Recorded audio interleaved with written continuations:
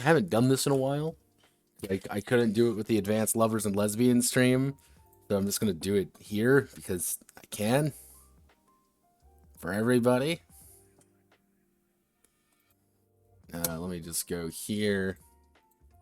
Let's get a Kickstarter. I love Kickstarter. Kickstarter's the best. Also, the Maxwell trial went on. Apparently, someone got. That's welcome to society.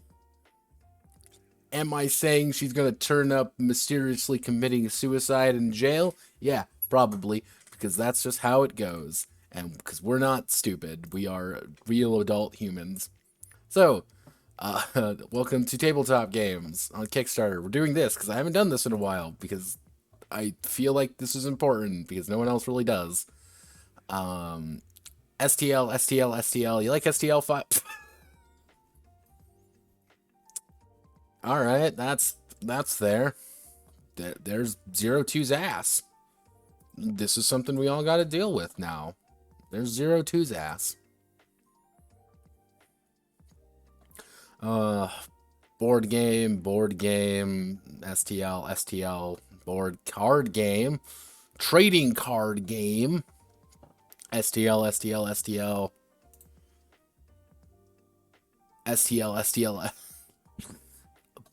board game, STL, STL, card game, card family card game, STL, STL. How to create your first board game. I already made my first board game, and I know what I'm doing with it. Sanchi.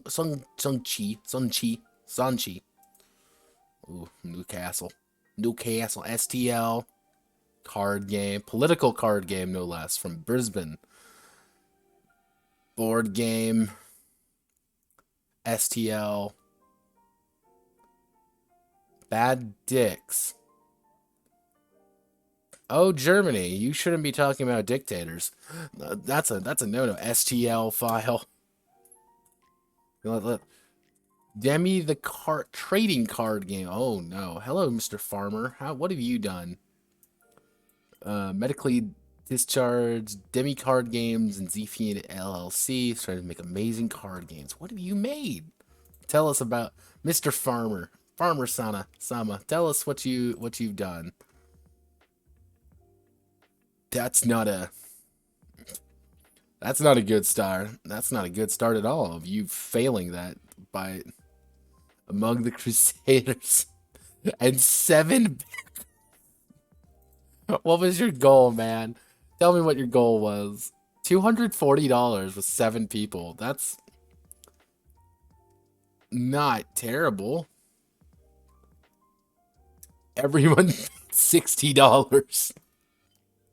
One guy got $62. Holy shit. Wait, what the fuck?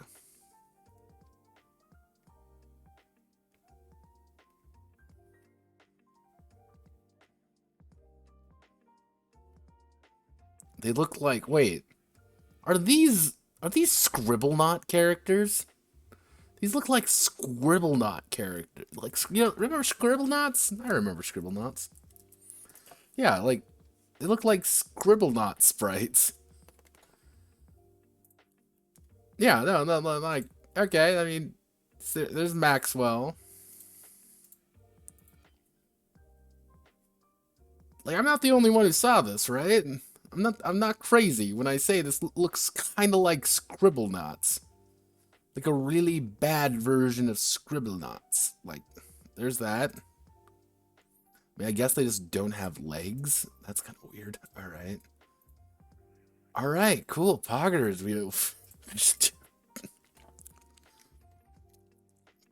We're playing Among Us. The demons from there, 100%. Nice. Like, yeah, it doesn't quite look right. Let's see. Duel Masters. See, this is a real human being. He played Duel Masters. He needed $40,000. Jesus, mother of God. Holy shit. I mean, it looks like he's got his kids playing it. But that's a lot of information on a card. And a lot of artwork on a card.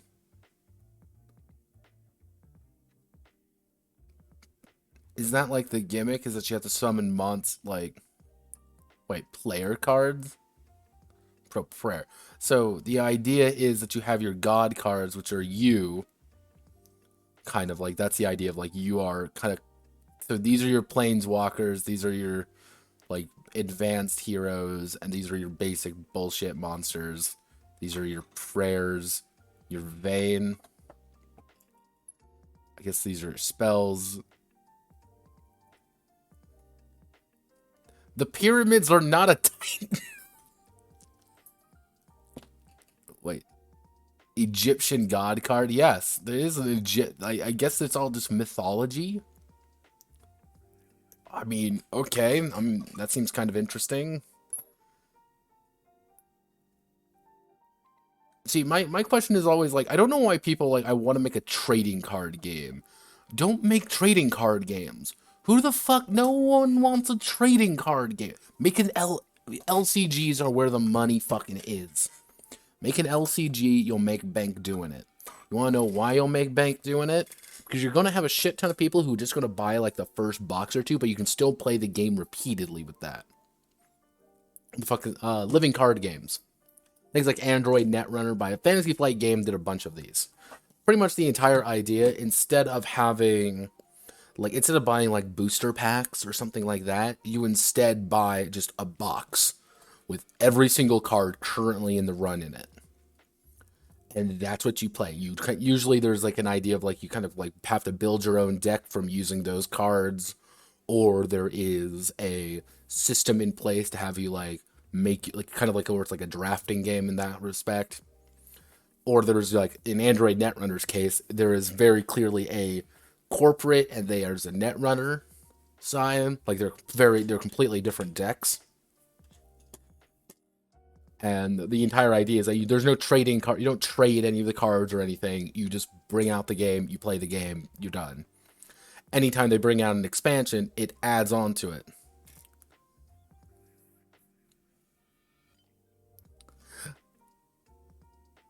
No, you can scam them. You put out shitty little expansions at like $10 a pop. That adds like a deck. It's great. You put out like a deck of cards, those little fucking neckbeards are gonna want to get an advantage, so they're gonna buy it so everyone can play it. It's a great fucking system. And I don't know why people keep like, I want to make a trading card game. You don't want to make a trading card game because Magic the Gathering exists. That's the problem. Magic the Gathering exists. So let's see. This is 6th edition.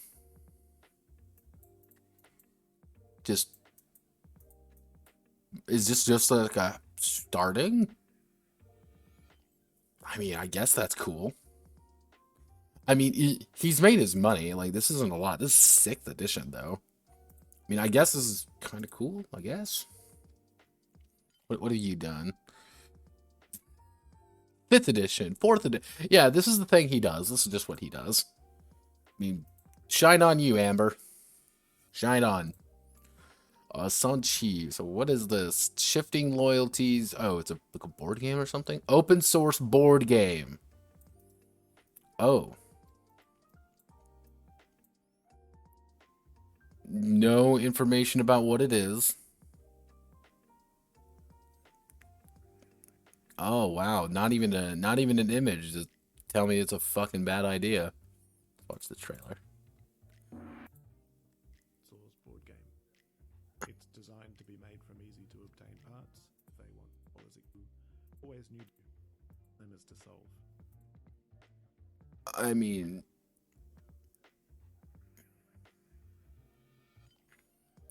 why do you? If it's an open source board game with like easy to acquire parts, then what do you need the money for? Tell me what you actually need the money for.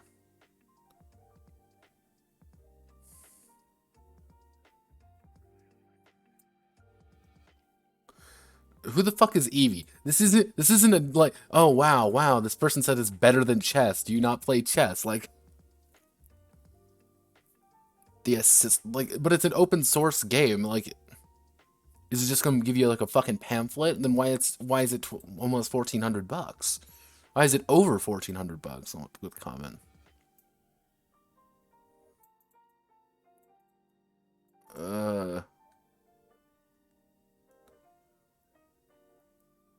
Okay, so this is what you're getting out of it.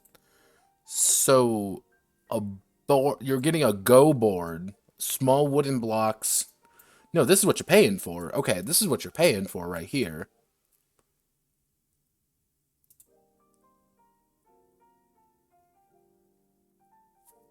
What? It's so bizarre. Because I guess that's what you're buying. You're buying the Go board and all the pieces, but not really the system, because it's supposed to be an open source. Like, that's kind of weird. Oh my god, are you...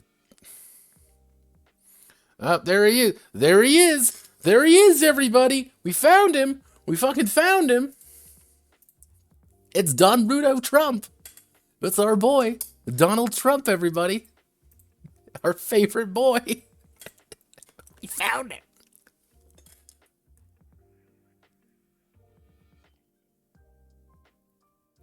What the fuck?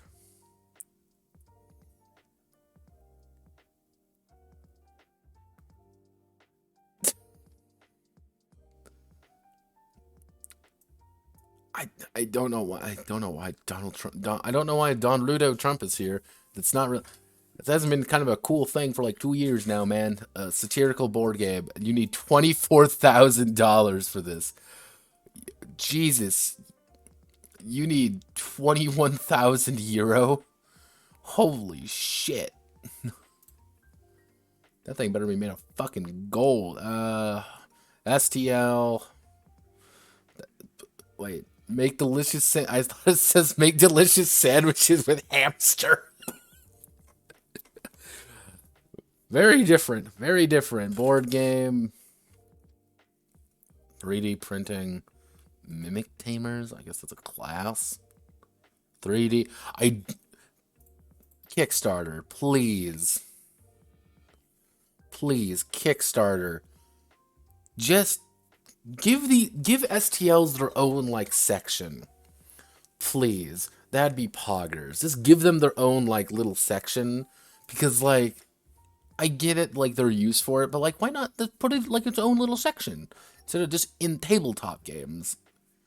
Because like some of these aren't really. Like it's like, oh, prognosis death. Oh, you got still 20 go. Combat, alright. That got way overfunded. RPO? Oh, Dungeon Crawl Classics. I'm like, oh, new system? Oh, no. Gaming paper, clear tiles, Queen of the Damned, another STL file. Again, let's just... Okay, this is... oh, sweet Jesus. Oh, sweet mother of God, what the fuck are you? System neutral. That's not how this works. Like... What do you mean by system neutral? What do you mean? You aren't just gonna say it's system...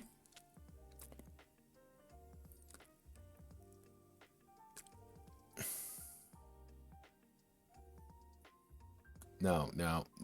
It's not system... So, Queen of the Damned, like... You are not gonna bring this out on a fucking table. Like, this thing is massive. Like, these aren't things you bring out on table. This is like something you, like, set up on, like, a diorama or something. A diorama, like... Oh, this one got funded. The other mythology-based...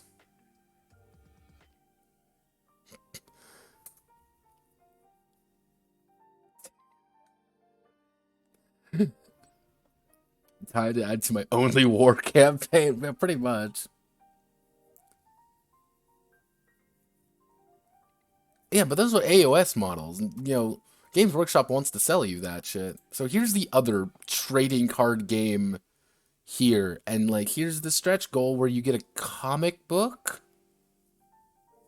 This was the one that someone, like, voted, like, $10,000, right? Oh yeah, $8,000. Someone has put $8,000 already into this. Yo.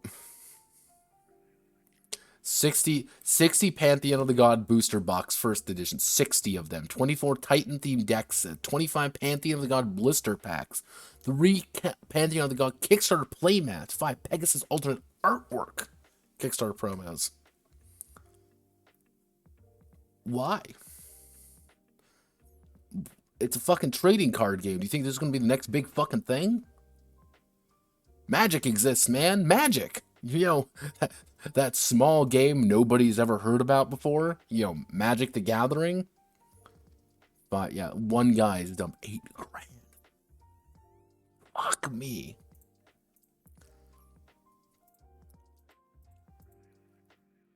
Yeah, you also get the Titan coin, which is just a coin. Oh, there's another meme board game. I love meme board games because they're all shit. Oh. 49 days ago, 49. That was a 60-day one. I remember that one. Maria de Jesus. She's back. A new sexy waifu STL model. Our girl, she's back. Dinosaur. You like dinosaurs? I like dinosaurs, I guess. STL. That's just for 40K. The Silent Night, Deadly Night board game that missed Christmas. I don't know why you put that out now, but I guess. STL. There's a lot of STLs, by the way.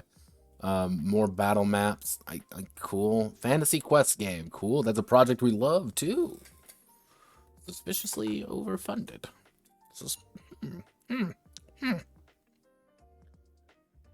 FASA? Interceptor Reboot. A FASA corporation. Alright. Poggers. We're making money. Spheres of Guile. Labyrinthus. Ultimate Mortis. Film noir card games. Yeah, we've seen a few of these. I need to find it though. Did my boy make it?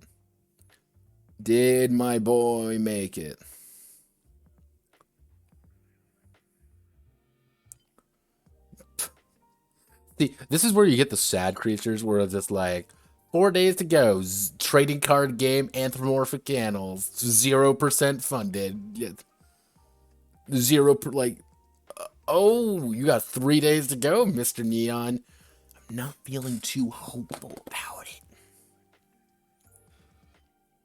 Yeah, there's Salvage Union, 928% overfunded. Jesus, Mother of God. Jesus, Mother of Mary. All that is beyond. Yeah, no, and we've seen a few of these before. So let's... The Kingdom of Capron.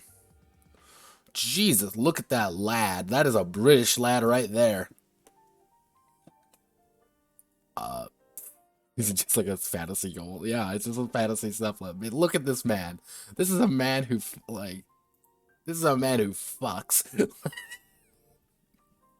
Probably suspiciously young anime girls in a hentai, but I digress. Okay, the Call of Killforth. Beautiful Southern Sea with all new heroes. Alright, is it... Oh, it's like a board game thing. Is it like a TV show or something? I guess it's like a TV show, or like it's like this is clearly like a second version of the game. I mean, I guess that looks Fantasy Quest game, I guess. Yeah, so it's a sequel. It's the third one. I've never heard of these before, so I mean, that cool. I mean, it's made its money. It's actually way big funded too. And they're from Manchester. They're British. Interceptor by FASA. What? What the fuck are you smiling? Why is that so odd looking? Why is she smiling like that? Do you see her? Look right there. Look right there. Why is she smiling like that? That's scary. What the fuck? So what have you been doing recently? Babcock. Yeah, it looks like it's a space combat game. That's kind of cool, I guess.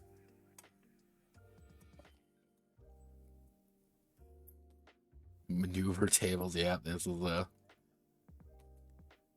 I've never heard of the original anyway, but someone was...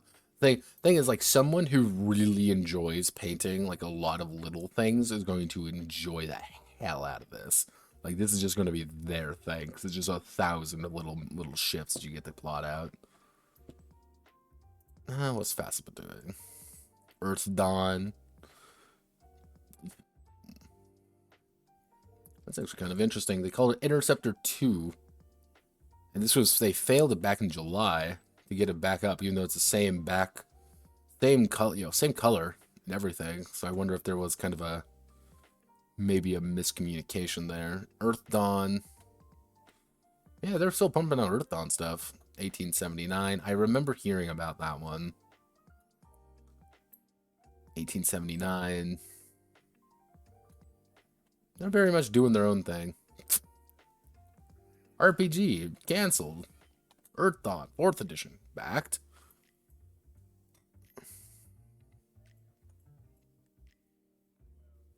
Alright, yeah, Web World is still not doing, like... It's almost reached its goal. It's about 1,000 off from its goal, and I was...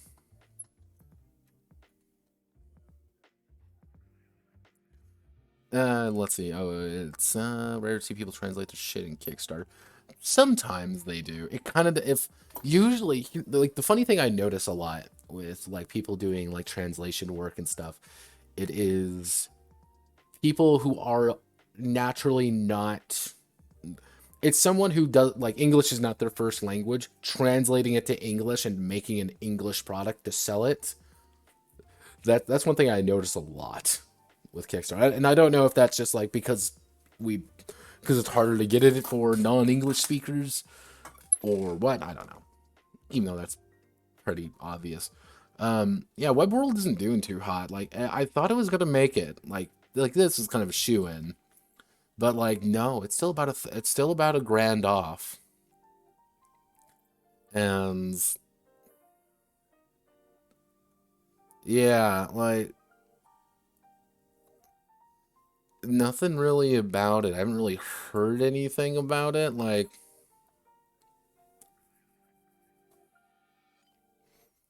I don't know what this guy's doing. Maybe it's just dead in the water. Maybe it's just not really people didn't really kind of jive with it, because like I remember talking about this a while ago and saying like this is a really small book. Like, what are you actually getting for this? Because like I like the idea, is kind of interesting. It's like, okay, cool, but it's like, what's the plan here? What's the plan? And the plan is apparently nothing. The plan is apparently just die. So the other one we're going to be going over is itch.io. Follow me on itch.io. You can get all my games for free currently. Every single one of them is on sale. You may be wondering, Notepad, none of these are, you don't pay anything for any of these anyway. And the answer is yes, I know. That's the joke. You don't pay anything for them anyway. But I put them on sale just to get more eyes on them, because I am a terrible human being. So let's see what's new and popular here, and oh no. Crooked Relations.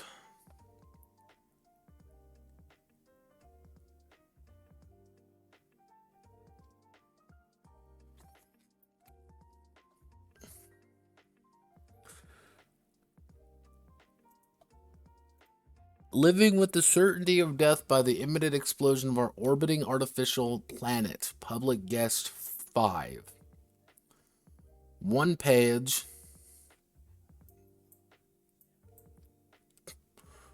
print edition's coming soon. It's a single fucking page. That's not a print edition. But maybe I'm weird. Okay, I mean, all right. That's a you could want to get that cool. A demonic heist game for $10. This better be a big one. I mean, 5 megabytes. Oh, hello, darling. Take me to the download. Why, hello there. I am in need.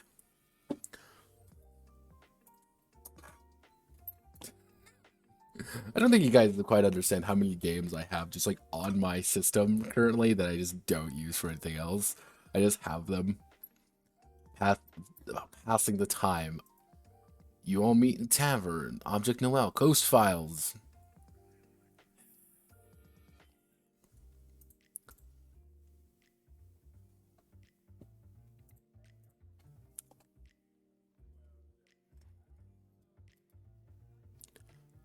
I'm gonna say this right now. Also, hello Iro if you're here. I hate Caltrop Court. I think it's stupid. I don't know why this is like this big like wowzers. This is the new innovative fucking thing. And this isn't just because I got into a fucking Twitter argument with the head. I genuinely do not understand why people like this. I don't get it.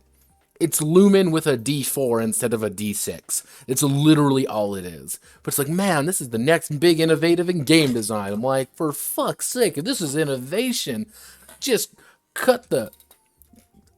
It's the Caltrop jam written by this girl, this lady, or whoever the fuck it is.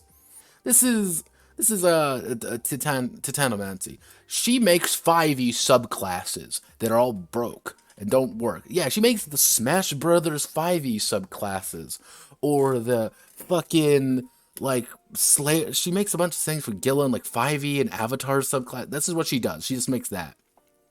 She made a thing called Caltrop Core. Caltrop Core is a game that, in her own words, literally isn't special. This is the entire game. Congratulations. You want the entire game? It's a single fucking page. You roll a d4. It's like, what? Why is this a thing? It's like, man, this is... Yeah, Dicebreaker's 9 best tabletop... fuck off, Dicebreaker. You aren't real fucking news. You know, drink bleach with the rest of them. But it's like, what the fuck is this? But yeah, people love Caltrop Core. It's a fucking D4. Welcome to... Fuck you. Fuck you.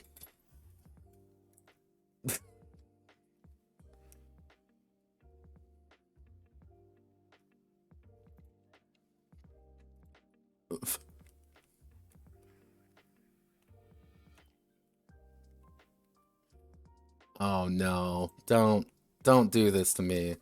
Wuso, no. Wuso, no.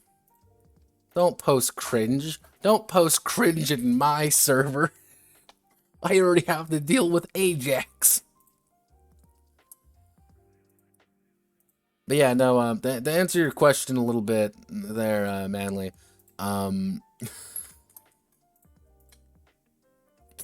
she immediately made a game jam to make Caltrop Core things for her game that is a single page long. That's super easy to hack. And people have paid her money for it. I am fucking astounded by this. Like, what the fuck am I doing? Like, Jesus Christ. I mean, should I just... is that what I just need to do anymore? Do I just need to, like, make shitty little games that just don't do anything? Maybe is that the ultimate secret to game design now? Just don't make games? Just make masturbation material? God damn, I'm in the wrong fucking industry. Fuck me.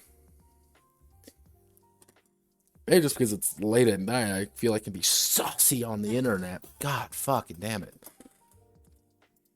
I think it's stupid. Oh, it's a Lumen game. It's a Lumen game.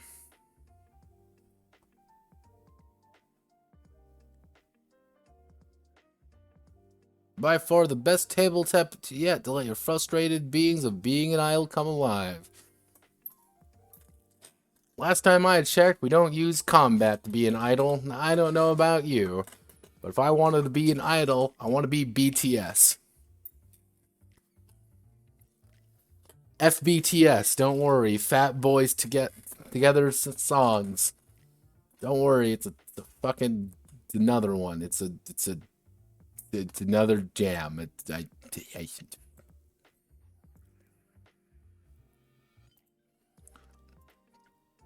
I don't drink enough for this shit.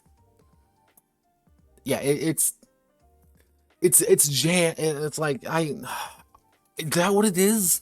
Experiences, God.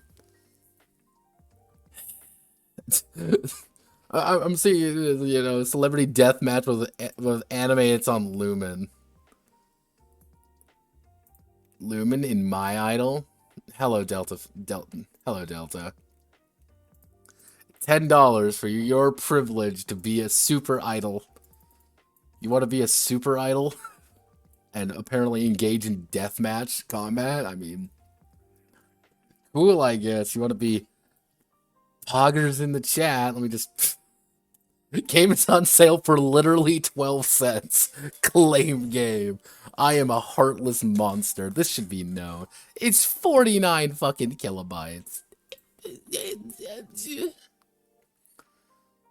Every one purchase, add 5 copies. Yeah, no, I'm... Wait, is it... Scattering pieces... Wait a second. These aren't... You're not being idols. That's the thing. You're not really being idols. You're being magic idols. Very different. Dull. Not... Unless I am being a cute anime girl... It doesn't count. Does Macho Man Randy Savage count as an idol? Yeah, I guess so. I mean, he is... I mean, he's dead. I mean, Macho Man Randy Savage is in fact dead, but I think he did count as an idol. He's an idol in our hearts. Look, everybody, it's another Caltrop core game. Holy fuck, I hate itch. I hate itch. Why am I here? Why are we here? Just to suffer. Every night I look at these systems, and every day I wonder what we've lost. The people we've lost. God. Again, this fucking like the indie crab bucket. You can box famous boxers like Jake Paul. Famous boxers like Jake Paul. See, here's the secret about the indie crab bucket, because the indie sphere of TTRPGs are dominated by like 3 main people, by 3 main groups. You have the Danger Hares. I'm using them as a collective batch, but you know exactly who I'm talking about. The people who make shit like this, who make experiences and like these solo journaling RPGs, which aren't really fucking games. Like, they're their own thing, I guess, but it's like, there's my tabletop role-playing experience. Like, don't fucking care. Do not give a shit. You have them. There's a shit ton of them, and there's a shit ton of these games that are the same game, or they're like little weird gimmicks like, hey everyone, it's the Heart of the Cards, but we're playing Yu-Gi-Oh! This time. But you have the option of losing or playing card games. It's not a... Why? Why? The second group you have to deal with are grogs. I mean, these are old-fashioned fucking OSR adherent. These are things like Raggy.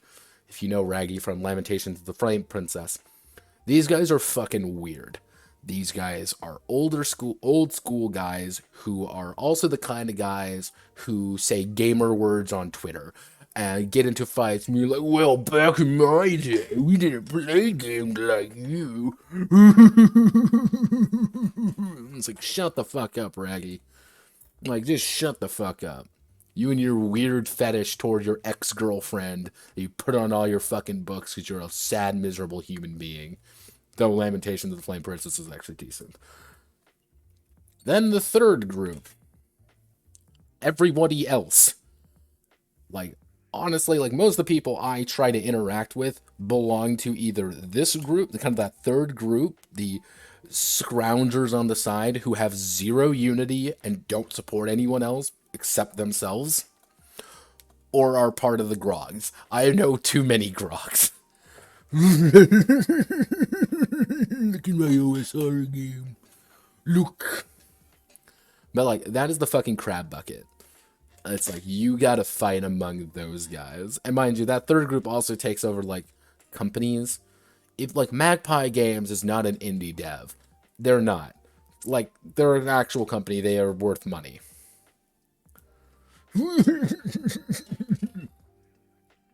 I'm not losing it. I'm a fully functional human being among us. Like...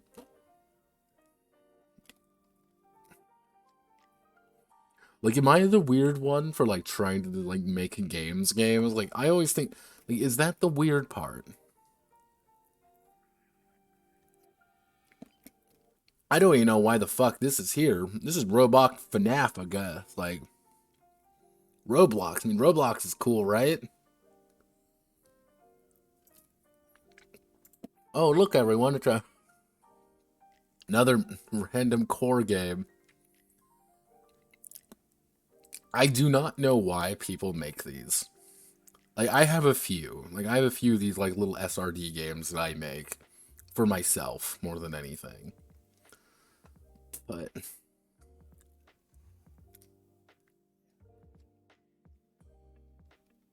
if you're a cop, fascist, racist, transphobe, homophobe, get fucked, don't play this, I don't want you.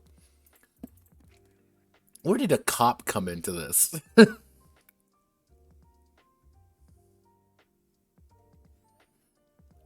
Like, where did the cop come into this? Like, that's my question. This, like, came out of nowhere. Like, yeah, if you're an asshole, you're an asshole. Cool, that makes sense.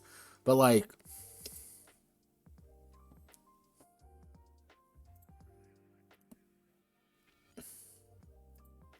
cop.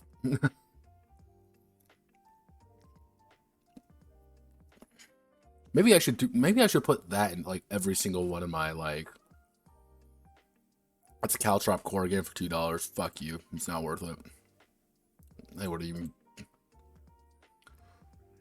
like... I know it is, but it's like... I know a lot of cops. And here's the thing. I know a lot of cops. There are some shitty cops. Don't get me wrong. But there's also some shitty human beings out there. Like, I've known nice cops. I've known shitty cops. I've known, like, great activists. I've also known shitty activists. This doesn't... people suck. Not a job, not a profession. That's not how that works. Like, remember that, kids. People suck. Like, their job doesn't dictate anything about them. Now, obviously, some people are going to go into jobs, maybe it's a little bit odd sometimes. Like, oh, hey, you know, what's your job? Oh, I'm a fucking porn star. Like, yeah, okay, that's a certain kind of person, obviously.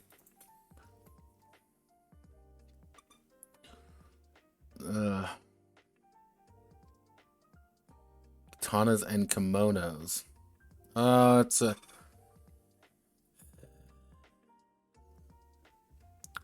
I'm tired. I'm tired of these people. Their games, their...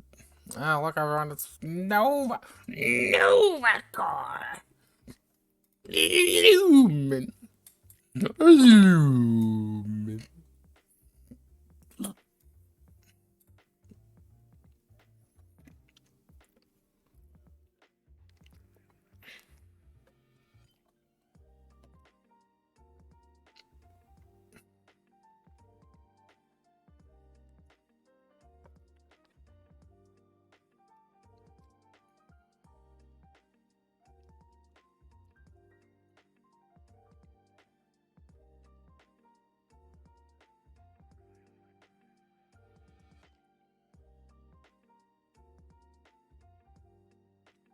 What do you mean you had fun making it? It's fucking Lumen. That's not a... you're not making anything with Lumen. You're just making a Lumen game. It's even less than Lumen.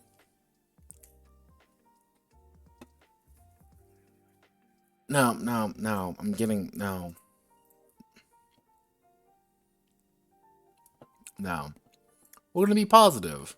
We're done with that. We're done with our problems now. Now we get to be sad. Yay! So, this is my game.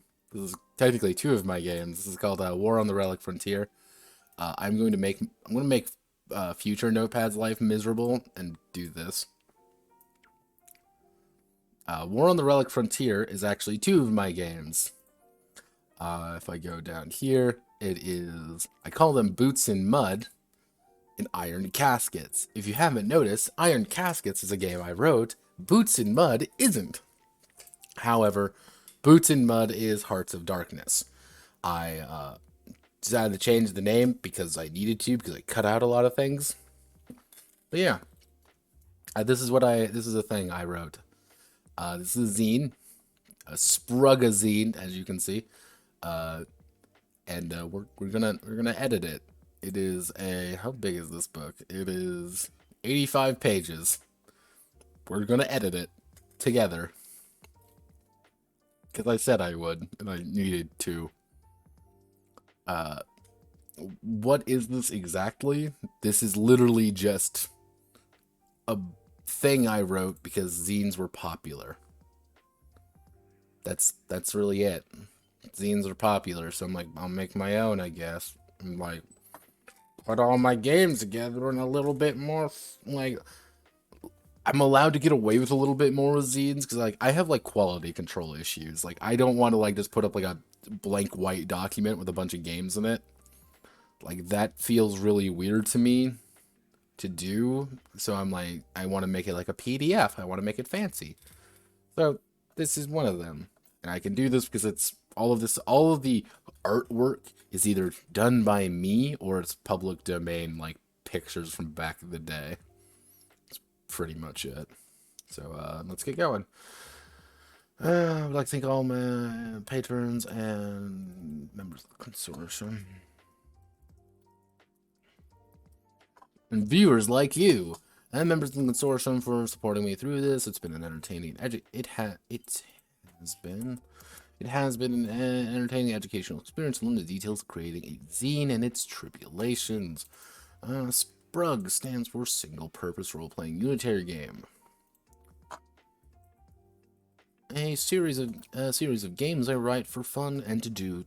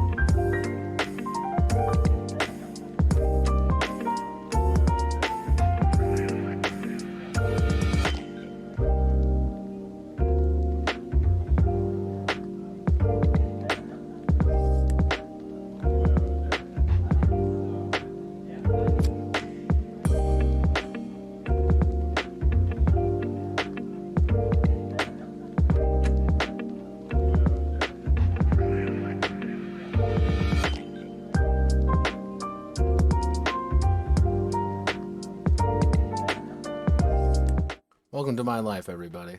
The My Mom Wants to Talk About Dreams episode. Not about Dream, popular Minecraft YouTuber. You can put that in the algorithm now. So let's get back to it. Series of games I write for fun and to do a certain thing. This thing is tell stories of war and conflict, of desperate times and desperate people. Creative Commons or in the public domain with minimal attribution required. If one is not, there's rights issue. Please contact me at the locations below. Thank you for Jim Greenhill and Sova. Warner Relic Frontier Iron Caskets and Boots in Mud by Notepad Anon is licensed on the Creative Commons Attribution Non-Commercial Share Alike 4.0 International License. Here's the secret about my opinion on that. It's just make shit. I don't really care. Just make it. Just make games. Just don't charge money for it, because I wrote this and I actually took time and effort to write it. And let's be honest with ourselves, none of you fuckers are gonna do anything with this. Play it really. These should all be accurate, you know. And so 400-year-old empire dead in 400-year-old empire dead in 3, due to corruption, military inefficiency, and revolts across the country.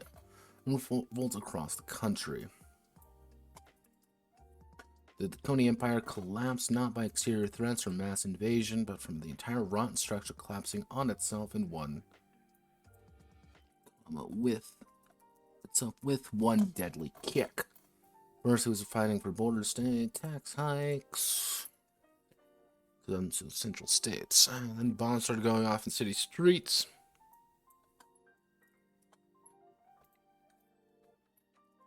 And the factories. Political ideology started to use spray paint manifestos on tiled halls. The government resigned to quell revolt, but it didn't work. So it did not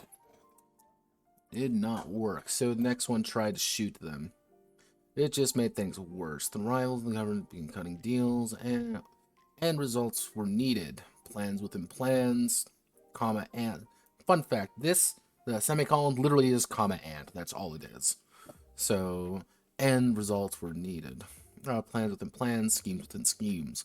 Then Princess Nora Schwartz was shot by 38,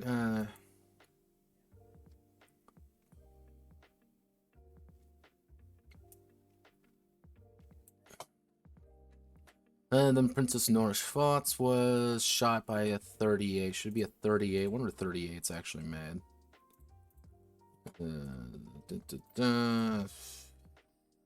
38.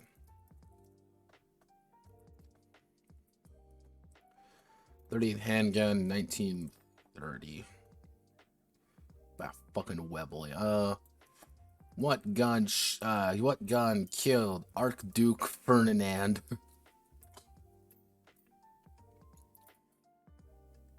Chambered in 38 OCP by 380 by 38.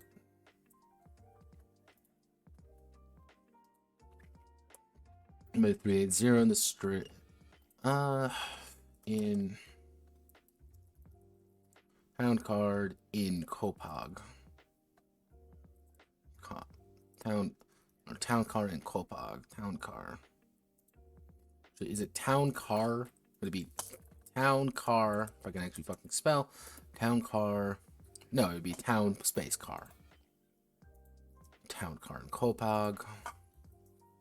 Kopag by secessionists, which just led to a larger crackdown on sympathizers. The final events of the Coney Empire was March on Farad by the United Front of Workers and Craftsmen. The government forces opened fire on them as they hit the outskirts of the city, leading to a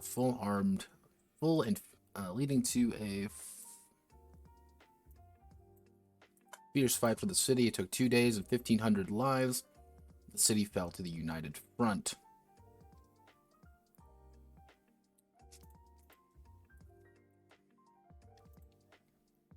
2 months and her provinces rose up, and people got shot, and the emperor was forced in exile with his family. The prime minister was hanged in the street, and the minister of the interior formally capitulated at gunpoint. The empire, which had stood for 400 years, collapsed. In the end, a little over 30,000 lost their lives in the fighting. A paltry conflict was a sign that times had changed, the government was organized, fighting deals were signed for support.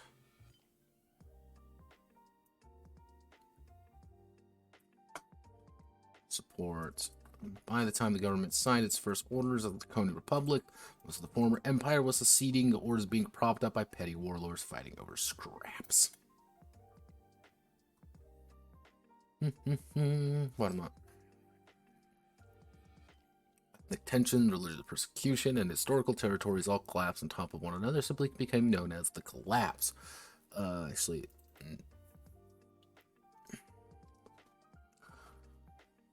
let's see. Historical territories.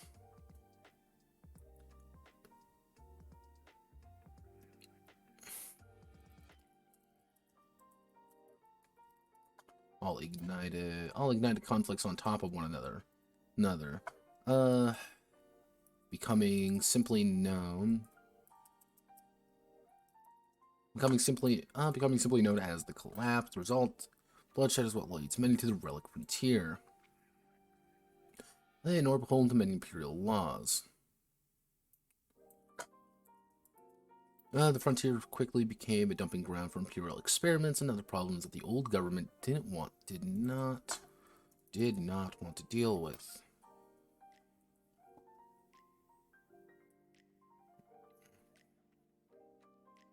I'm very bad about putting conjunctions. I've always been really bad about that because that's how I speak.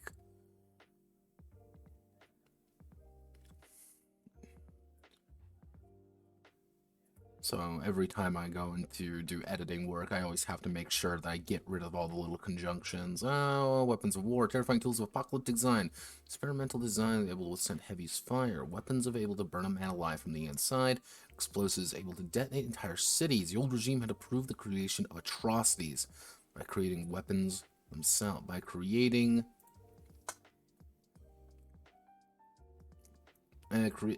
the creation of atrocities.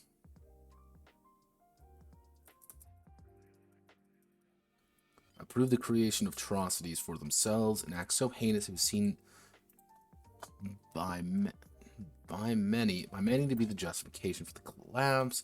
The hope was to unify the people and disarm, destroy the relics, keep the peace. What resulted was four factions ascending on the frontier to claim the old relics for their own wars. The relic frontier, peaceful for years, will soon become a battleground caked in the gore of the young, air filled with the smog of armor and blood, and it become a blasted hellscape by artillery. It's been 5 years since the collapse, and as many looked at their calendars and many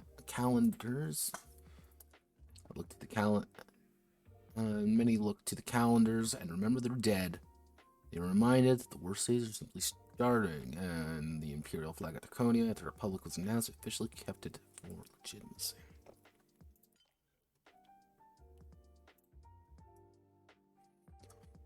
Imperial Cardiac Legion, Supreme Commander Anton Wilber.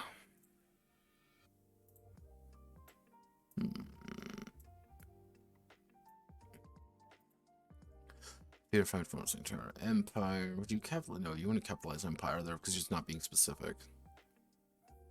Actually, can I get a Draconi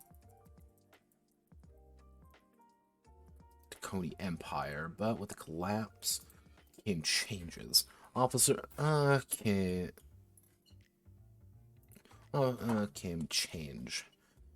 Officers wanted to join privileges and status were exiled or executed. Soldiers were reorganized in smaller, easily controlled groups, and supplies diverted to other loyal commanders. Cardiac Legions, a few Imperial legions find themselves able to escape persecution due to Wilbur's connections and favors, due to the loyalty to the regime during the fighting. The best they were bestowed was military exile. Cardiac Legions have been fighting across the broken empire for any state who could pay them, including any able-bodied soul to join their death march. Styling so the kids armed to drugs and tears, these opposed relics that we do not capitalize relics unless we are referring to them, unless it's the relic frontier. Just finding formers able to bring the war to the Relic frontier with military precision. The other factions lacks. Legionnaire, symbol of the heart. The heart. Dark green uniforms, kepi caps. Franco-Anglo, but any name works. Aesthetic, brutalist. Brutalist and militaristic. If you haven't noticed, the Cardiac Legion is quite literally just the French Foreign Legion, except they're all, like, they're their own state. It's Militaire Sans Frontières, except but the French Foreign Legion. It's great. Legion is the only faction that follows all imperial laws of war. Failing to adhere to them, a strict code of honor often means a firing squad. Legion commanders are drawn from the best of the best. Strict meritocracy is enforced. Politicking behind the backs of many. Fights to restore order to the fragmented empire. Any force necessary. Centrals. Take the city of Hanar along the Centrals, and then Freet and drive back the Islander expedition, then move south to take the capital by force. Personal. Green and gold. Cardiac is a hostile environment with deep sounding heat, permeating every aspect of life there. Those impressive heat symbolized by their kepi hats being airy and able to keep the sun out of their eyes. Spadian regulars, President Juan de Lona. Juan de Lona.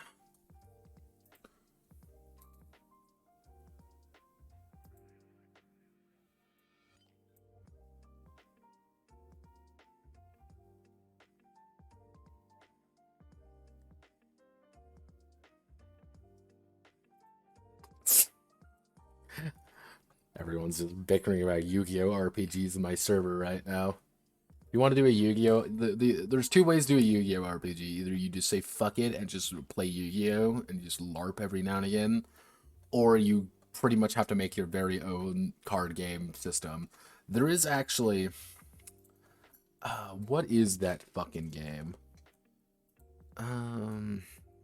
There's actually a JRPG. Like Deck Masters, JTRPG Deck Masters.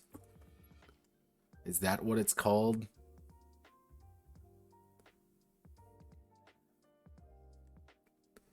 JTRPGs,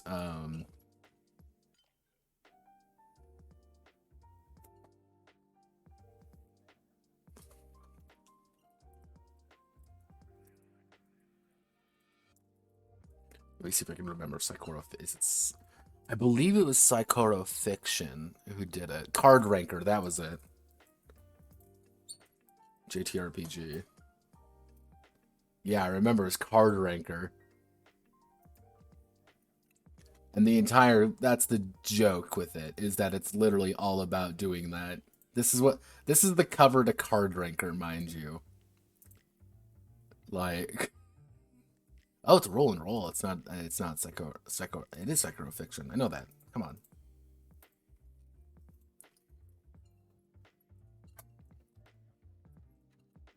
Give me 1 second. I need to feel when you will.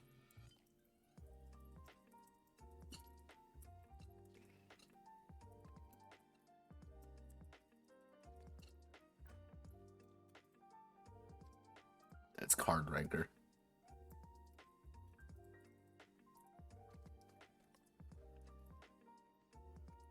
Oh, wait a second. I gotta say, Yu-Gi-Oh! Is insanely pop. I say no.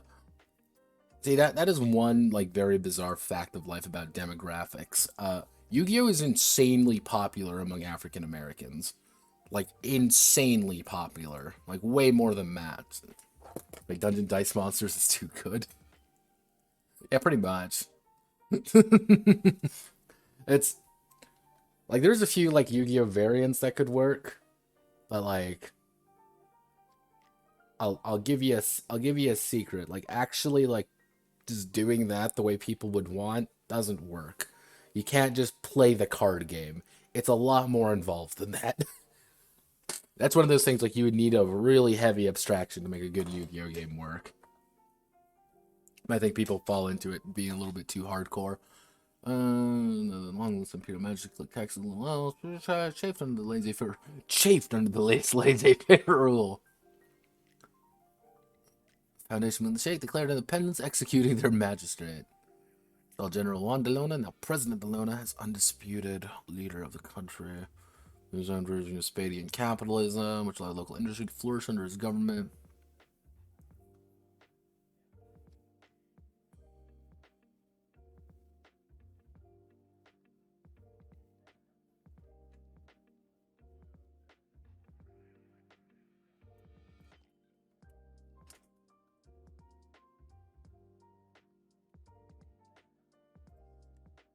Slaves to another again. Yeah, the Spadia was written to be kind of like Italy, a little bit of it, like very Italian, very French, very Spanish. They were more, I think the best way to word it, it would be if Franco went a little bit nuts. If Spain knew what they were doing, that's pretty much how I wanted to make Spadia. Hence the name. It's Spain, except Spain actually knows what they're doing and has actual resources. That's never full. Cutting their never full fighting force for the regulars, like Blue's actual metallic helmets. Yeah, they're the only faction who has actual metal for helmets. They're standard issue helmets. No one else does. Held with faith and determination, one of the few nations that are devout followers of her divinity. Cohesion's always been a problem due to Spadian conquest and independent streaks. Keeping the force together is tough as having it fight correctly.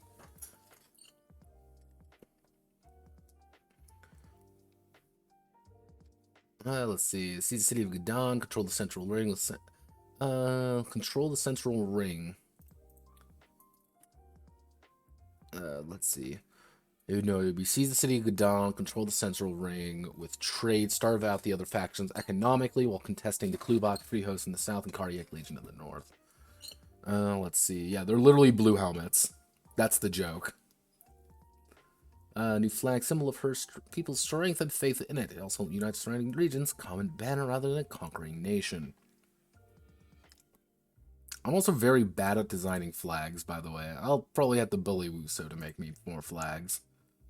Because he's actually very good at it, and you should totally hit him up to bully him to make more flags. Flags.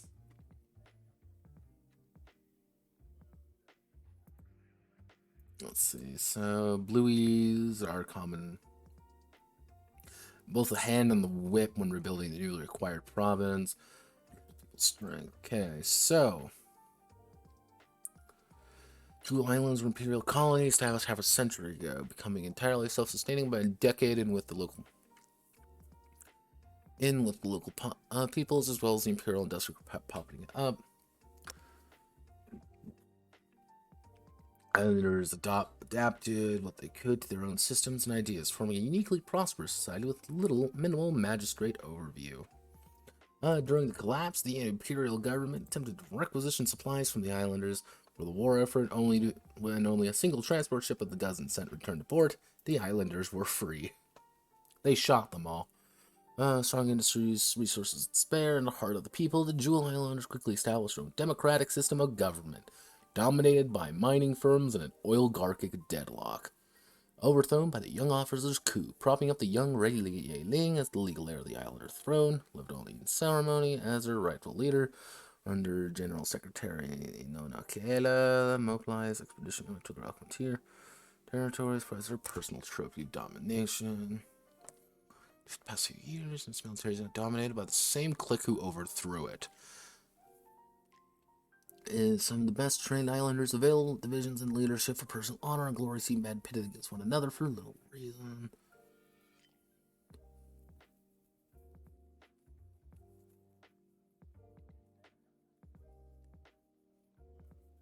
Yeah, it's Japan. It's just Japan, everybody. I wasn't, like, the entire idea wasn't to be unique with these. Also, in case you can't get the idea of the Jewel Islands being the diamonds, get it? Ha ha ha ha. That's the funny joke, because I needed a diamond one. And just making the diamond dogs didn't really work. Different branch expeditionary force, computer research tool, each trying to one-up each other. Sometimes now, sometimes not. This is why we do edits, everyone. This is why we go through games. Loyal to their immediate commanders who have fallen, mostly due to upper management. They will follow anyone who treats them like people instead of pawns. Control the weakened northern expedition for maintain control of the weakened northern expeditionary force while pushing into territory. Take the capital and rail lines from Klubak forces and legion. Control the southern marsh and the port of Aten. Part of Plague's designation island ownership. On the collapse of the Conian Empire, the reformed state adopted a universal one with similar to the 3 main islands on it. Human permanent strong mountain. I actually had to make this symbol. This is Senbo. Well, camp is multi-purpose hat allows soldiers to travel light and keep the heat without sticking out. I could not find for the life of me a good icon of just an Ushanka. Let's see. Hetman Kosh Ivan Abdullah. If you haven't noticed who these guys are, they're Turkish. Ethnic majority of the Relic frontiers, spreading out far among imperial borders due to the concept of free riding, which for young men and women to take off during their adulthood and find their own path. Let's see.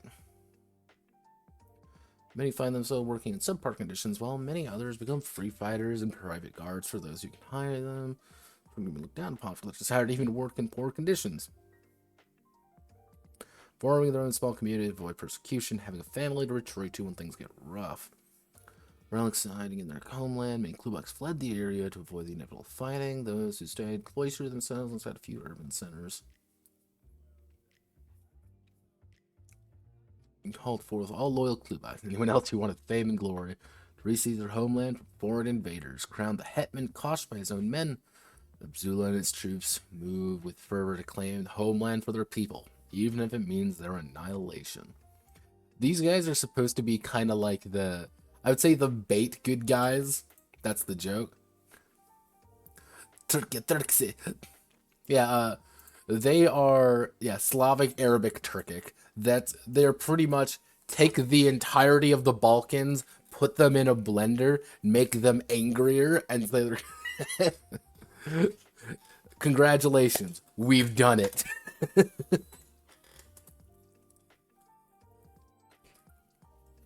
Yeah, these guys are supposed to be the bait good guys.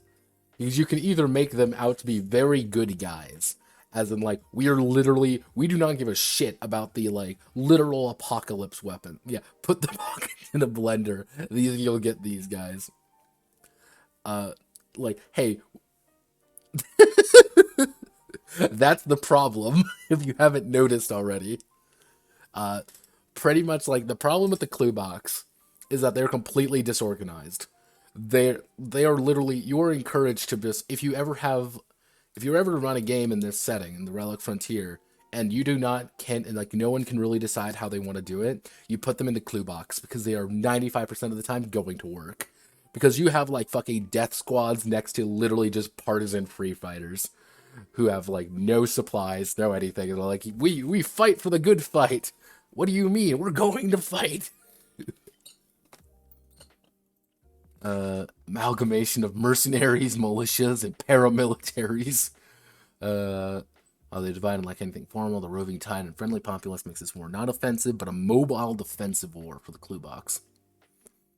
Yeah, no, it's I design every of the factions have their own tank for the Iron Caskets game, and one of the big things is that the Klubaks actually have an open design. They're the only one that have an open design. Yeah, that is on purpose. The Hetman Kosh is actually a Cossack term.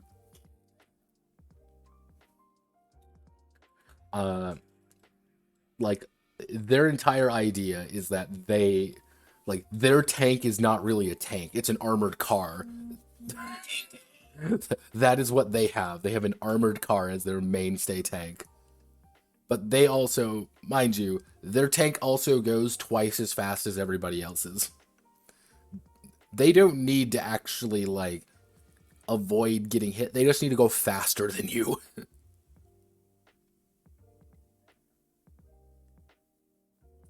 Oh, goodness.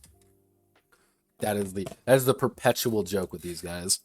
That's the chaotic Red Star Tabard is the only fortunate. Chaotic Jerry rigged. Abzula secured assistance for a handful of minor states for funding and supplies. While the host is united for now, small division. What happens? What happens after?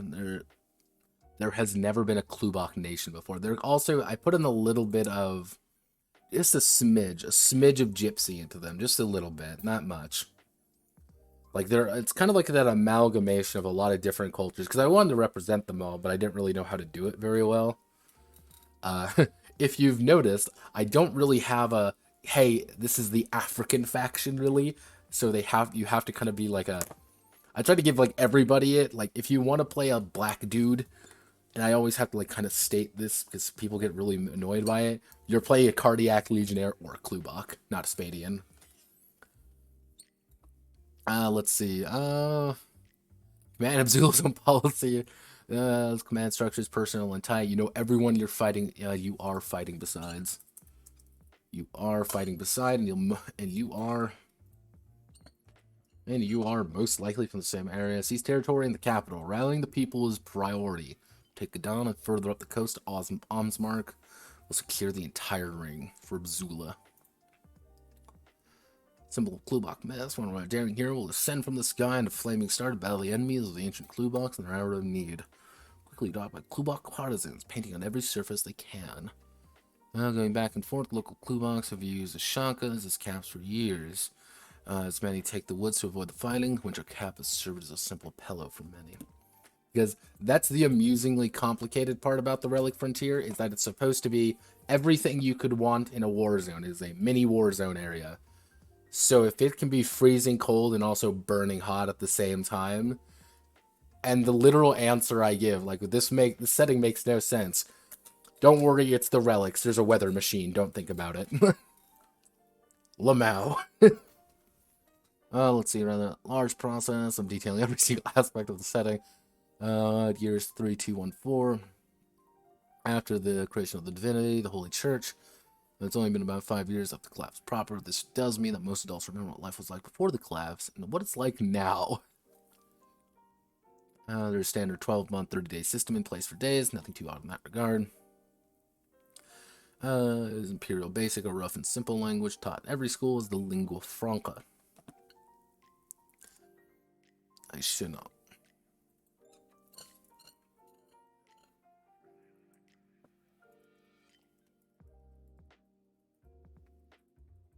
SFS if English and French merged together in an unholy union. That is the language. Imperial Basic. It's French English. Franco English. What are the relics? What are the relics? What are the relics? Relics of the War Master's choice. They should be bizarre and terrible to behold. But whether they want to remain grounded, a relic being a base with a schematics for mustard gas artillery, or wacky, a relic which is an aircraft carrier on land is up to them.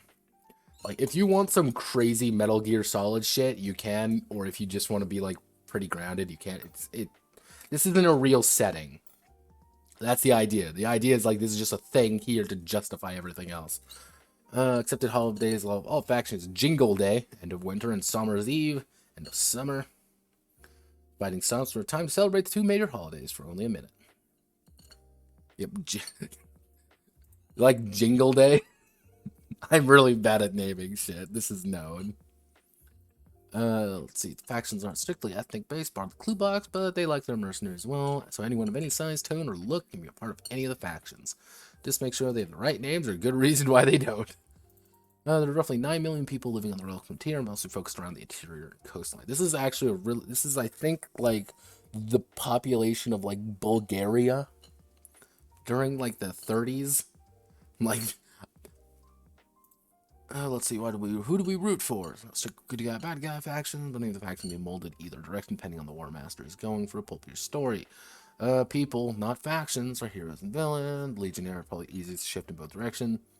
Noble exiles, something to save a dying system, is just as possible as disgraced Hellions ready to inflict bloodshed. The regulars can be shifted in either direction, but make for great villains due to their conquest-oriented manner. However, if you wish to play it more sympathetic, Spadians are fighting for their own future as much as any other, knowing all that it takes is the hammer to come crashing down to break them in twain. One of the more complex factions portrayed as they're here to conquer. Ideally, portraying them as a force into a situation rather than what they want is sympathetic, but contextualizing the fight as we need to make sure these aren't used against us. Are not. This is also valid. They can't use them, they will destroy Relic.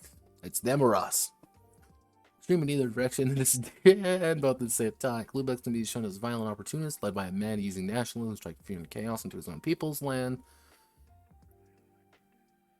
His own people's land, or freedom fighters desperate to carve out a piece of territory for themselves and a nationalist mentality that actually cares about the Cluebucks are the only factions that actually care about the people living in the Relic frontier and see the relics as a side benefit. Yeah, no, I like the Cluebucks. They're fun. I wrote them and they kind of came out completely by accident the way they did. Just, I like the idea, like, these are the only guys who are not here for the world-destroying nuclear weapon plans. These guys are here for, we just want our country back. Like, we want our own country. Let's see, so, the Relic Frontier. This is my beautiful map of the Relic Frontier. I'm fucking awful at maps. Yeah, no, Badlands, Grasslands, Lake Centrals, Marshlands, Sea, dark blue, woodland, dark green. Yeah, if these look a little bit odd, that's the point. Like, here's some grasslands, here's the big jungle forest, yeah, the woodland jungle forest nightmare, yeah. There's the marsh, because I wanted a jungle in here, because we want jungle fighting, and here's the Badlands, which is pretty much just the desert. Because if we're doing this, we're doing it right. Yeah, the South Americans didn't really find themselves in here. They're kind of like Spadians, I guess. But you can kind of portray the Cardiacs as that way if you really want to. Yeah, here's a brilliant 10 out of 10 fucking... Yeah, like, this is not a very big... This is, like, supposed to be, like, 1930... I kind of set the era during, like, the 1930s level tech. That's kind of the point. And yeah, this is kind of all the cities. Fretten, Hanar, Gidon, these look fucking terrible, but that's because I needed to make them that way. Mir, Aten, and Balkir, Gidon. This is Zahar, otherwise known as the capital. And this is Centrals. For those who understand, Centrals actually is from another game. And this is kind of the advanced map. Why'd I make it white? Because I hate you. That's why.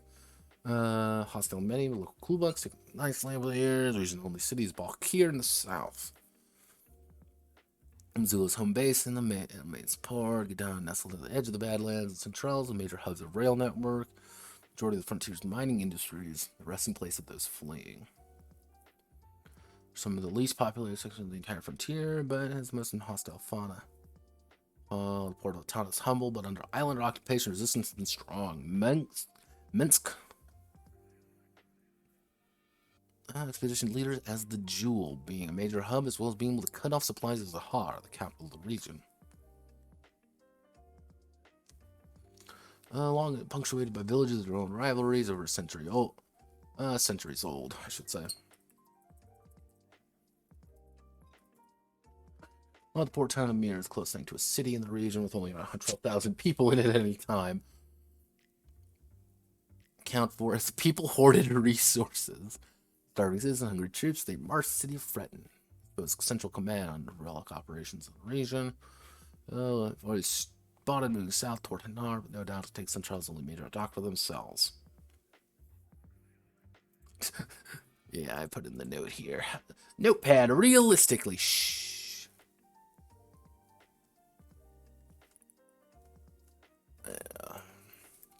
Well, the side of constructing the region, not every relic is necessarily a gun.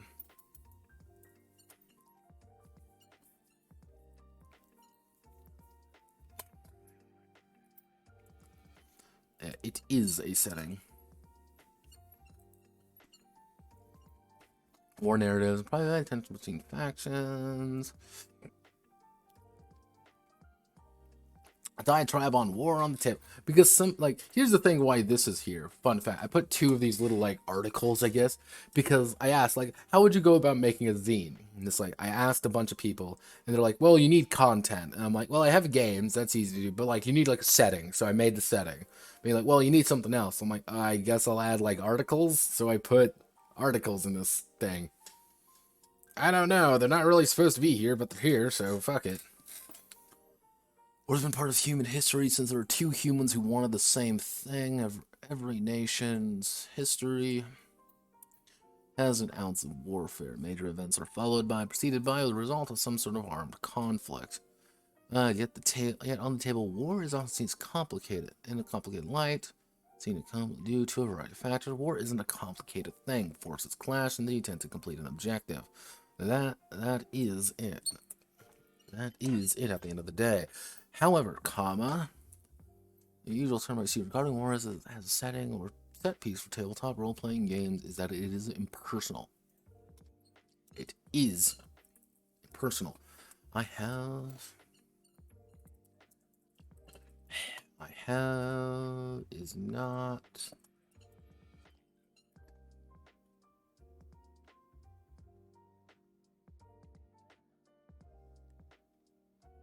Found this odd because war is perhaps one of the most personal things that a group can engage in. Entire series have been built on the back of conflict, including the Standard Generation Kill, which is all about the nature of modern war and the camaraderie people undergo being a part of it. On the table, war is difficult to portray due to the sheer scale of things, but that by itself is a fool's errand to try and represent. Even the games I am presenting in this document all about bringing the war down to a personal level, one about people in a situation rather than a grandiose conflict with millions of lives. While I could write endlessly about the intricacies of warfare and the nature of things, I am instead going to give a handful of game master players sort of these conflicts, simply understanding concepts to understand, while not bogging it down strict mechanical intricacies. Players are cogs in a great machine.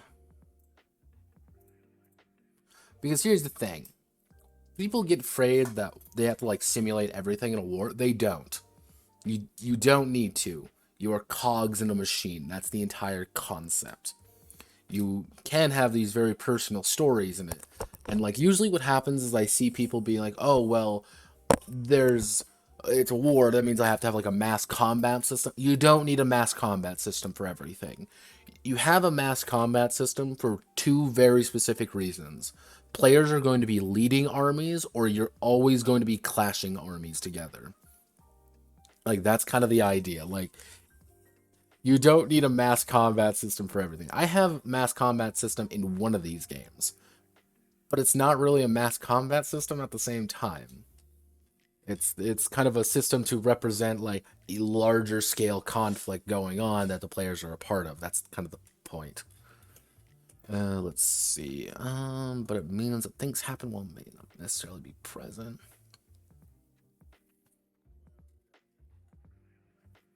Novel background with all the education, aristocratic aloofness that comes with it, or be drawn from a strictly.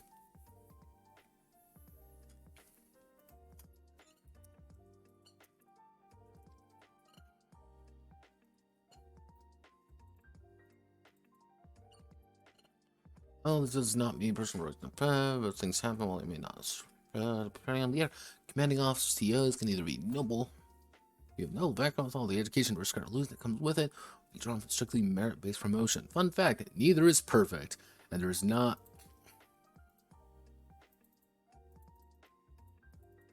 Oh, God. And there is not a perfect CEO, simply people. The enemy is easy to dehumanize, and sometimes it is good to dehumanize them.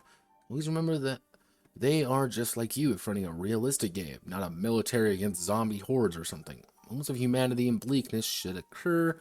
Not every single session strictly needs to be shooty bang bang. It is all right to have situations that are not are not necessarily combat or even firing a single shot. Characters breathe, relax, converse, and even struggle to overcome hell.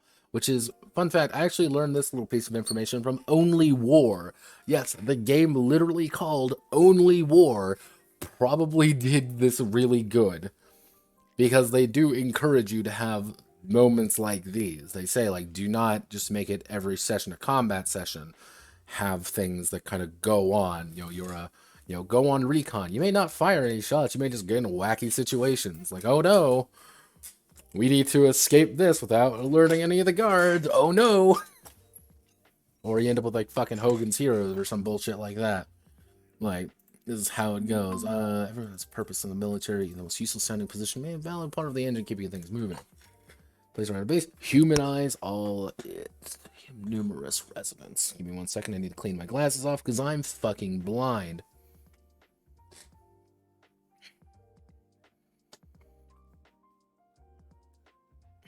See, it's odd. I've been offered to get contacts before, like repeatedly. But the eye stuff is the weird thing. I don't do eye things. Just do not look at me with things that are like, I'm going to stab this in your eye socket. No. No. I had to I nearly died when that scene occurred in fucking what is it? Final Destination. And then don't even get me started on fucking Dead Space 2. Fuck Dead Space 2. Fight when they think they can win. When things start go to hell, break and run. Those who aren't, those who fight to the bitter end do so because there is not anything to go back to. But that's simply because they are right. No one is inherently evil, simply being forced to commit evil in the pursuit of their desires. Planning encounters. Remember that not every fight needs to be a bloodbath. Sometimes simply surviving and reporting back is a bigger win than anything. Every life is valuable, but when life is currency, sometimes it must be spent. This is one of those grim lines where it's like, yeah, that's kind of what war is. So, this is Boots in Mud. I believe these are World War I Anzac. I believe they are Anzacs. And the Relic Frontier. This is actually, I go to the depths with pure numbers of different ideas. I will... Yeah, this is Hearts of Darkness. And it's cool. At its core is a game about war. Not the glory or fun parts of war. The unfortunate reality of being stuck in the mud with a rifle in one hand and the hope that you will...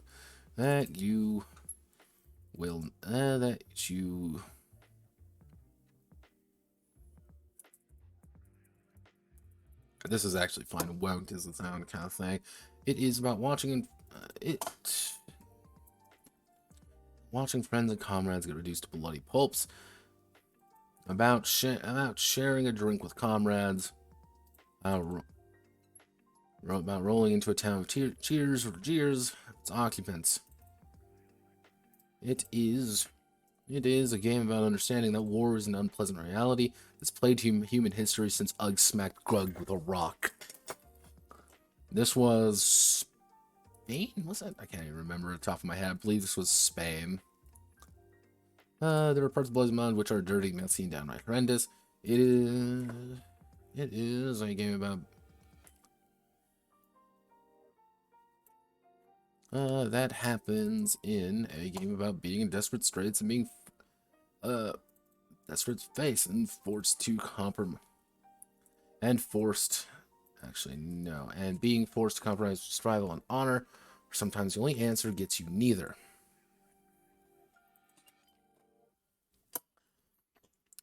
It's little story that takes place, hence why players only take the role of a platoon and not a battalion as the original. I wanted to bring it down scope, have it more personal, names and faces. Have it more personal. Quote, names and faces. It's a game I hope you enjoy. It is. I hope you enjoy this. I hope you enjoy this game. I enjoy this game, but I always want you to remember that little detail in the back of your mind, that real people enter these wars, don't come back all the way. I cannot cannot replicate everything, nor am I saying that this is a military simulator, but simply an expression of human nature, or bloody, unfortunately human behavior.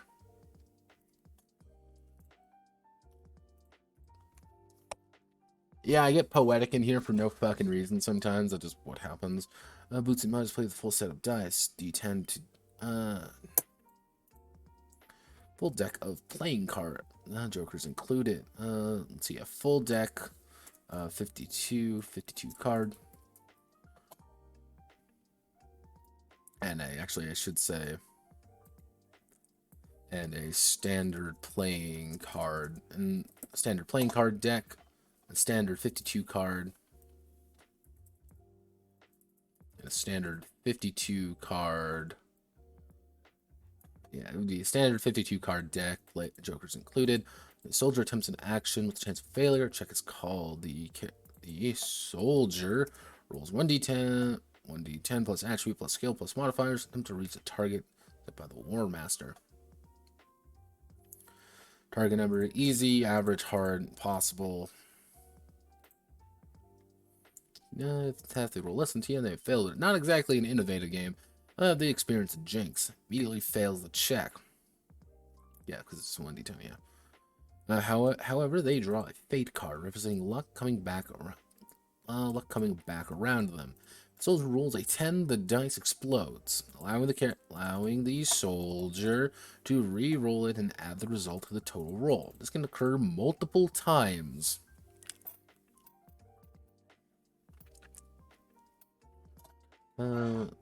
Fate score represents combined luck, grit, and raw determination. Everybody soldier draws many cards from the deck in the center of the table. All numbered cards can be played to their corresponding suit to add a bonus to the roll. While face cards, king, jack. Actually, do you capitalize playing card names? So would it be capital king should not be treated as proper nouns? Okay, so then yeah, no, that's fine. So would it be capital K, Jack, Queen, Ace, and Jokers can only play for special effects alongside the corresponding dispute. However, all cards that are played are given to the War Master, who can use the cards for their own nefarious ends. Throw the cards back in the discard pile to give players a penalty to a roll. If player ever exceeds 21 given to the narrator, the magic is gone. Magic has gone bust. Well, soldier.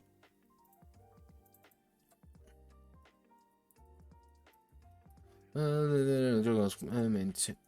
spent to maintain.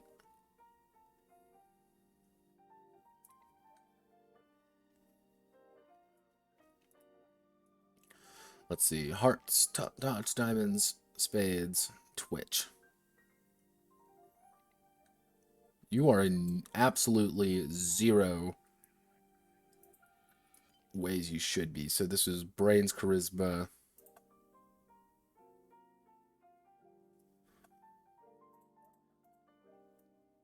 You are not in alphabetical order at all.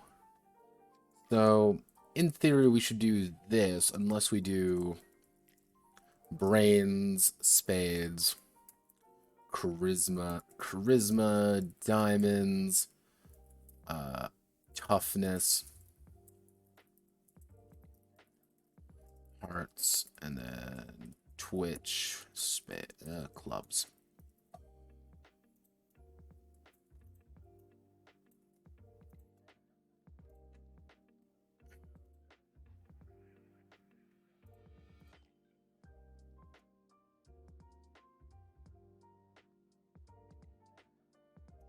Yeah, aces, if played immediately, explode, and that's the story of how your grandpa died.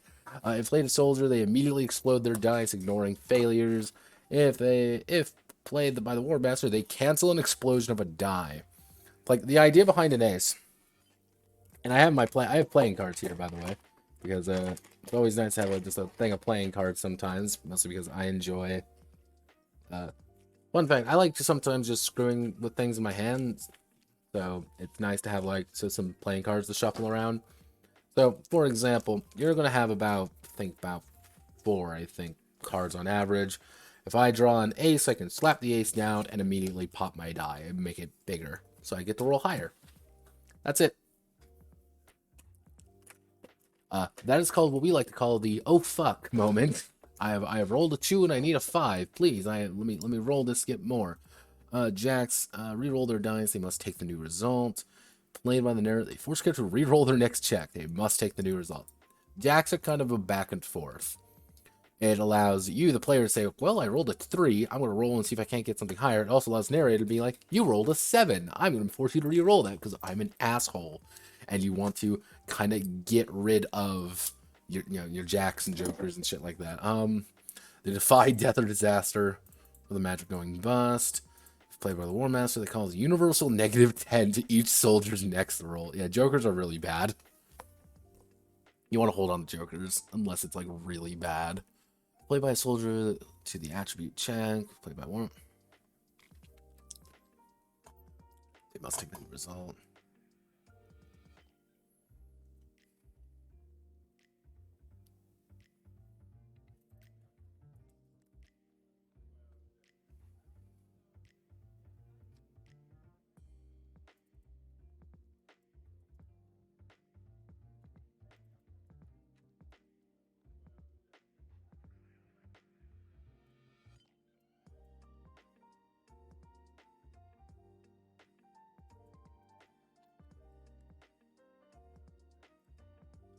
Trying to get all the terms correct is always a pain. Let's see. No physical very poor. Attributes form.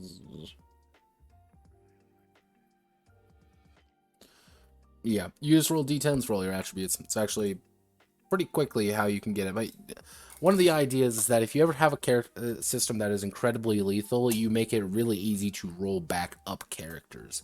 That is priority number fucking 1. Always remember that. You can always tell a good game and a bad game, I should say a good designed game and a poorly designed game by how lethal it is and how fast it is to make a character. If your game is really lethal and it takes an hour to make a fucking character every time, your game probably isn't the best designed. Keep that in mind. Based on their attributes, don't let them define a soldier. Inform who the soldier is and in their heart. A sly smile and shake of a hand, something's all one needs to get by in wartime. Until negotiations take place. Charisma, personality with words, bravado toward others, and then some. Probably like the most important attributes, Twitch. Like, Twitch and toughness are pretty valuable. Simply because, guess what? They're your ability to shoot a gun and survive getting shot by the gun. Skills. Not many skills, actually. But that was kind of like on purpose. Who you are. City slicker. Rural, urban villager. This was actually from Hearts of the Valkyria. Who are you? Early life. Wait.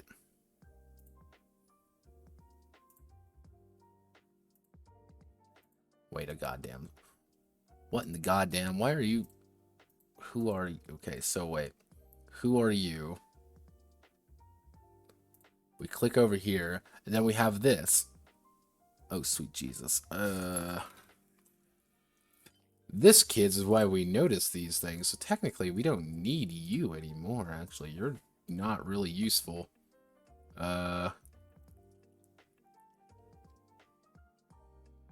I put you somewhere?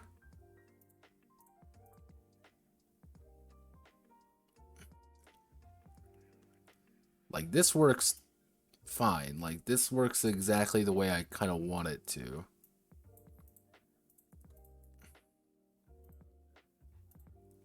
Yeah.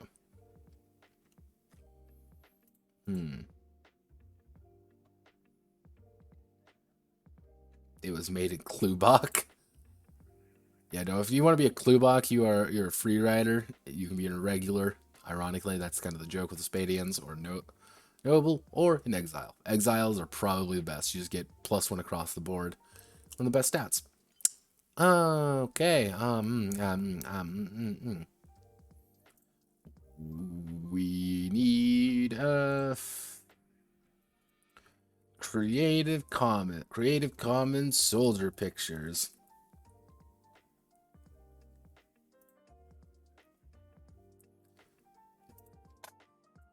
Da da da da da da da da da da da.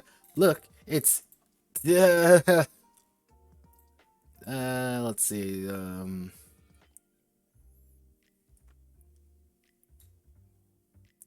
There comes a point where you need it. We need about World War. We need interwar. What would be a good interwar one?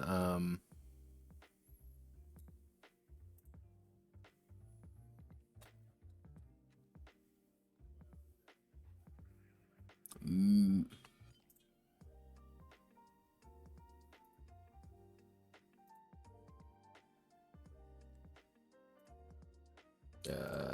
what you?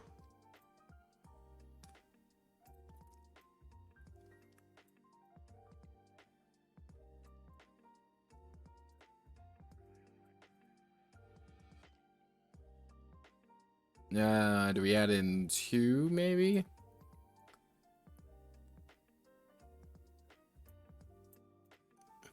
Yeah, let's add in and see if we can't find a second good one for this. Do I use this? No, we already used an Indian once. We can't use an Indian a second time. Soldiers with children, soldiers with civilians in Ukraine. What does this mean? Oh, that's a kind of hello Wikimedia Commons. We don't want to do art.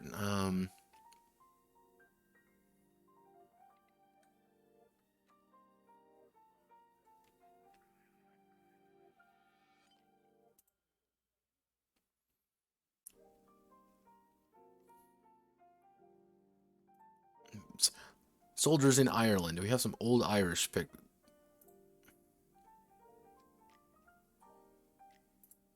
Yeah, you work. Welcome to Creative Commons, baby. God's gift to this fucking game. We will do that. We need to do this. This, and we need to crop the photos down. We want to do about like right there. There.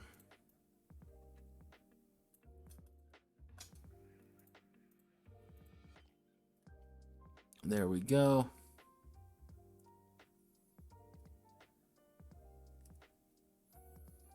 Kind of gives a little bit personality to make sure that people understand that you are regular people doing regular people things, and that's just what skills are. And then we do immediately into who you are, because what you would happen is that you would open up this book. On one side you see the soldiers while there, and then you'd be able to kind of see that there are very different interpretations, because this would be on the next page, including the I used a lot of World War I images as well, because one, I definitely knew those were okay. Class, soldier's vocation, ancient knowledge, privy to ancient knowledge and souls of the land. Wait, no, that's not. Let's say, are they a leader position movement as well? Oh wow, oh wow. Notepad, you used. Wait, no, didn't mean to do that. Too far, too far.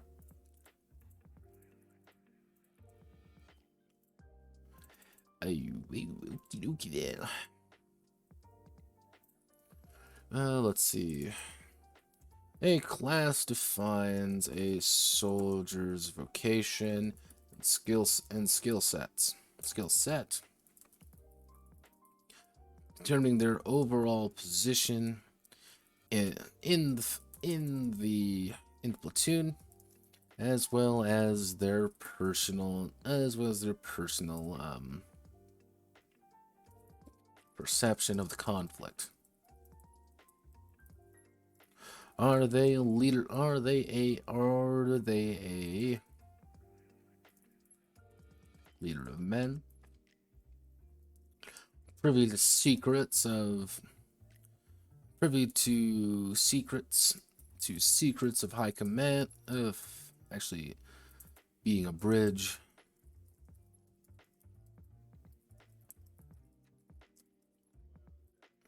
And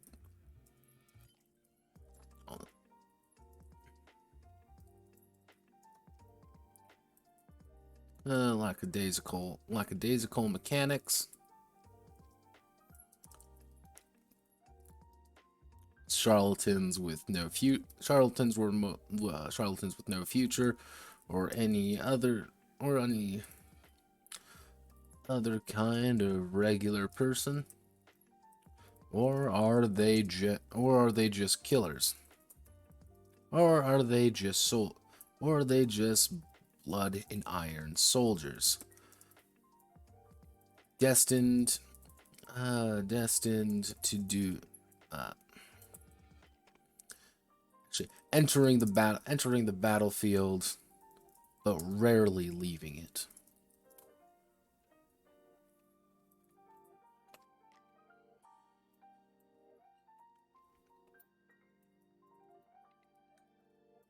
We don't want to capitalize that. Warriors entering the battlefield, but rarely leaving it, because we want to get the idea. Because there's a few classes, and each of them kind of do something different. Can I bump that up just a little bit? There we go. Soldier, not soldiers. Starts by selecting the commander. Someone giving command, others are thrust into it. There's a man of security place in both an officer and beacon of the war.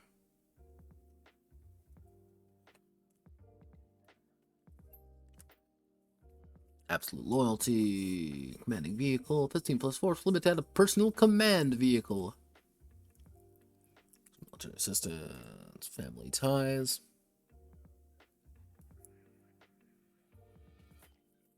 Lead from the front, moving on stomachs and coats.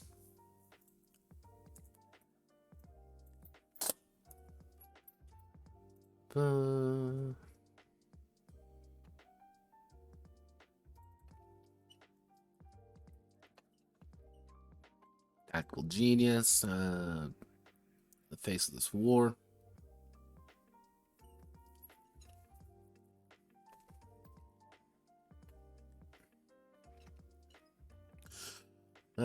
Best and brightest soldier is needed. This soldier is neither drafted and handed around. They've used their extensive natural talent, know how to fix, patch, and make what the company needs.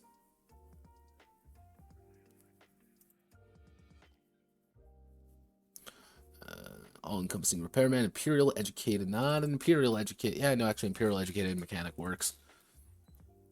Over there, building structure, fixing something from scratch. DIY fighter. Explosive temper, can spend one fate to trigger an explosive somewhere that they had previously rigged up. Yeah, that's kind of it's a silly ability, but it's like, yeah, have no fear. I literally have rigged explosives to places that foreign train has training outside of state. They can spend fit.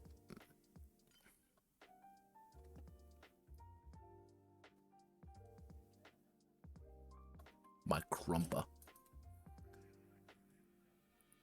Yeah, do I also make fucking really poor, orc reference, 40k orc references in this game? Yes, I do, because I'm an amoral sociopath. This should be known by now.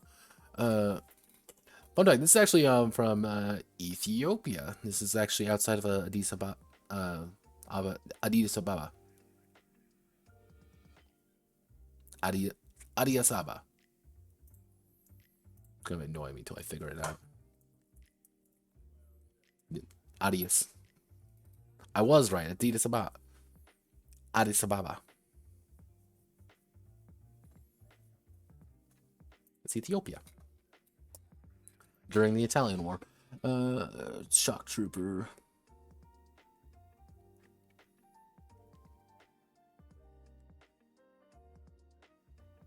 This used to be called the Killer, actually, in the, no, it was the Murderer in Hearts of Darkness. That's what this class is actually called them there.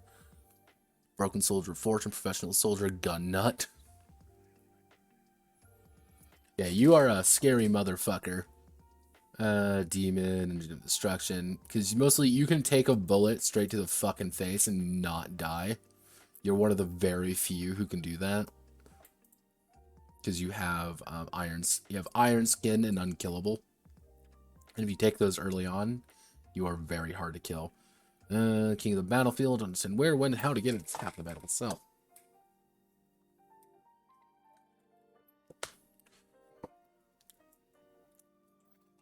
This is entirely based on a single joke. Addis Ababa. Yeah. Technically, it's a like this is it. It's Addis Ababa. It's in Ethiopia. I believe it's right outside of it. But that was during the the Italian War in Ethiopia during World War II, where Mussolini fucked up and couldn't win because the Italian soldiers in World War II in Ethiopia sucked. Adrenaline shot. Gotta go fast. Move, quick aim, position, stay shot. Yeah, post carry is entirely from a single joke in Valkyria Chronicles. And that's literally it. Quick words. Come from the only person willing to listen to woes of their comrades.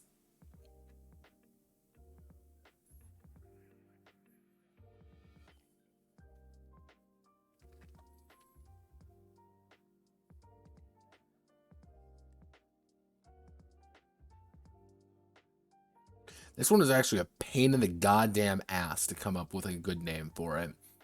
Because the entire idea is that, like, originally it was the Witch Doctor. That's what they were originally referred to in Hearts of Darkness. They were the Witch Doctor. Then in Hearts of the Valkyria, they changed to... Well, I think I actually removed them entirely from Hearts of Valkyria because it didn't fucking fit. But Hearts of the Valkyria had its own issues. So this is the Diplomat. This clue box master recruit and Spadians use propaganda. Commissioners dominate the ranks of the islanders. Soldiers train to ensure loyalty of their comrades. This one is actually based off the revolutionary from the Yige Zhongguo. Yige Minju. No, Yige Zhongguo. One China from the Hearts of Darkness expansion. They have kind of a little bit of A, a little bit of B, as well as the revolutionary, as well as the scammer. That's why we have this handsome Foreign Legion man here. These are all good. Oh, now we have these soldiers higher veterancy using experience and unlock a new potential. Yeah, you haven't realized this is also Hearts of Valkyria. This is literally entirely from Hearts of Valkyria and in turn Valkyria Chronicles. Am I citing the anime war game for this? Yes, I am citing, anime World War II featuring Swiss Belgium. We don't talk about whatever the fuck Gallia is. Something more skilled. Challenger's +2, heart attack.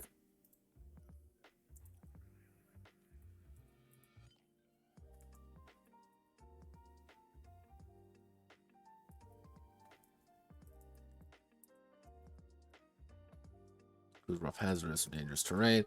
Gives a flat bonus +2 to morale checks for certain FU type, or gives a +1. Yeah, talents are about leading. Gifts are about, if where talents are macro, gifts are, where talents are macro, gifts are soldiers' abilities. Choose certain specialties. Refining the skill down to a specific degree. Forte. Excel at a certain field.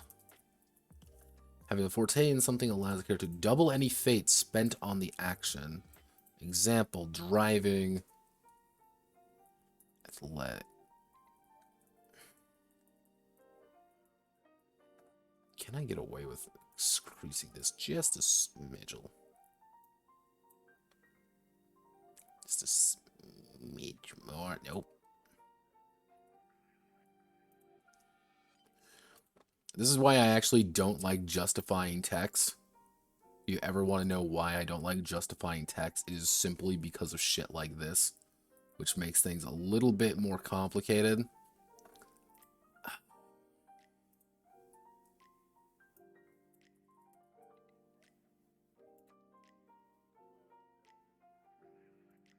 Oh yeah. Let's do driving cars. Position certain unique skills, spell soldier. Example, Imperial Clerk, airplane repair.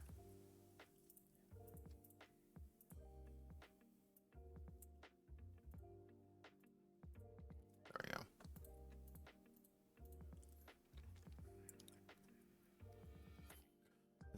Soldiers prevent them from operating at 100% efficiency. Soldier from is hindered by it to compensate. A soldier. Soldiers who undergoing a problem will draw an additional fate if it affects them or the current operation. Problems have a permanent negative modifier, -3, and major negative have a major negative situational modifier or an overriding problem affecting the soldier. Example problems. Let's see. Bad around blood. -3 to all checks for a round after a nearby ally is hit with a weapon. Claustrophobic. Checks when in an entrenched position. Illiterate. The soldier is functionally illiterate. They cannot read or write. Misandrous despises men and refuses to deal with them. And when forced to, suffers a -6 to that. Shaky hands. Tentacle shake. A perm. Yeah, this one is really bad. Like, hands shake terribly. A permanent -3. Roll twitch check to shoot a gun. Let's see. Whatever, violence or bloodshed, slowly strip away a person and replace it with some beast. Desire something that keeps the soldier human.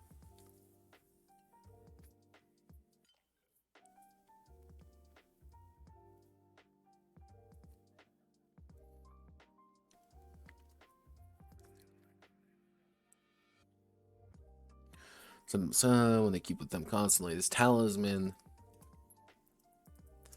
acts as a ward against battle memento. Actually, no, it's memento. Acts as a ward against bad luck, negative energy, and the demons that gnaw on the soul. When the soldier has their memento, capital, they draw back up to their fate every session. Anytime they roll a 1, they will draw a fate. To survive death, add +20, save an ally's life. Yeah, avoid catastrophe. Who loses their memento loses the benefit of it, but can still play the remaining hand of fate. But they do not draw a hand next session if a memento was destroyed. Wait a second. But they lose all their current fate. If memento is sacrificed, soldiers reduces 0 fate and can only redevelop one if they receive more fate, often by increasing their veterancy. Which is not a word, by the way. Veterancy is not a word. I thought it was, but it is not.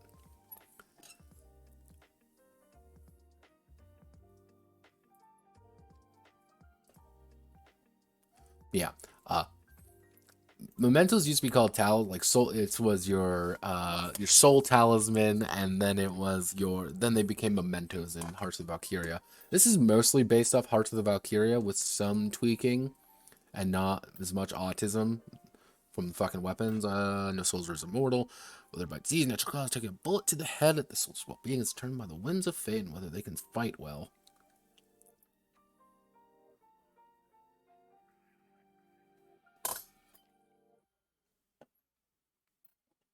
Let's see.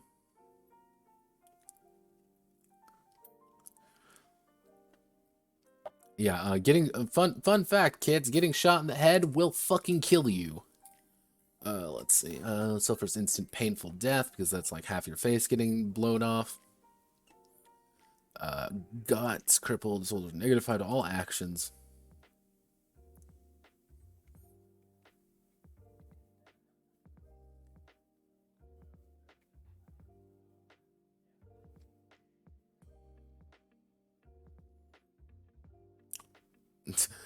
On health values. That's what's full of realistic dramatic war story at its core, meaning soldiers a little hardier than most. Add more, reduce all health values by 10. Feel free to increase the health of all limbs by 5. This makes characters harder and generally tougher in the regular war.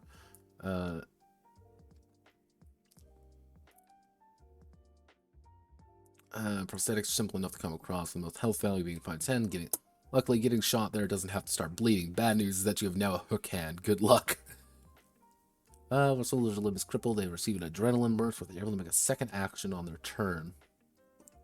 Soldier dies immediately due to shock and blood loss.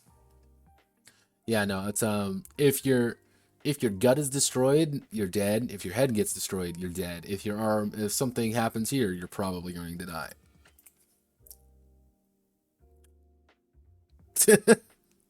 Will it though? It's the idea behind this when I first wrote it, because like I needed a I needed this health system just to make it like guns a little bit scarier, and this is actually based off of Friday Night Firefight. Except I kind of simplified it down a little bit rather than that.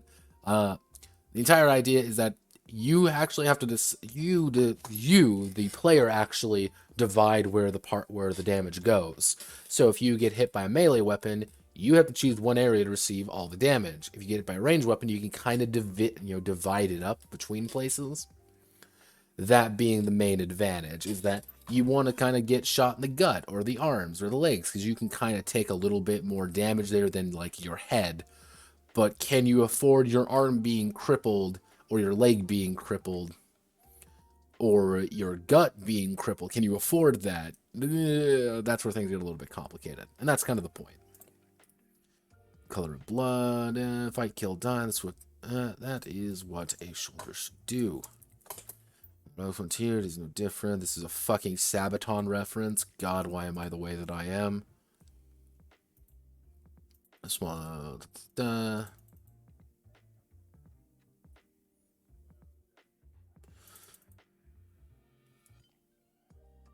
And it's funny because I haven't actually really found any games that really do this very well. The only one I've been able to find, there's a single game that I've been able to find that kind of replicates this. This isn't only War. It's a game called Lightning War. I've gone over it before a little bit because I cannot find this game anywhere.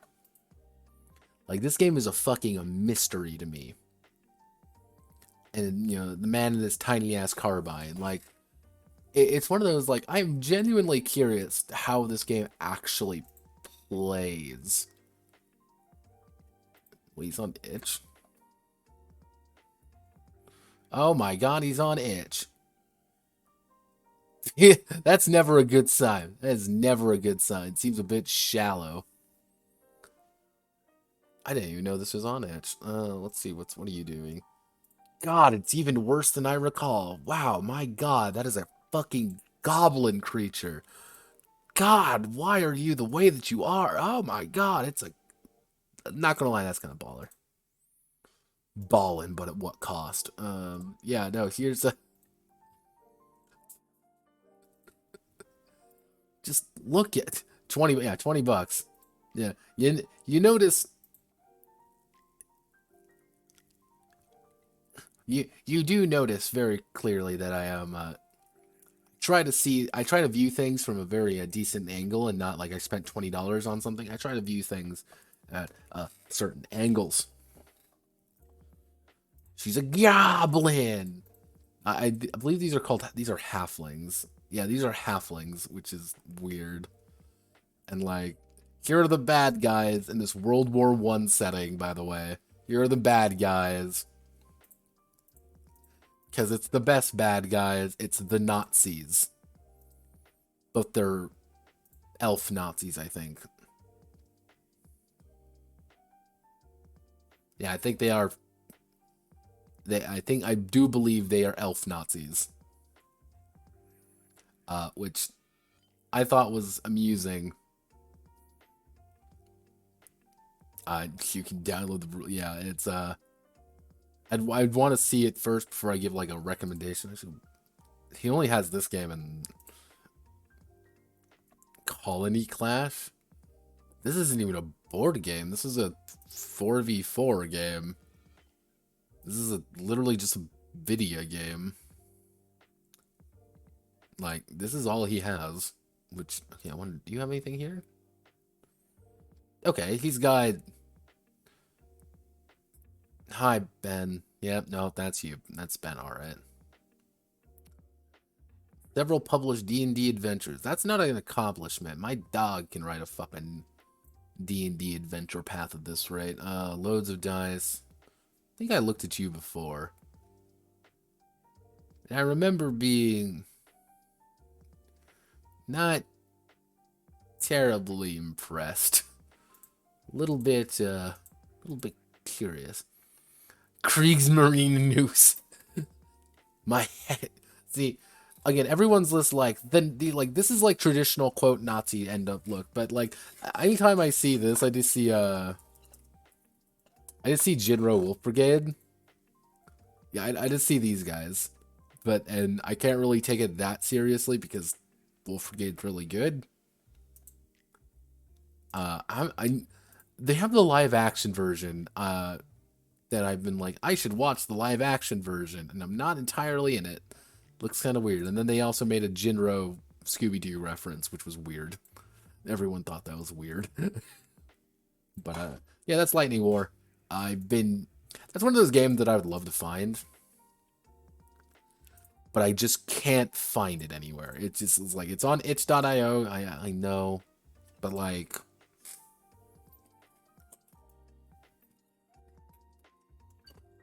let's be frank with ourselves here.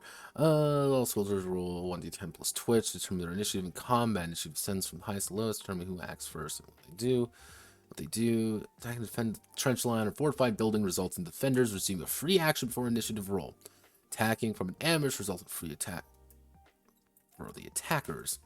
When the bolts start flying, a gunfight starts. Let's see. Aim, gear, maneuver. Overwatch, send a clear line of sight in the area. If any enemy attempts to move during the turn, the character makes a single shot at them. Shoot, opens the fire.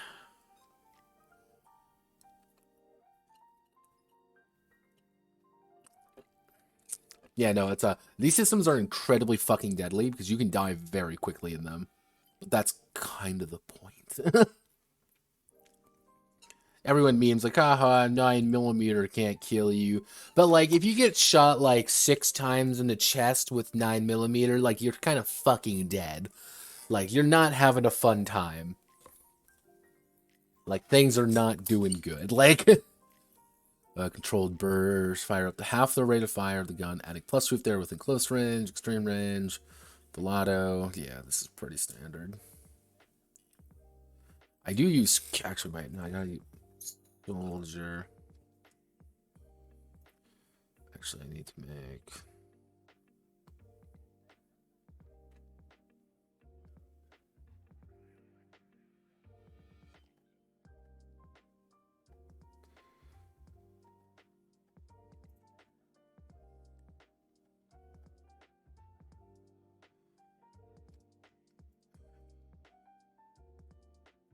Unfortunately, there's no like control find in this fucking, and that's why I have to go through like every single one. Like, so actually, soldier, the soldier, soldate.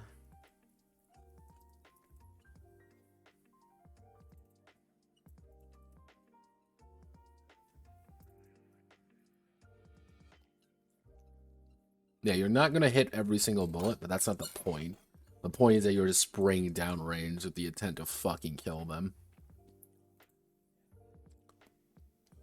So...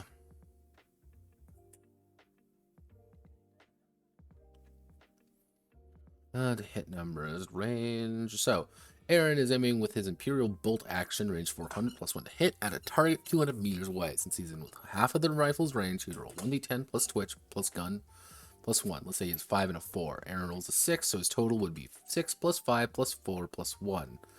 So 16. A direct hit. That's why you're the best, boss. You killed a child. That's why you're the best. May choose to target multiple times, same range, kind of. Well, to instruct a single target, reduce the number of hits by the number of targets. Wants to attack 2 people, has rolled 6 hits. They reduce it by 2. They reduce it by 2 for 4 hits between the 2 of them. So, the idea here, this is where things get a little bit weird. I will be still streaming. Yeah. Yeah, I will. Trust me. The idea present here is like you're kind of spraying rather than focus firing on a single person. You're kind of swinging that gun around a little bit to hit more people. Not necessarily like you just hit them on accident, but it's like kind of that deliberate, I want to hit you. So that's kind of if you would normally hit 4 times, if there are 2 people, 2 of those shots are going to kind of go wild by virtue of just hitting multiple people, but you're hitting 2 people deliberately, which could be sometimes enough, especially if you have really high rates of fire guns, like a light machine gun, for example, or a heavy machine gun even, and just spray down people. You can really fuck some people up, but that's kind of the point. A mono, a clue-back partisan locks eye with a nut. Mono and a clue-back partisan lock eyes with one another about 30 meters apart. Both snap toward their guns, a mono winning the initiative. A mono brings up his Type 39 SMG, thinking fast, he has to unload. As he is close, he chooses the full auto option, adding +5 to his roll to hit. Let's see, he rolls a 3. Rolls a 3 with 3 guns, 4 twitch, and +2 to hit. He easily hits with a 17. Actually, it would be 3, 6, 10, 12. Yeah, it would be 17. Rolling a 4 and 3. 4 with a free gun. 7 bullets hit the clue box in a hail of gunfire, each dealing 2d6 damage.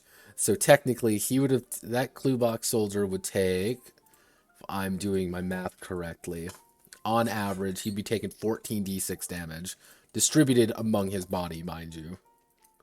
So he is going to be pretty much on average, he's going to be taking about 46 damage across his entire body, which is going to, like, you're dead. Like, you take 7 shots point blank, you're falling over and you're not waking up. Like, especially, like, he could have probably aimed there too and even done more damage, but the roll 1d10 plus twitch plus athletics. The range is used to determine target that must equal 8 times your toughness and throwers in meters. On a miss, the grenade lands 1d10 meters in a random direction from the target.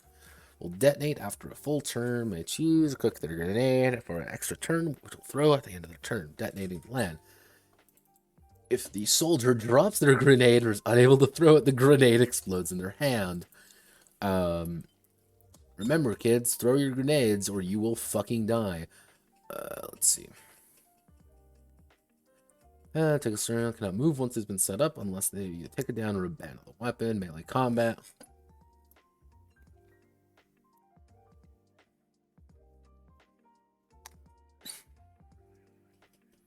Yeah, melee combat is very unfun because you can take a lot of damage very quickly because it's solid damage instead of rolled. So yeah, here's the hit modifier. Modifiers do stack. Ambush, big target, twice person size, called shot, body part.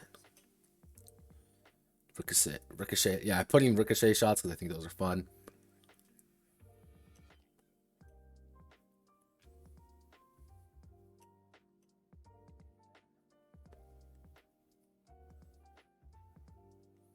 Roll a weapons damage and roll the hit location table. If in popular hit a location, then let's see. When scoring a hit, roll a weapons damage and then roll in the hit location table. If it is impossible to hit the rolled option, then the target chooses the location. Every 3 bullets requires a new roll. Some weapons like grenades.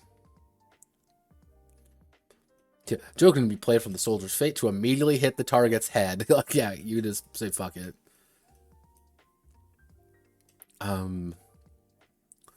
Yeah.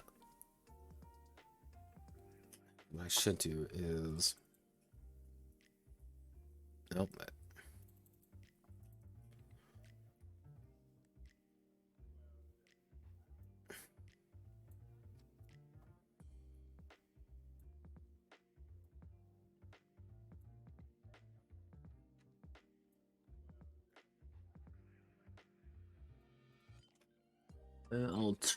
Alternatively...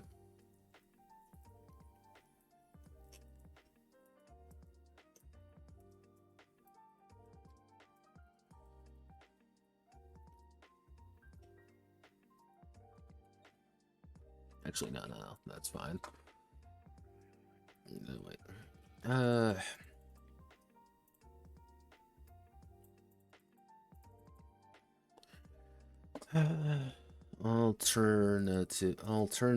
Alternatively.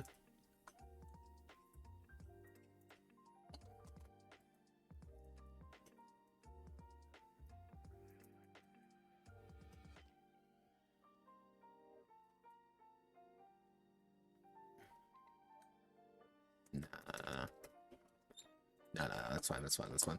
Concealment is in location of hitting them is more complex. Soft cover still provides method for soldiers to be struck. No matter how difficult it is, concealment is permanent until the cover is destroyed or flanked.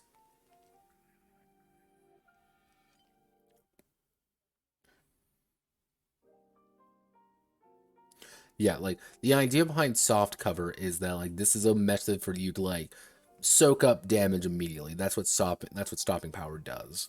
Like it just allows you to get hit repeatedly and ignore it. It's armor effectively. However, a concealment is like I am in a place to actually like block hits. That's all it is. Let's see. No war is won by single hit running and stopping an enemy, stopping an army requires force of individuals trained ready to fire.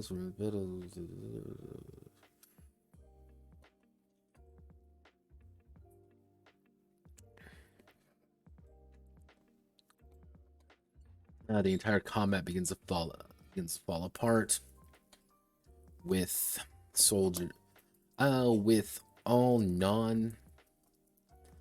non-officer led squads retreating. Yeah, everyone pretty much just starts running away if that's the case. Like if they don't have like a like if they don't have an officer kind of banking like helping them, they're gonna run. Like they're just saying we can't win this. Fighting unit, actually all non-officer led fighting units.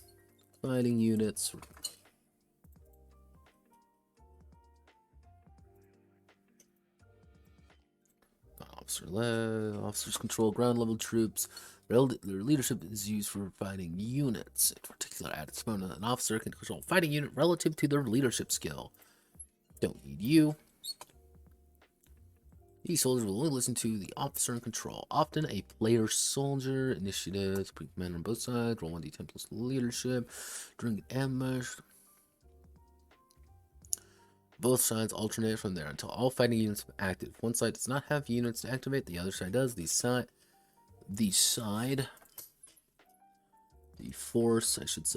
force with units continues until all fighting units have been activated. Separating turns for individual fuse and rounds. Direction of both sides acting. Each round is considered to be 3 days of time.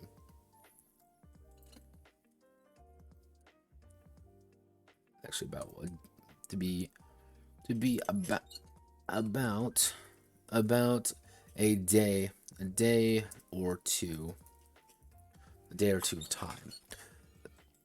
Roughly, it's going to be about a day. This is just you moving around in these kind of like larger scale conflicts of this drawn out fighting.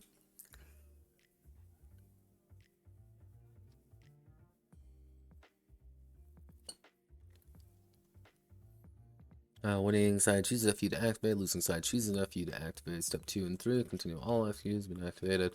Negotiation looks terms of surrender or terms of safe retreat.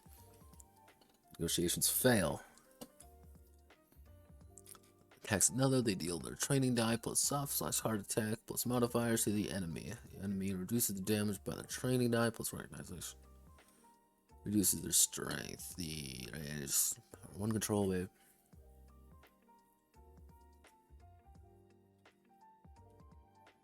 Entrenchment, turn fortifying on their control. So adding entrench using the action replace entrench with fortified.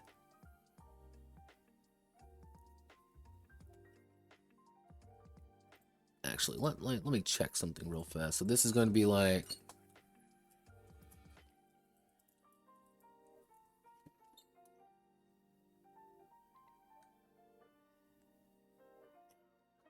yeah, like the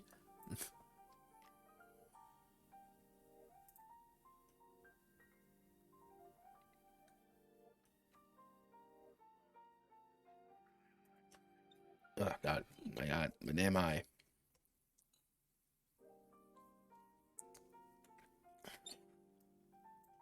Yeah, like these are supposed to be like fairly large scale battles. Like this is like a big ass fight you're going into. They request to make a morale test half the regular value, or they will break. Use equipment. Then we have all our hats.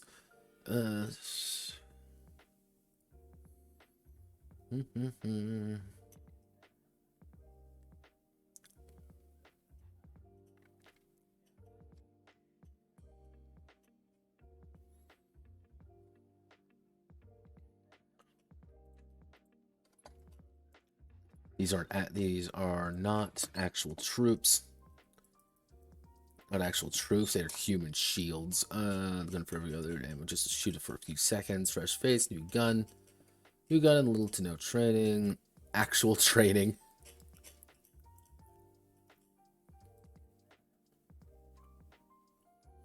Let's see. Average training values.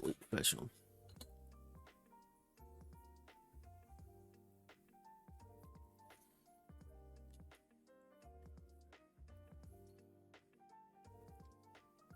Regulars are consistent trained professional.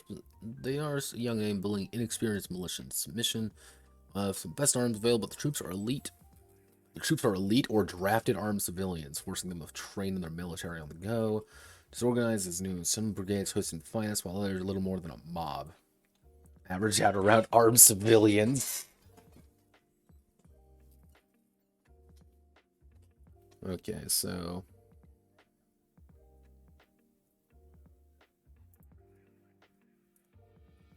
we have all our fighting units, infantry.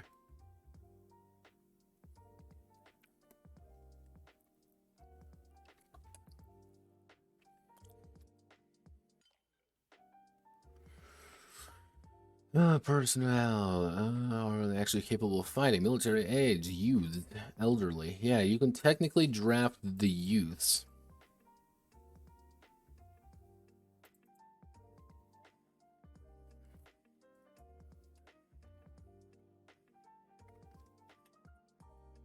I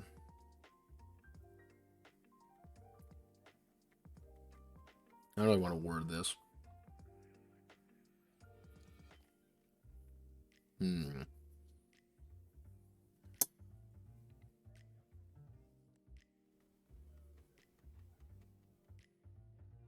Hmm.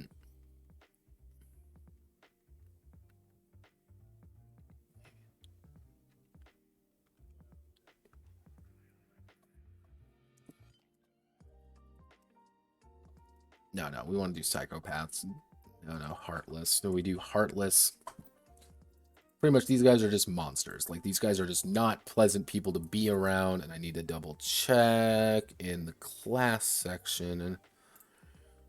And not scout, to be shock trooper.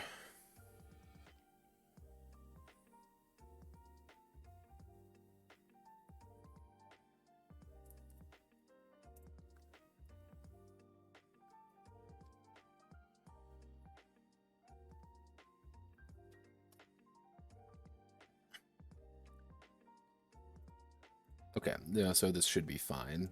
To change them to heartless, probably they don't. Probably isn't that big of a deal.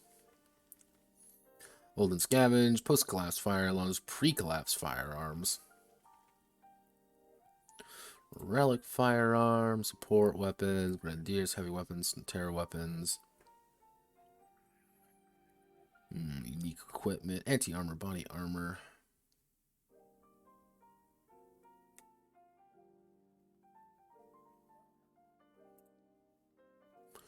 Modifiers. Is there any modifiers? Right, do I? Yeah, I do this for all of them, so yeah, I should do this for these ones.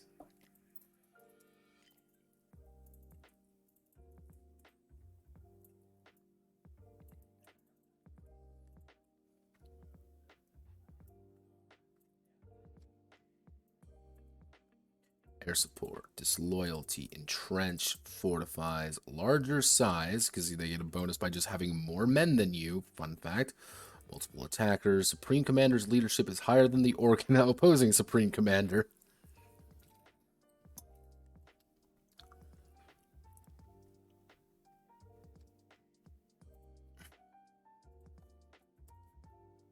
There we go. And then situations and routing morale. Have Supreme Commander unit officer makes a leadership check depending on the training of the fighting unit. If successful, the unit is not rout. But if it is a failure, the unit retreats. False strength is depleted. The unit is assumed to be broken. Its men will most likely not return due to be injured, fleeing, or dead. The fighting unit will reorganize one step lower in size. Training and squads are completely annihilated when they reach 0 strength.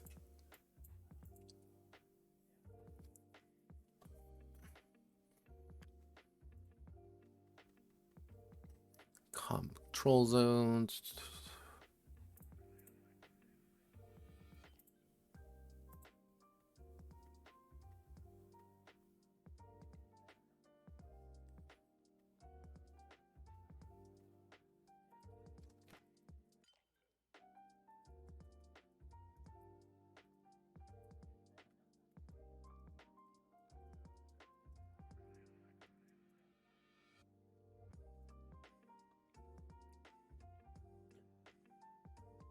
Role points, occupying set equipment, some better supply lines, control zone, Alpha Point, Town Jaza.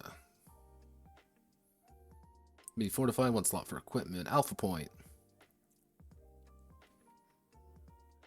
Terrain modifier, safe, rough, hazardous, deadly, housing complex. Do I have to use this? No, you don't. Make control zone. Steel and oak equipment, armor. Armor is pretty simple.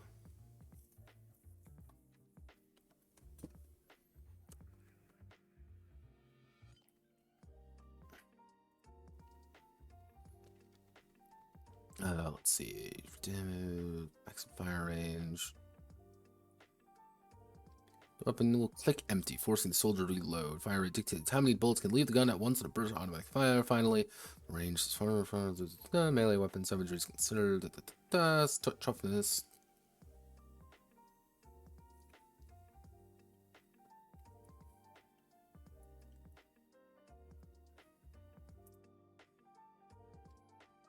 Assault weapons. Yeah, these are all fun fact. Like half of these are me taking it from Foxhole, because that was actually a big inspiration for this game. Actually, it was Foxhole, because I actually really enjoyed Foxhole. I need to play that more. I haven't been there for the past couple wars. Actually, I just haven't, just no desire to play. Maybe it was just for the patch. Maybe it was just because I just didn't feel like playing. Who knows? I played the shit out of that game for a while. I played Medic, because I was a real human being and saved my men. Most commonly assigned sidearm officers' equipment. Handguns are lightweight, easily concealable. The Net 300. There's Spadians. Razorbat Auto. A Tundrahawk. A Weebly. Yep, the rifles. The Unco. Coca Longshot. The Claw X. The Pythor. Yeah, claws suck, but they're easy to use. While the Pythors are, yeah, Pythors are probably the most average, but they have a really low range, which is kind of dangerous in certain situations. The Weevil 2. Rapid firing, low caliber weapon designed for assaults at close quarters.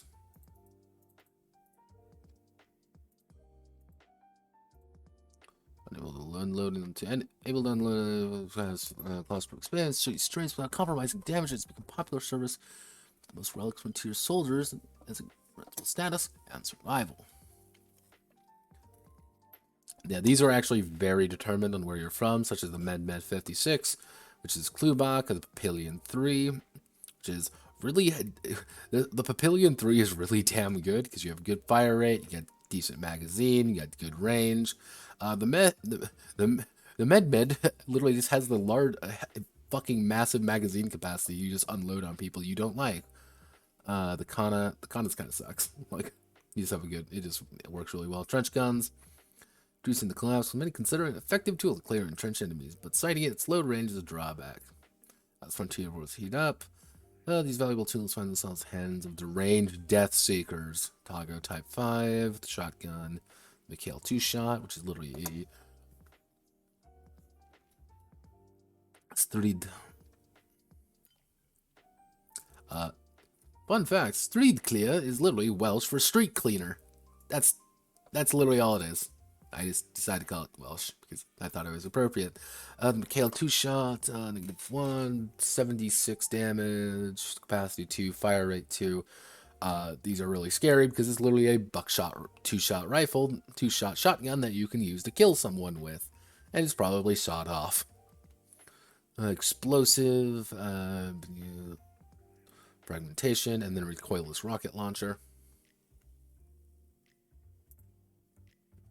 And there we go.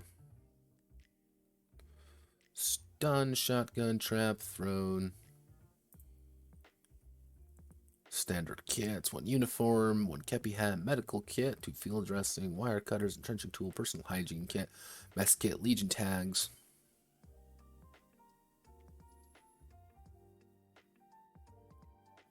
Imperial bolt action, 5-inch blade, standard legionnaire, Weevil 2 scouts, Wagner carbine, SMG, trench breaker, sturdy clear, shock trooper, hoods, rattler. Yeah, you actually have quite a few options if you want to play as a shock trooper in the Legion.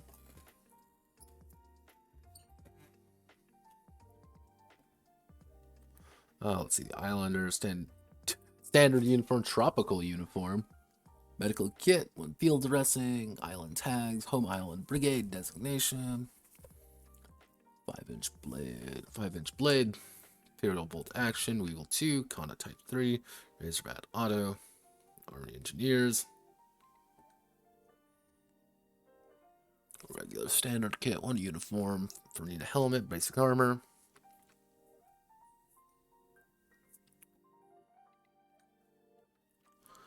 Imperial bolt action, and at 300 fragmentation grid, Randello. The Randello, which is just a club. Coca long shots. Wagner come, Papillion 3, trench breaker, storm rifle, saber.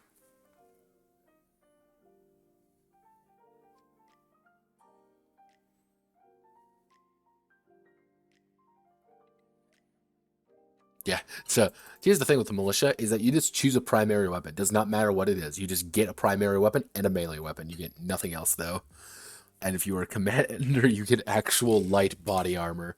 Yeah, you want something actual specific and like well organized. Sorry, we aren't paid enough for that. Vehicles, these are pretty standard.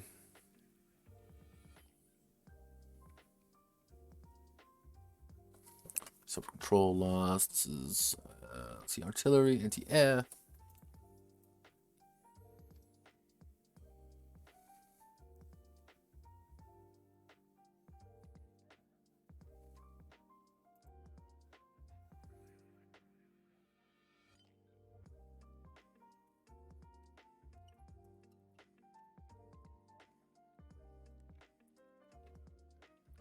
Lightly armor, move quickly to deploy troops. Light assault vehicle, designed to lead the charge against enemy fortification, charge foes. Basic motorized.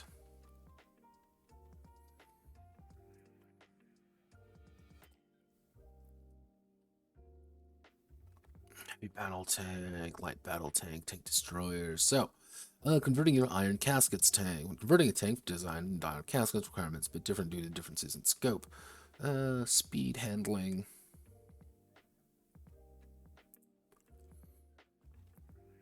Helmets on rifles. Should we do that? Yeah, I think helmets on rifles, veterancy. Soldiers are not static. They're not static, they change frequently as they go down the dark road of warfare. Many start their war as young idealists. If they survive to the end, they will be an efficient and callous machine. Caring about the outside world as long as they have won. Veterancy is not strictly quality, it is detached. It is a detachment from the old life, a new practical way of thinking. Every year, 4 seasons, the soldier may select a new perk from their class or raise an attribute 1, even past 10, to prevent the game +1 fate. During their time in the field, at 10 experience, the soldier may select a new perk from their class. Pick a new perk from another class, and add a new potential, or raise an attribute above 1. Yeah, first thing you can get experience for, which again is not good. I'm telling you straight up. Experience is not a good thing necessarily. It is simply you becoming more desensitized to it. You're not really caring as much for participating in an atrocity. Yeah, if you do terrible things, you're gonna get rewarded, quote unquote, for it. It's not a good thing. You just are getting it. Which I remember. Fun story. Uh, I actually, when I was in another server, they found this game and they hated me for it. But that was I was also arguing with that was Chad Walker's server actually, and I remember they found something like this in Hearts of Darkness of being like, well, you're rewarding players for participating in a war crime. I'm like, yeah, I am, because you're a fucking monster if you do. And being like, well, why are you rewarding players for it? Being like, because you're a fucking monster. Like, I cannot control your actions. I'm rewarding you. Of course I'm rewarding you because I want it to be that feeling. It's something that it's not necessarily encouraged because it's easy. It's easy to commit an atrocity sometimes, to do these horrible things in the name of victory, because it's just like, well, this is a good thing I'm doing this, but in kind of like the broader context, you're this you're doing something terrible. You are violating, the rules of war. You are performing an action which is detestable. And you as the player, that speaks more to you as the players and in turn your characters than it necessarily does about the system. Because the system is simply saying you are going to get something out of this. I'm not going to discourage you from doing it. I'm going to give you this. I'm encouraging you to do this, but I'm encouraging you to be a monster because you want to be more desensitized. You want to close your eyes and release the beast. It's for the ends justify the means. It's fine that we're doing this. It's justified. Because that's always the thing that I always find interesting, being like, oh, well, we want to de-incentivize players to do something, being like, the thing is, if you put in an explicit point to say, if you do a thing, you're going to get penalized for it, you're drawing attention to it. And it's suddenly not that it's gone now. Here, I'm simply saying, if you participate in this horrible action, if you do a horrible thing, and everyone's going to react to it as if you are a horrible human being, you're going to get rewarded. You're going to get 1 experience point. Congratulations. You're going to get 1 little experience point for doing it. You get all the benefits of it. You get all the resources and stuff, but you've burnt down a village. You've killed far more people than you should. And now you're standing among the corpses. And what have you really gotten? Have you really won? And that's actually the image there, the picture there is actually Finn from the Winter War. Fun fact. Well, let's see. 2 experience for winning a large-scale battle. Experience for killing. Story for breaking the pot of fate. It's not a reward. It's simply a fact of life. The platoon. Hangers on that follow them and held exist in this war, while they may fight, being trained, armed properly. All platoons are designed equally. Some advantages. A certain amount of forces determined by their start. These initial forces. These are just sample platoons. The Klubach militia. The standard. Being placed into a standards where many are. These are the rank and file platoons that make up backbone of the Cardiac Exiled Legion. Cardiac's Exiled Legion. Black marked. Cast dishonored nobles with little in the way of prospect. You take up arms. Criminals conscript with vague promises of reduced sentences. Everyone hates you. Step 1, everyone hates you. Step 2, die. When designing a platoon, players are assigned amount of forces, and these should go over everything. It does exponentially. Like, I want people to the main goal would be to get people to at least trained pretty easily, but I still want you to here's something to do it. This is mostly for if you want to play a clue box. If you're playing clue box, you can kind of do that. Fighting types. I think the standard, the absolute standard would be a trained infantry is 5. Yeah, like just it takes 5 to get like a standard like squad of a standard fighting unit.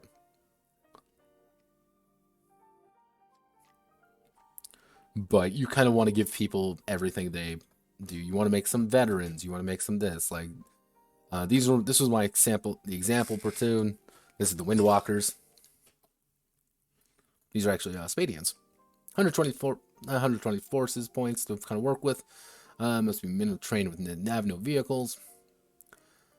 These are all often named after birds. Buffino has been picking off entrenched soldiers in 33 days siege of Berlin. Professional scouts, pre-collapse weapons, sniper rifles, snipers, pre-collapse, post-collapse weapons, entrenching tools.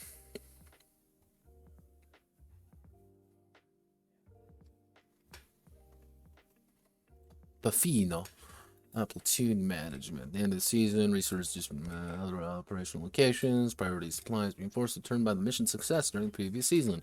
Those commander perks. If an FU does not receive supplies or star, reduced by 2, does not receive additional, they do not regenerate at the start of the season. Because yes, you do not actually, if you take damage during that season, you don't regenerate it. If one of your squads gets really fucked up, they aren't getting more men until the end of the season, so you may want to hold them back.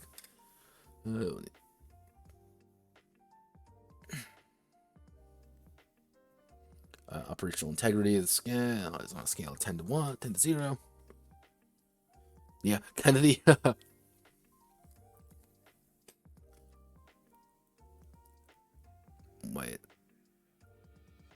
Wait, what? 3, 2... Wait a second. Okay, wait, no. 3, 2, 1... 1... 0... 0... 0... Actually, -1... -1... -2... -3... -5... Yeah, by this point, you are just collapsing. Like, you are just, everything has gone wrong. People are dying. You are going to die.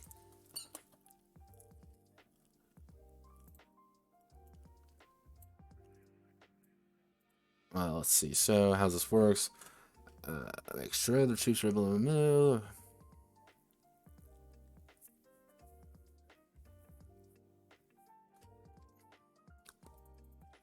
Or the War Master.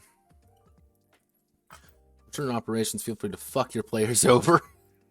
Double supply uses, incompetence in range, having CEO priority reinforcing the militia platoons rather than yours because he doesn't like you, or even using bait tactic to encircle them and starve them out. Or as hell. Yeah. Let's see. Feel free to fuck with your player. Feel free to fuck with your play.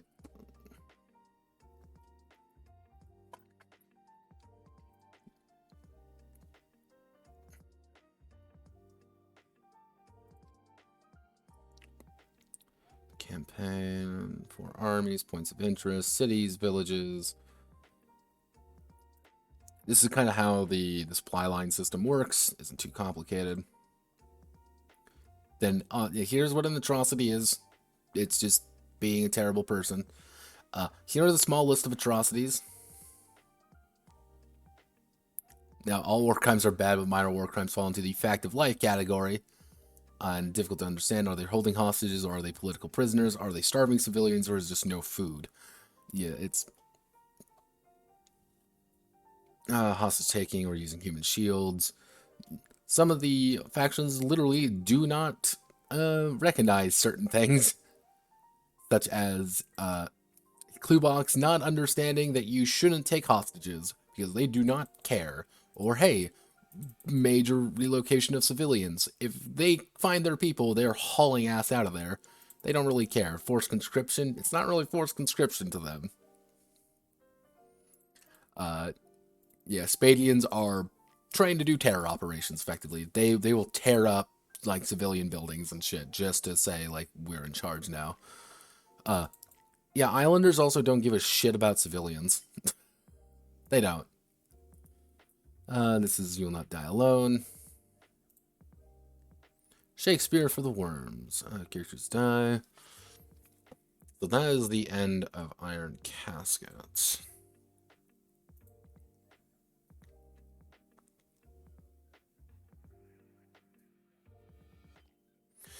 Characters die from, but what about, well, back in the olden days, these death marches were common as players delved into murderous pits of darkness, torches, and glory. Multiple characters' parties were not uncommon.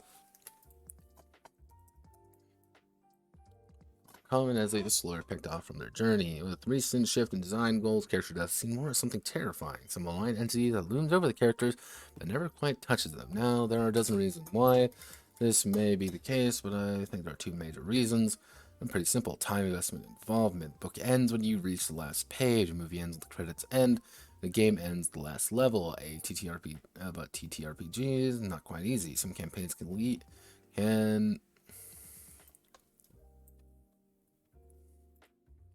last a year, even longer. The players return to the same character over and over again. They grow attached. No one wants to lose something they have. There's time into. It is tragic. Some games, particularly the OSRs, they mitigate this by being unable to invest too heavily into a character or having rules for what death is like. Other games simply remove the option to die without proper consent, which is dumb, by the way. Second part is involvement. Only TTR can probably be able to invoke certain amounts of dedication toward the player character in the finality, but there's a video game can reload, have checkpoints. Movies, plays, books, and shows, and those have little involvement on the watcher's part. Outside of watching the Titanic in reverse for a hilarious ship rebuilding comedy, players are involved in their character. It becomes an aspect of themselves, a reflection of themselves, with their death being a personal failure. Regardless of all this, game masters, players, even readers interested in TTRPGs in general, I simply say this: revel in death. We want to do that. Take its head on. A daring soul meeting their demise in an appropriate manner is all someone can truly ask for. Looming death highlights the exceptional survival of others. Players put a part of themselves into every character, and they should struggle to keep them alive. And that horrendous sword of Damocles should hang over them as a pendulum clock.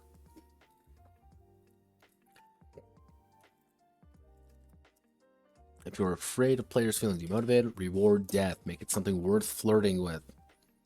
Does not have to be some grand or mystical, simple thing. A coin from a boat keeper, one could say. Do not over reward, of course, but a simple token of understanding. Force them to be afraid of that specter, but beat it back with a stick in hand and greed in their eyes. Embrace death, because it's the only thing that's driving us forward to greater deeds.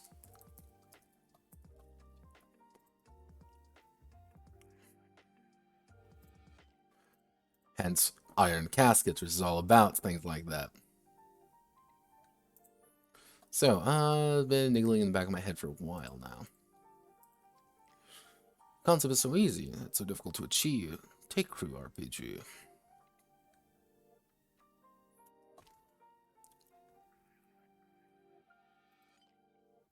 Finality is easy enough to explain, but to non is a bit more complex. Effectively, a role-playing game assumes characters are singular, a person on the mission to accomplish something. Iron Cast those players in the role of those fortunate responsibility to keep their men alive, which is very difficult because everything can and will kill you. You are.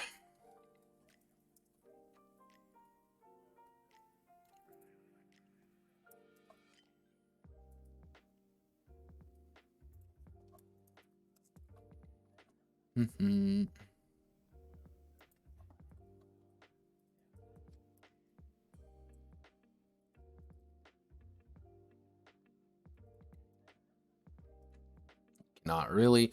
It's inherent flaw design that it is singular, a tank crew composed of few daring men.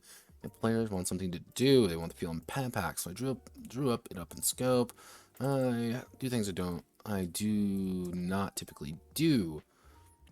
Being high lethality games and non-traditional RPGs as well. Lethality is easy to explain, but non-traditional aspect. The role players care. Whenever a character attempts an action, it's 2d10 system instead of 1d10 system for this one. I'll see the defender is victorious. Who you are. General orientation or background. The term manpower manages you throughout the book in an effort to get across the vast majority of human tankers. This is just to clarify that point. Whose shirt you wear. Simply caught up in a war, da da da. Yeah, that is literally just safety. That is fun fact, kids. This entire thing right here is pure just safety. No other reason why it's there other than literally I want to be safe because I don't want people to shit on it. Let's see. In Horror's World, players take the role of individual giving power. Super idol. Super idol.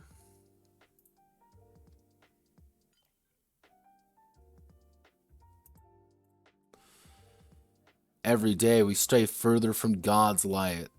Okay, to my singular viewer, to the one singular human being in this server, in this despicable time we live.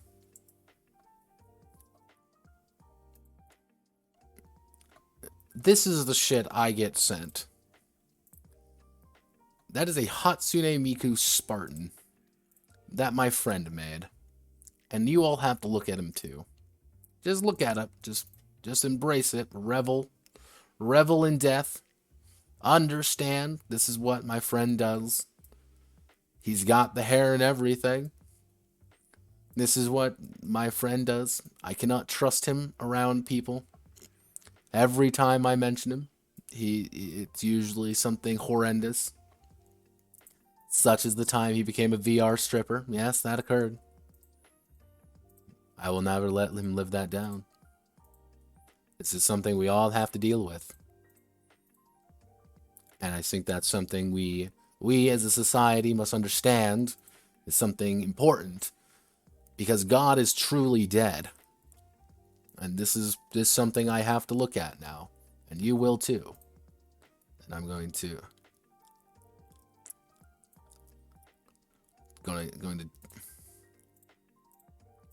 I'm gonna leave that right there for everybody. I'm gonna leave that there for everybody. Give me some water. Water. Water.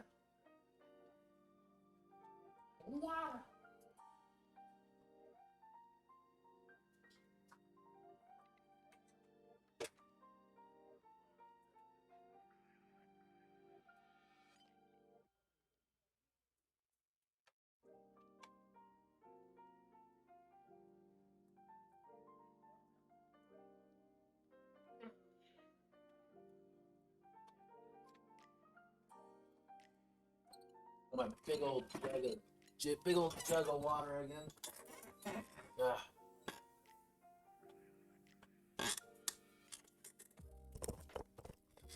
All right, we done meeting God?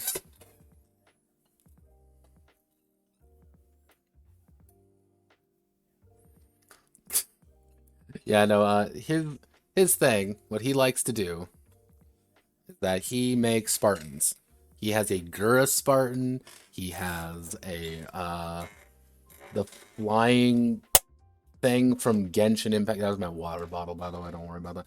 The flying thing from Genshin Impact. He's got that as a Spartan model. See, and unfortunately, he's also the friend who knows a stupid far too much about Halo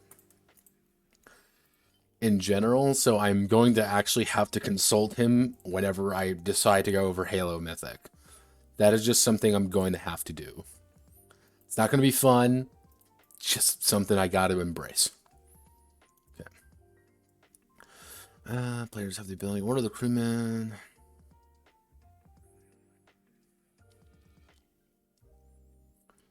NCO, NATO rankings, at least a semblance of officer training and skill.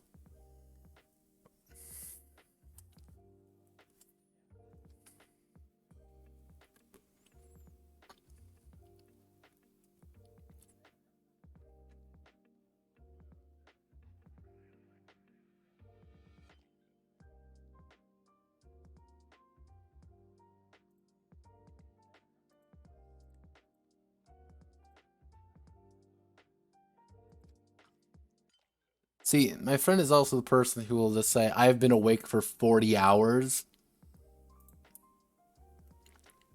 And this man breaks himself. I love him to death. He's a good friend. I've known him since high school.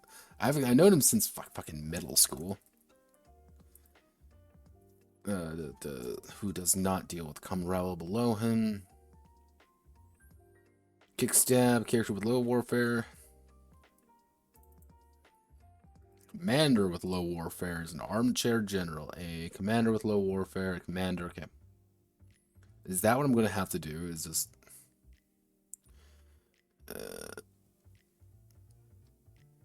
yeah, I'm going to have to check to see if I put in commander instead of character.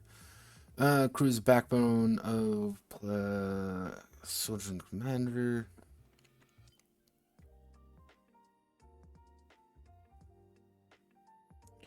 They will have to distribute a number of crew skills among them. Actually, the commander will have to distribute a number of crew skills among them. Number of starting crew skills equal to total number of crew times 3. A crew member may have a max of 5 in any skill at this phase. Crew skills are used when a tank commander issues an order to the crew during a battle. There are 6 skills which every crew member may learn. Driver, gunner, loader, machine gunner, mechanic, medic, radio operator, soldier. 1, 2, 3, 4, 5, 6, 7, 8. There are 8 skills. Notepad. There are 8 skills. Let's count, everybody. 1, 2, 3, 4, 5, 6, 7, 8. We did it, everybody. How old am I? I am 24. I am a sad and miserable creature. I am a 24-year-old boomer.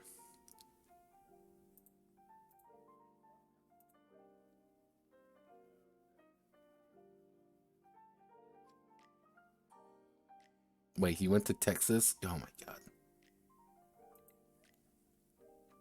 I have to bully him again. I've been accused of being upwards of 30 in some cases. I always find that funny.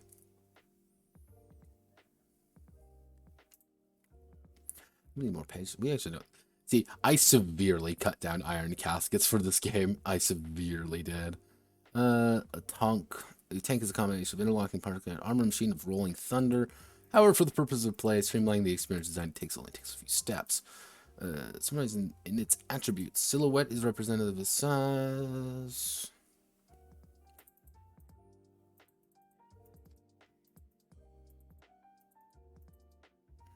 See, this is very different from this is very different from High Fleet, actually. So my brain is trying to think High Fleet, but High Fleet, I took this system and gutted a lot of it, so it's a lot different. Heavier chance to move slower, but is able to take more of a punch. Contrasting lighter tank trades armor for firepower and firepower for mobility. When designing a tank, its chassis will determine its vast majority of its functions and abilities on the field. The epitome of a fragile speedster. Tanks and the smallest of tank varieties also lacks the ability to have a large number of crew. Out of all the tanks, most likely the goal would be mostly medium tanks or heavy tanks. Those would be probably the most prevalent, if that makes sense. Like, you'd have the most amount of medium tanks and heavy tanks on average. I don't think many people would be like, I want to play a mouse. Like, honestly, I don't think many people would.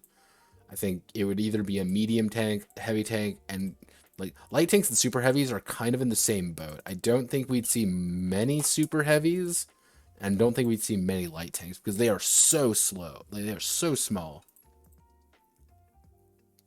And yeah, let's see, hard points. It's a little more than metallic husk. When designing a tank of knowing its various hard points, these are the only unique features of the rolling deadly machine of war. It's improvement for any module may be improved in additional hard points up to a maximum of 5 times, such as cannons have different improvements. With a handful of basic modules. For 0 hard points, they can still be destroyed or damaged. Armor plating. Everyone has armor plating. So it's this is literally just welding additional armor to the tank. On heavier tanks, it's not nearly as useful. However, on lighter tanks, this kind of brings armor from 0 to 3. That's a 300% increase. So you may want to do that. But if you're doing that, why aren't you spending it on more speed or to get your engine better? Like, so you go faster so you never have to get hit. Let's see. Ability bonus, bonus health. Wait, what the fuck? Why are you a completely different font? Why are you Archivo? We're Century Schoolbook here. We're a...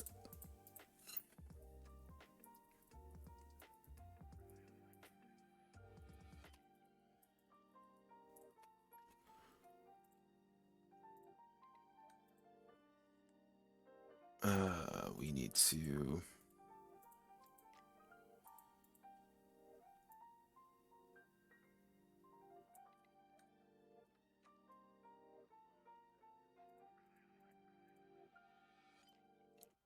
Oh, it's going to be my favorite. There we go.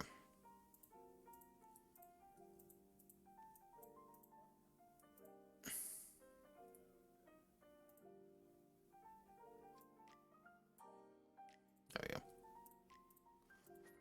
Now, welcome to my favorite part of LibreOffice Draw, the playing with tables, because this thing does not do tables well. And guess what this entire fucking game was about? Tables! Tables for days! Wait, why are you Liberation Sands? No, you're not Liberation Sands. This is Liberation Sands, which is the default font, and it's awful. I hate the default font. Transmission... Treads. Advanced modules.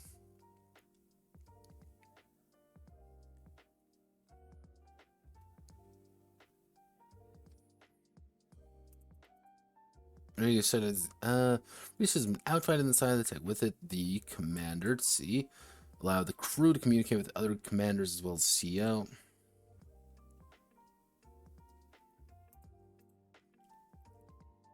Let's see. Can easily be dealing with both infantry and trench foes. Side of the tank, gun can mow down infantry with he pin anyone else in place. This does mean more moving parts and in turn more jamming. Jamming percent. 25, 25, 10, da, da, da. Hello again, Manly. We have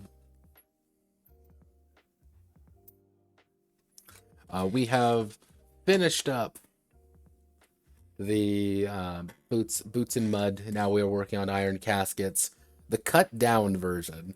Like, this is a severely cut down version of iron casket. It doesn't have any of the self-propelled artillery pieces or any of the self-propelled weapons in general.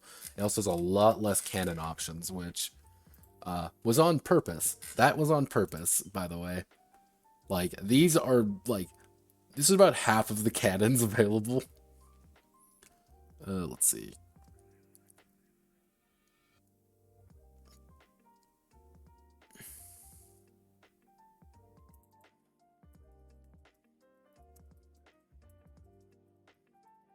With explosive, incredibly bulky and slow to reload. Yeah, heavy cannon is going to kill anything it touches. It's 3d10 damage, which is actually really damn good. Wait a second. Wait a moment. You're all Archivo. Why are you Archivo? You should not be Archivo.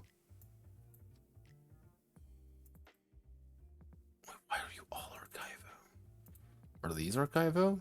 No, these are all Century Schoolbook. Oh my god, did I not convert those?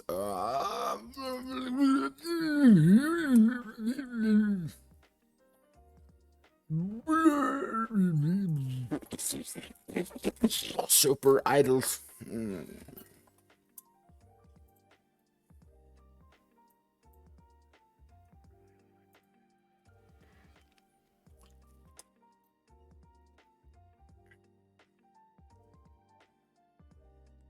Okay, well, that was physically and emotionally painful on my own part. Now, welcome back, Natalie. Don't worry, you just witnessed me having a fucking stroke, realizing I am a fucking moron.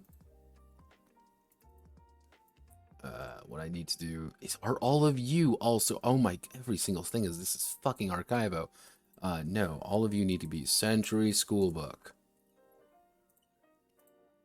Select everything. Century Schoolbook. Select everything here. Century Schoolbook.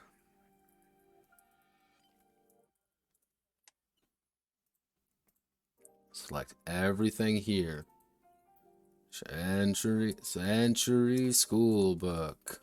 Ooh, Century Schoolbook.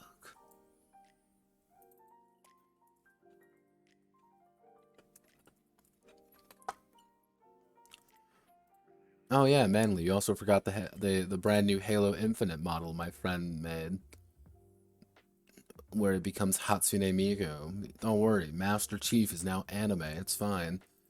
Good there. Quirks, yeah, quirks are pretty standard. Let me see. The protection or the ability to turn correctly. A quirk as a tank is the added benefit of adding bonuses to certain attributes of the tank instead of reducing others. It is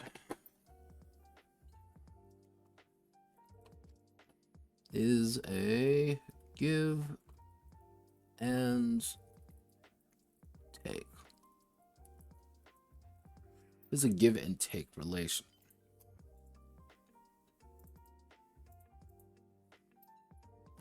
It is a give and take relationship with quirks. One where often more is taken than given. Accessorized. Grabbing a new piece of equipment to actually do.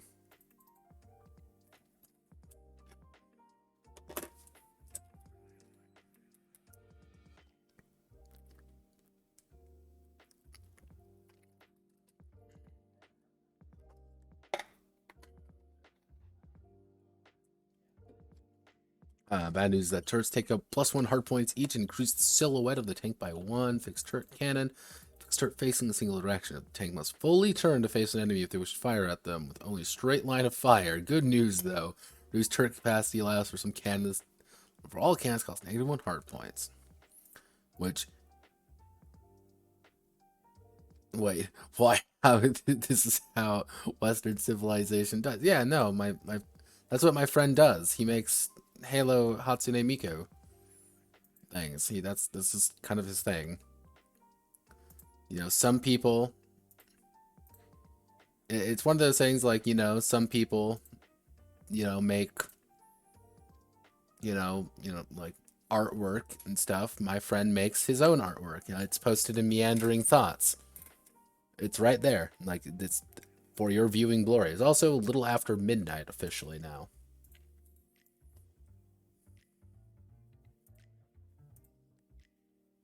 Good night, Delta.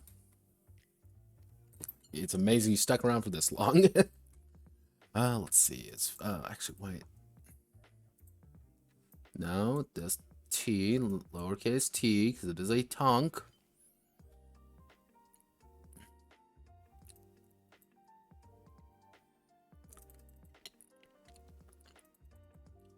Lowers its mobility by 3. Yeah, this is over armored can cripple a tank by making it almost useless. Personalization. Give it a name. Give it a personality. Make it more human than the crew at some time. It has its quirk. It has its problems. But inevitably, the bucket of bolts will carry the crew through its hardest times and greatest victories. It will also be their tomb. Painted googly eyes on it. 68. So these are the example crew in Casket. This is Louis Hatton. Veteran of the Relic Frontier, only recently promoted to station of tank commander. He lacks in traditional technical knowledge. He makes up for in the raw knowledge of warfare the tank he's in charge of. The Black Hat crew, Robert LaFell, Hannah Troutman, and Norman Yawkes. It's 9 skills, all among themselves, while not perfect, the 3 of them make a fine team when operating the vehicle. Battle tanks, crash into enemy positional, deals, while its gun is not the most powerful, its cardiac arm, speed and armor more than make up for it. He makes up for raw knowledge, what for tank he is in charge of.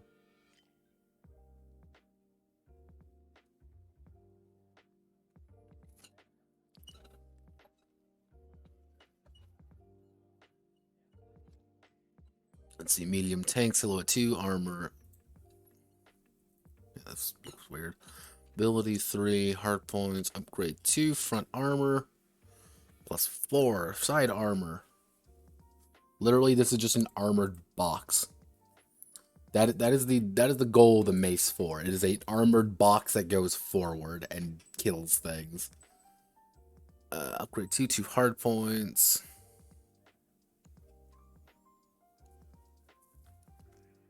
Wait, why are you even here? We already have everything here, so let's just do that. 8 hard points. The end Mace 4 looks like that. Let's see, actually.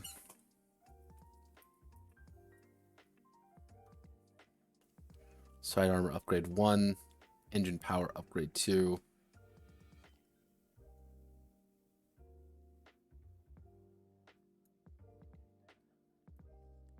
Yeah, well, let's just cut this.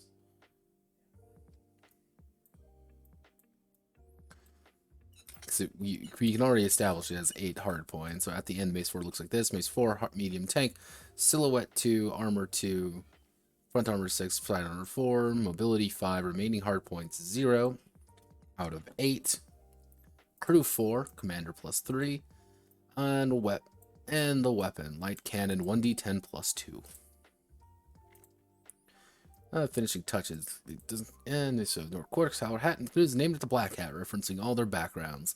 Hatton's last name from a mailman uniform, Troutman's magician costume, and Jock's old cap he constantly wears. Crew's hopeful. Hatton knows the danger of the relic frontier all too well. Because yes, you don't want to be. You want to have a magician in your tank. Come on.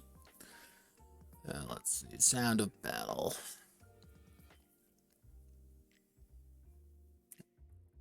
Additional action. Crew cohesion increases for surviving crews across multiple battles, while regiment commandos bonus.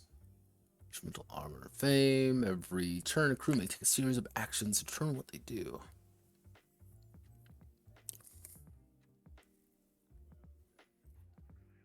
Every check, if the one's called, the checks can either be referred to by the commander's attributes or the crewman's skill. If the skill is required, the crewman must possess skill for the action to take place. Call support authority. Calls in support of the radio. They must make a 2d10 plus radio check against the desired support TN. On a success, they are able to call in their support play. The logistics calls, base of action.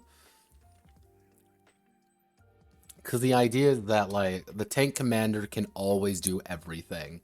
When in doubt, the commander can actually just take control and do something. He's assumed to have every skill at whatever his ranking is. So if he has, you can perform external mechanics on your own tank, but if your operations is 0, you're going to be rolling with a +0. It's not good. You want someone who actually knows how to do mechanics to help you do mechanics. A crewman lead, actually a mechanic.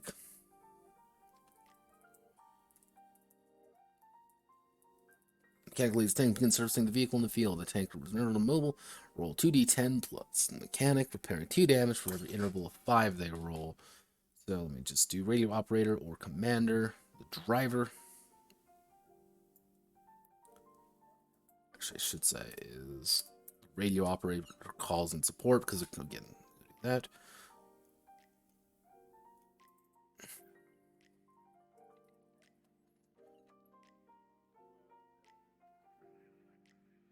Actually, a crewman.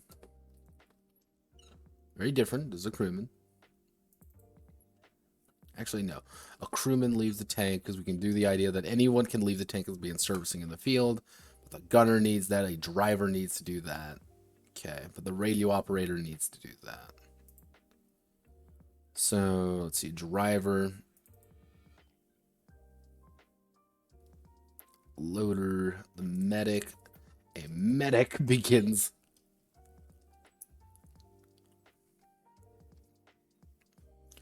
Actually, a crewman, order infantry, the radio operator or commander,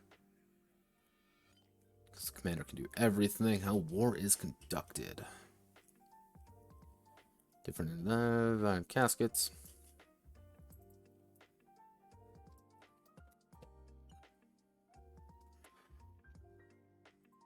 You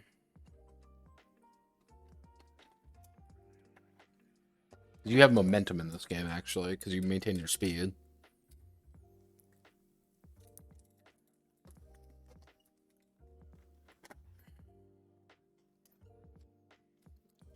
All three tanks mobility 4. The green tank is moving 4 spaces.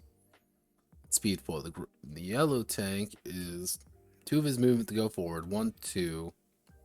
Spend 1 turn. Spends 1 more to turn. So 1, 2, turn, 3, 4. Making illegal moves. They're moving 4 spaces, or they have used the hard turn action.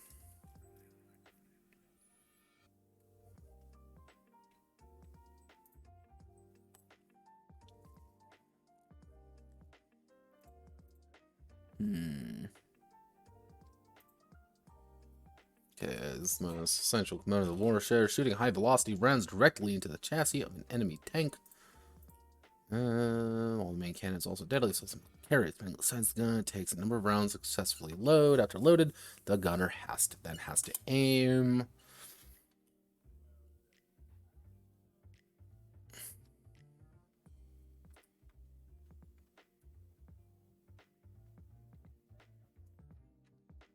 (2d10 plus gunner check). Let's check their opponent.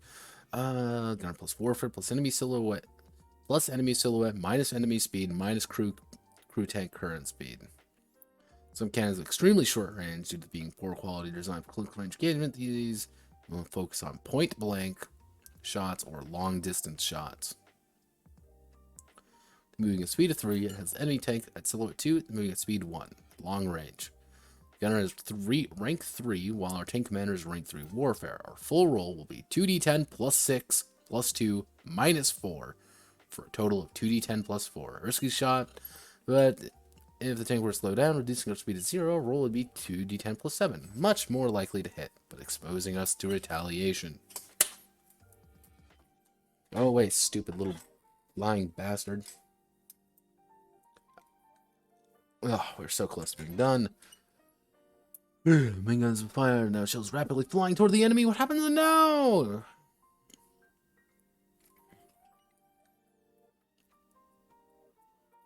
One to 5 damage, depending on what is rolled. If armor completely blocks, no internal damage is done about it. But the crew inside suffers clang. Clang is a term used for ringing. A terrible noise comes from getting hit inside of a tank. It has to make 2 options. Either increase the chaos aboard the tank, or all crew members are dealt a single point of damage. Each point of chaos, crew loses an action of an inability to hear orders hearing them. Yeah, chaos used to be completely different. It used to be like they take random actions, but I'm like, that's really dumb. Like, penetration of the armor means that the excess damage applied to either the tank's modules or all damages located crew members is doubled in terms of values. Having all 5 damage being applied to a crew member means that the commander has to distribute 10 health worth of damage among crew members. Being pierced also increases chaos by 1. Yeah, like, you're taking damage in this game is really scary. Like, if you get hit once, it's kind of like that. Oh, fuck. Each module has health equal to 10 plus improvements on the module. Each module is also located in certain sections of the tank. If that part of the vehicle is struck, they must decide which of these sections are hit. Module cars are full repair, then it must be brought back to full health to be operational again.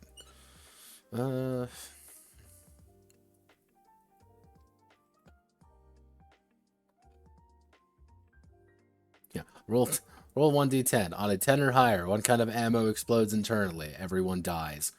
Yeah, don't let your ammo rack get hit. That's a really bad thing to occur. Let's see.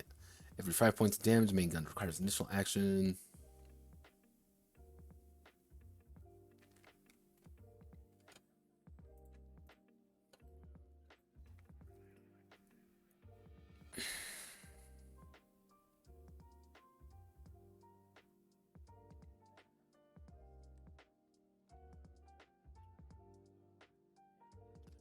Fuel leak. All crew members take. There's fire everywhere. World volatility check. If fail, fuel explodes, killing everybody. Explosion. Tankers explode. All crew are killed. Let's see where the guns are located. Deal -2 damage, point damage to the gun. Machine gun is inoperable and requires full repair to use again. Guards facing. All attack rolls are at +1 for.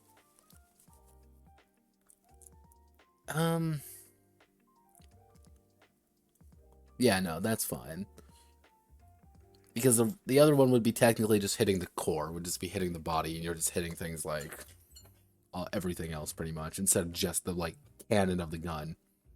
All attack rolls are at -1. The main gun's not usable anymore until it's fully repaired.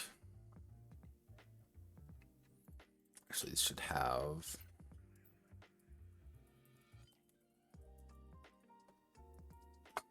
Radio silence to -1 mobility. Any movement-based actions requires external repair. Tread size requires external repair. Transmission requires external repair. Actually, the engine is completely dead. No, what we'll do is we will add a period there, but we'll take away everything here.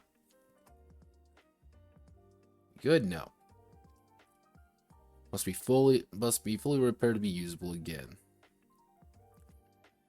The engine is dead, but can be fully repaired.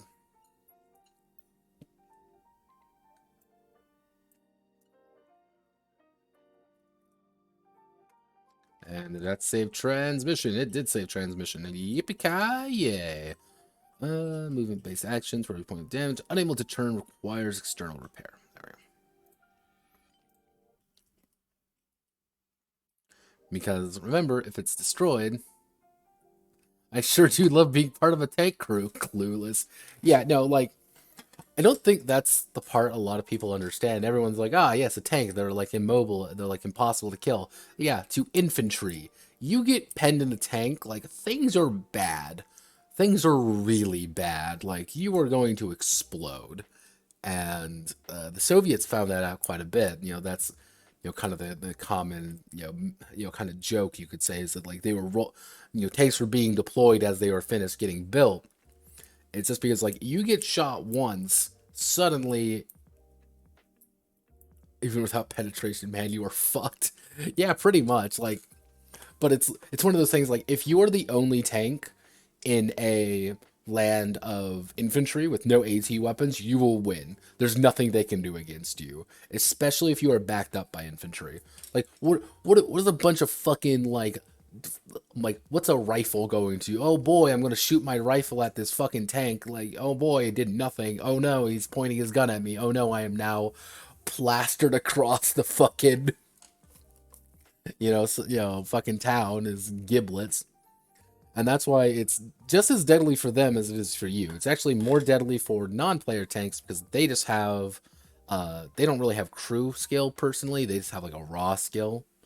So it's very easy to kill them, actually. And, hey, if you ever want to damage someone, you ever really want to, like, hit someone bad, you hit them in the ass. Because if they hit them in the ass, they have to either take out their engine, their fuel tanks, or they have to, their, like, things like their cannon breech, or their ammo rack. Like, you pen just a little bit, suddenly things get a little bit, like, concerning. But that's what makes, like, really heavy tanks really scary, because if you only have a 1d10 cannon, and they have 8 armor, you have, like, you have a very low chance of actually hitting them. Let's see. Especially if when you factor in this, like, AP rounds, HE ammos. Squash heads. Like, squash heads.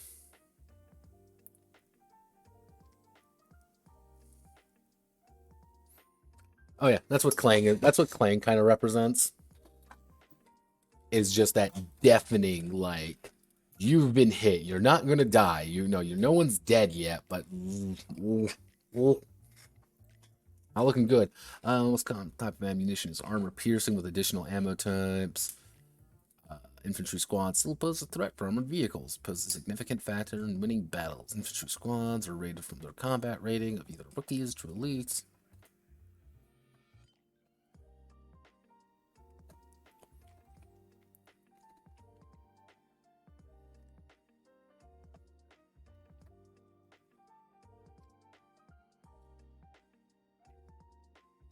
Yeah, like most of these like squads may possess AT weapons that have a damage value similar to the main guns. However, an infantry squad armed with an anti-tank rocket launcher, which would deal 1d10 to the tank if it is struck. You want to, if you really want to be scary and fuck with your players quite a bit, roll up in a tank and then have someone start shouting to finish and throw a Molotov at you. Like, oh, it appears that we're burning alive. Oh no. Someone get the fire extinguisher. What do you mean we don't have one of those? Fuck. Let's see. However, they also require crew to assist them in pushes and cover them from enemy fire. No infantry is a sitting duck. Infantry with no tank are vulnerable. All infantry assign a particular goal they will pursue and attempt to accomplish. When a tank commander uses the command infantry action, it's dealing with threats outside the tank's purview is holding strategic points.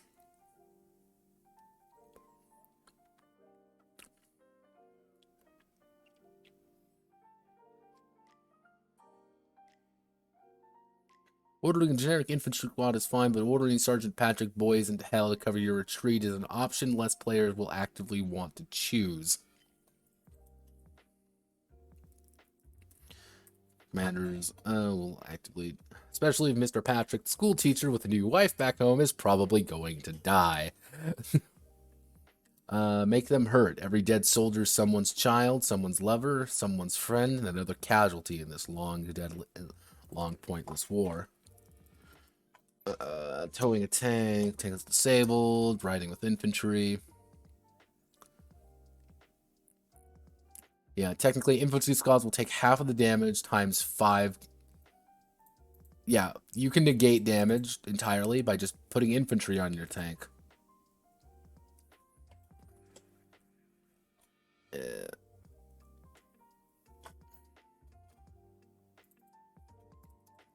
Well,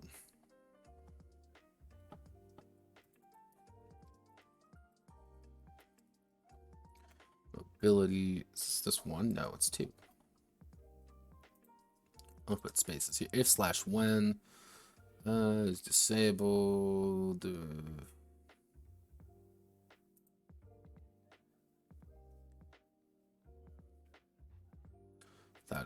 Without extensive armor or internal system, the usual result for them is violent explosion. Oh god, this was the pleasant thing about High Fleet, is that I could just completely ignore all the battlefield stuff. It was great. Hundreds hills die on the battlefield is home out, and oftentimes it will be your grave. Grave! No! Let's see.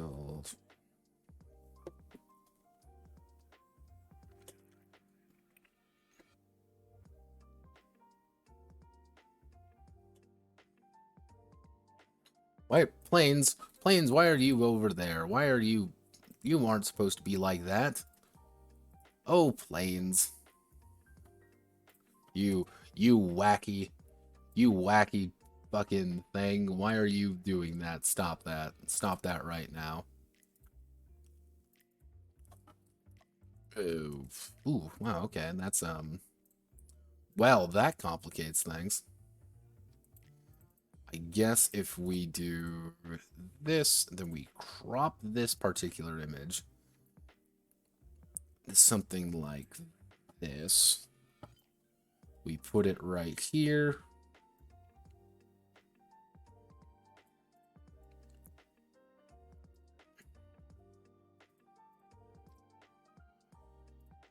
There we go.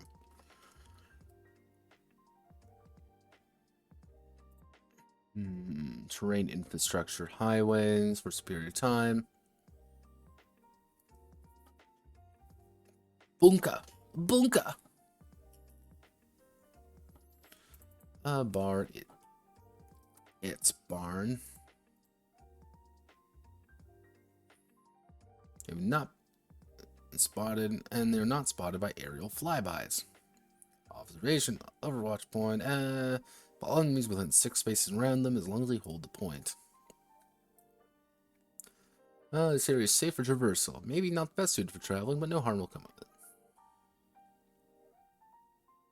People actually asked for like what these meant, and I didn't really have an answer because there isn't really an answer. It just kind of is the way that it is.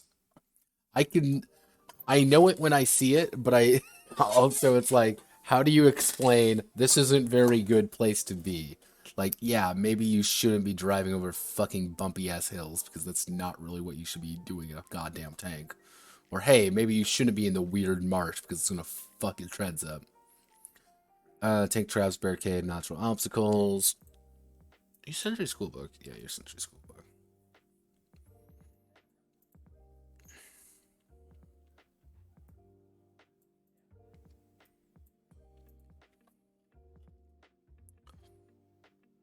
Well, others are far more fatal than others. Yeah, no, running into tank traps is fun. Don't do it. The space is around 1 acre. Hex-shaped. Must move in any direction, but cannot move on a point. And here's our sample situation. We have our tankers, we have our guys, we need to take the bridge. Oh no, there are enemies on the other side of the bridge. You should go around the side. Yep. And it's the town of Donska. It seems pretty simple, and that's the point. It's supposed to be simple. So, campaign. Campaign is the game itself.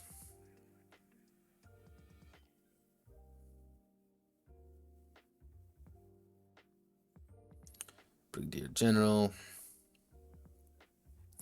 Yeah, these ones should be all correct. I had to go over every single one of these in detail.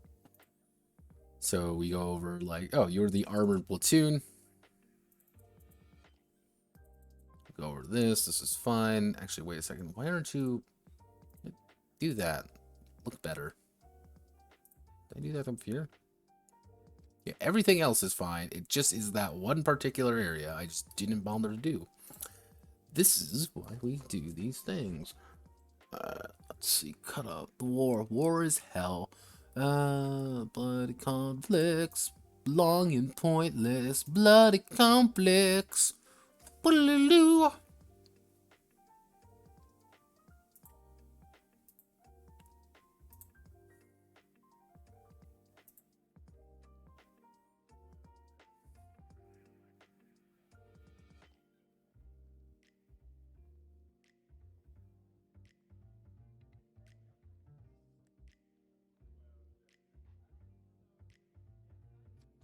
People are arguing about fucking Disney movies. I'm recalling tanks, legions on boots on the ground. Artillery,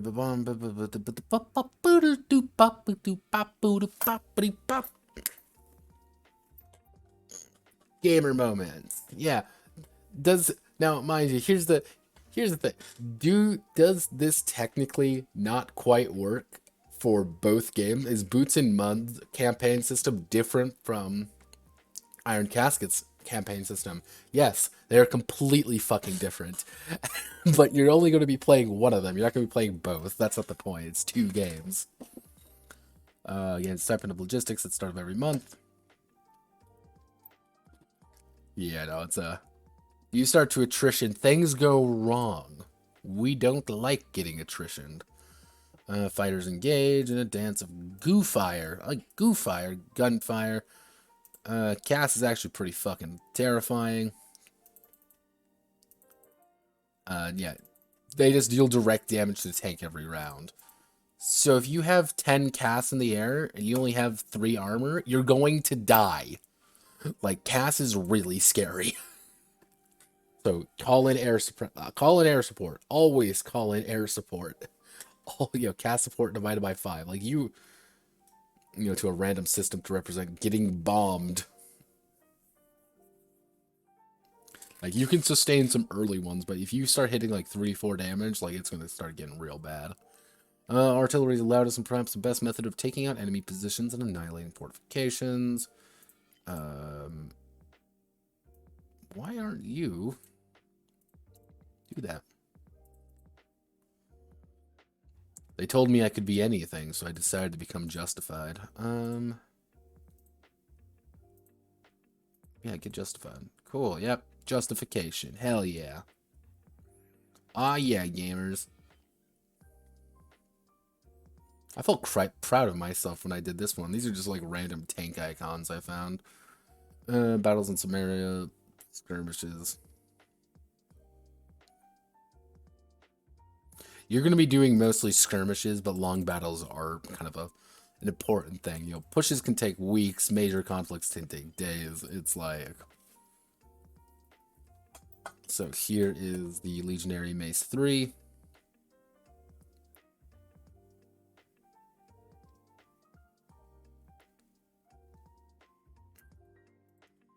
Let's see, during the battle, target spotted. The casualty and destroyer. Rather than create full crews for these tankers, they'll be assigned combat rating like infantry squad. Once assigned, all roles check performs.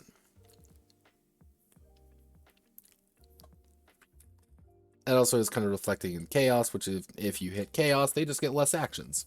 Also, because it's this is how many actions they get. Been known to become gore boxes due to getting mulch due to concussive force rather than penetration. The Arosa. For Experience Heart's first 5 variations, useless for combat. Retold is embraced design of being a defense platform.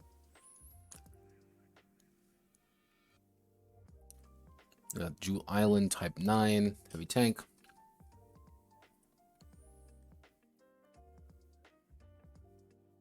It is amphibious. And the Colin Croft 1.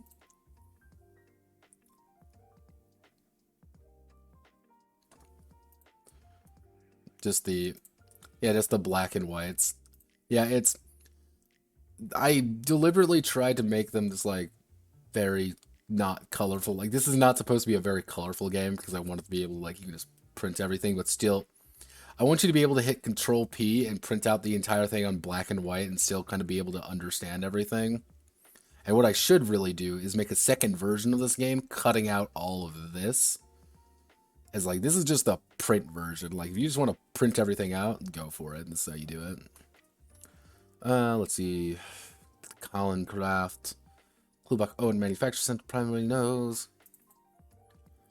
They have begun to produce the cheap and fast. And order, they have the cheap and fast Calcraft 1's cheap fast. And produce the simple and fast Calcraft 1's cheap fast and designed to swarm rather than survive. They have open tops. Yeah, you can get shot in an open top one. Just remember that one. Like, anytime you're rolling in the battle, you know, just remember you're going to probably get shot, because guess what? That's what bullets do. But you also have a mobility of 8 and a silhouette of -2. If you're going full speed, the enemy has a -10 to hit you. Like, you are a bitch to hit. But you have literally a light assault cannon. That's it. You have a gun strapped effectively to the back. You are in a technical, effectively. Not much else.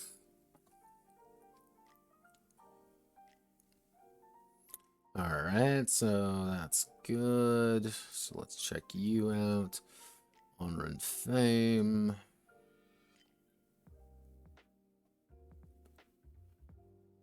Yeah.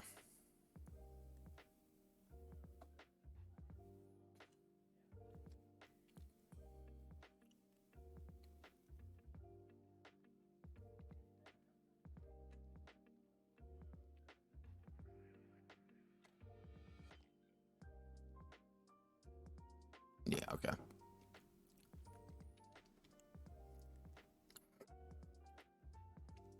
Because one of the big ideas is that you're supposed to die. Let's see. The higher the honor of the regiment, the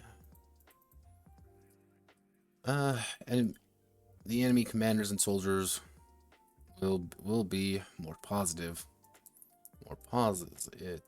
toward the regiment. Well, less favorable act, possibly refusing surrender.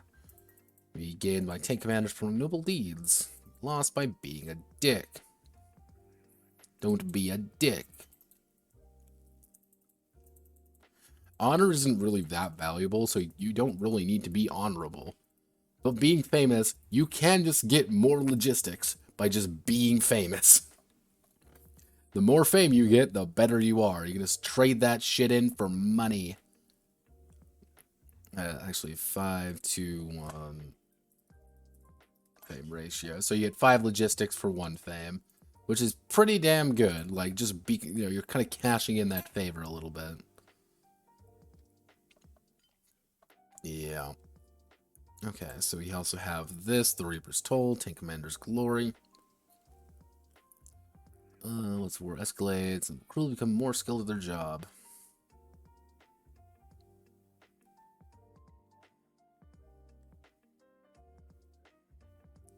They get experience.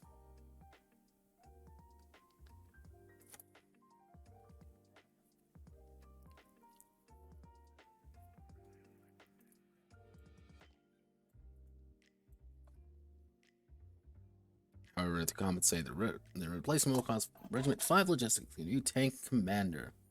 Starting from character creation. If they are cut off, if they are cut off or cannot afford the logistics cost, which is again really bad, or logistics cost, the replacements do not gain any of the regimental bonuses. Regimental, or it would be colonel. Out there, it's colonel, right? I'm not going insane.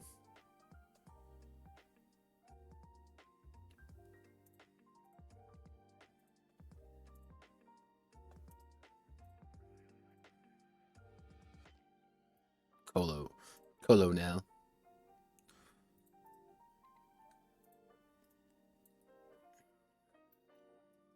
Colo now. Or colonel. But all of the negatives. With the idea being like you're getting mothballed. Like you can get it back even if you can't afford it, you can come back, you can still play the game.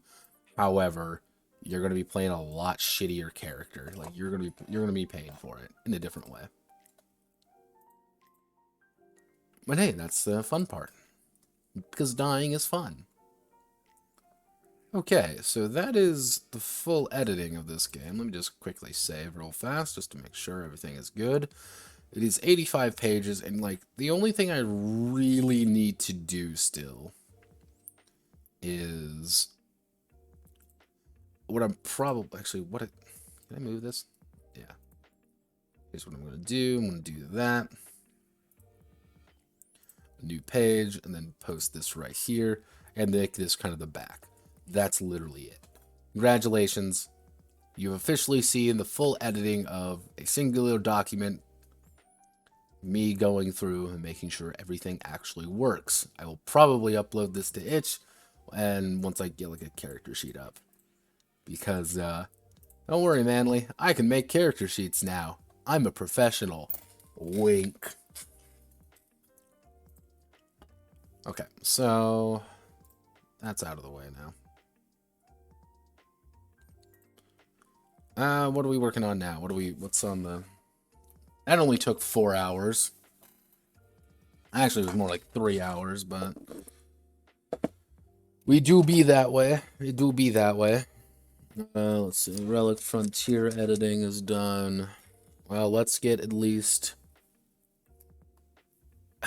Allah will repay your sins tenfold. I have done nothing wrong, Manly.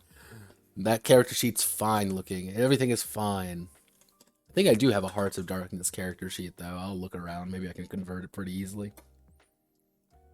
I remember the Iron Caskets one's real rough, but it works. Because Iron Caskets is a weird fucking game. Alright, so... let me find those jams again. Let me go here. I need to go to jam. Let's Google that real fast. So we have to go to this one.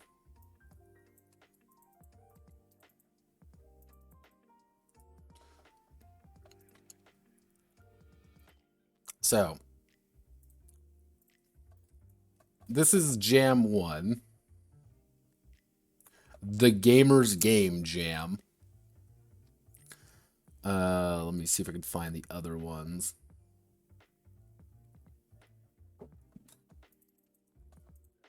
This is Cease and Desist Jam.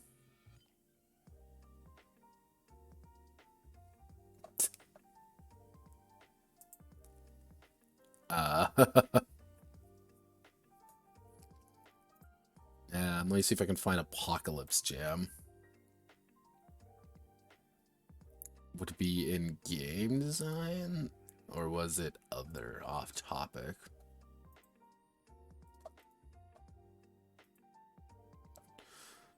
Or I will just type the word jam. Fatigue is getting to me.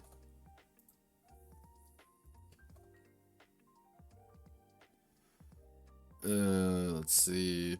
Yeah, okay. We go up here. We select this jam.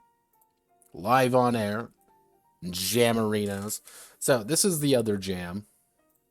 These are the 3 jams that I was going to partake in because I can, and because I have nothing better to do with my fucking life other than submit jams. So this one's the Apocalypse game, which is just the game jam. Who can say to make the best post-apocalypse TTRPG before January 31st? Pretty simple. No video game must be able to play digitally and analog on or offline, PDF, Word document, blah, blah, blah. Can be new or old, multiple submissions are fine. Cease and Desist Jam. This one's funny. There's 14 entries so far, which I don't know how I feel about that one personally, but hey, we live in Clown Town. Indie games toil well making monuments of various worlds that we love and visit with our friends. Ports of our favorite world. First party tabletop ports of our favorite worlds. Video games can be great, but often they fall short of capturing what made those worlds so compelling to us in the first place. Chasing fan systems or making choices based on what sells best rather than what plays best. We've all made or at least thought about making something inspired by our favorites. But many such things never see the light of day for a million reasons. D&D jams for that good shit with the community. Very important. It's about getting ourselves in trouble. Okay. No bigoted, hateful, racist, queer-phobic material. No glorifying or catering to fash. No chud work. No chud work, everybody. Luckily, I am not a chud. I don't know what chud actually... Let's Google it. Let's Google, kids. What does chud actually mean? What's chud? So far, a gross, physically unappealing person. I mean, I am a goblin, so I mean, I am a goblinoid creature. Not creeper. I mean, it is like it's almost 1 in the morning for me, so I mean, fuck it at this point. So I don't know if I can, I don't know if I can actually partake in this jam because I'm ugly, according to these people. So, but I'll prove them wrong because I represent all ugly people on the internet. Isn't that right, everybody? It's like 30, 50-year-old conservatist. It's not really, like, chud is one of those words that don't mean anything. Like, it's one of those, like, term where they got, like, you're a chud. Because we call you're Chad, no, you're Chud. It's like, shut the fuck up. That's like the people who are like, haha, being based is bad now. You must be keyed. Wasn't they trying to get keyed to be the cool new thing? Even though that's the stupidest fucking thing I've ever heard. And like, oh, it's keyed. Like, no, it's shut the fuck up. Shut the fuck up with your forced meme bullshit. That it's like, oh, yeah, it's pole mythology. That's all it is. But people think it's real. So, well, it's like how everyone was a Sigma male. Don't worry, I'm a Sigma male. But then that got fucking perverted into being Shrigma males now. God, I don't know what male lore are we on now. Are we lambda male now or whatever? Fuck. Ow. Yeah, so Chud doesn't mean anything. Remember that, everybody. Words don't mean anything unless you give them meaning. And currently to this just means ugly person. So, according to this, no ugly work. So just no ugly person work. So only pretty people can be part of this jam. But unfortunately for all of them, I'm ugly on the inside. So it's okay. You do not own. The game must be absolutely free of charge. No, getting around this one. You want to get sued charging for stuff relying on an IP you don't own is a good way to get sued. Fun fact. Sometimes you can actually get away with that. If it's legally distinct. But we don't want to risk that. So we're not doing that. We are, however, going to not be charging anything for this because why the fuck would I charge anything for this? That would be ridiculous. TNT Relic, like, maybe I should just report this entire jam. It's like, yeah, look at all these people. I mean, I did get one Yu-Gi-Oh game taken down because I'm like, this is hilarious. I love it. Rate each other's game. Talk them up on social media. Play them with your buds. No one ever does that. Let's be fucking honest with ourselves. So, let's see what games are actually. Dice Souls. I remember, I introduced this to a friend. Gilda. Gilda on my server, actually. He was making a game called Dice Souls. I showed him this and be like, hey man, good job, you released this. And he's just like, that's not my game. I'm like, oh no. Watching the physical pain of that man was like, oh god. Oh wow. Solo journaling game. And all of these are paid for except Gilla's one, which he got shat on for it. I'm gonna be the weird one where you can't buy it. God, Apocalypse Frame, that's a Lumen game. It's a Lumen game. That's literally a fucking Paragon playset. Baka Mitai, I fucking hate. I actually have this one. I fucking hate it. Oh wow, look everyone, it's another Lumen game, a Wretched and Alone game. What's Wretched and Alone? Please tell me, what is Wretched and Alone? I'm curious. Oh, it's a solo journaling game. Oh wow, everybody, it's a solo journaling game. Let's claim access to it, because I'm a terrible, terrible person. Let's see, rate the game. If you can't pay for the game, leave a comment, share a link, add it to a collection, play it, and let me know your opinion.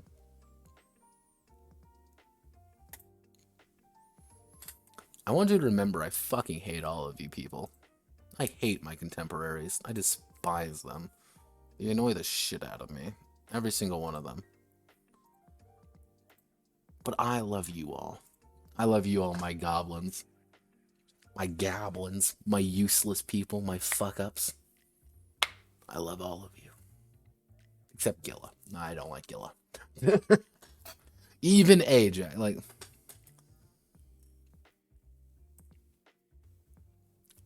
Because it's easy. The thing is, like, here's a little side tangent, everybody, because I can't do this, because it's my stream, I'm 4 hours in, and it's 1 in the morning. Oh, like, the solo journaling thing, I am mystified by it. Like, just completely fucking mystified by its, like, exponential rise in popularity. And I've been debating on, like, what's the appeal? Like, I get solo RPGs, talking about games on YouTube. Very nice guy, watches stuff. Subscribe to him, by the way.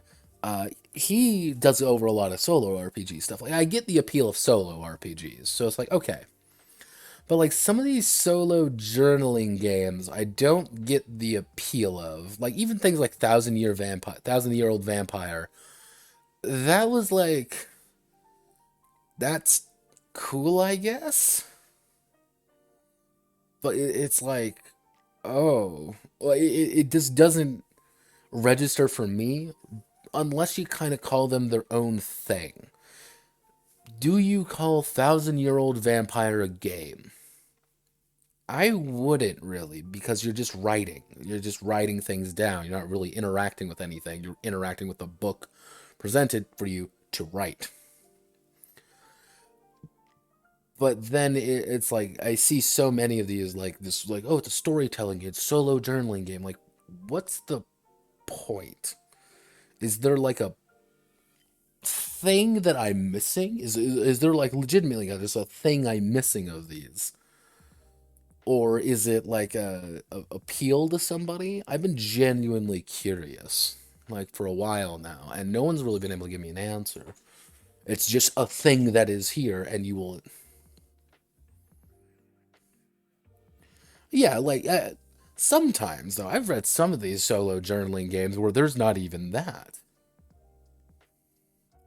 Like where it's literally just a solo journaling. You just journal, you just write, and it's like, oh. Like I get the create like the thing is like I get creative exercises.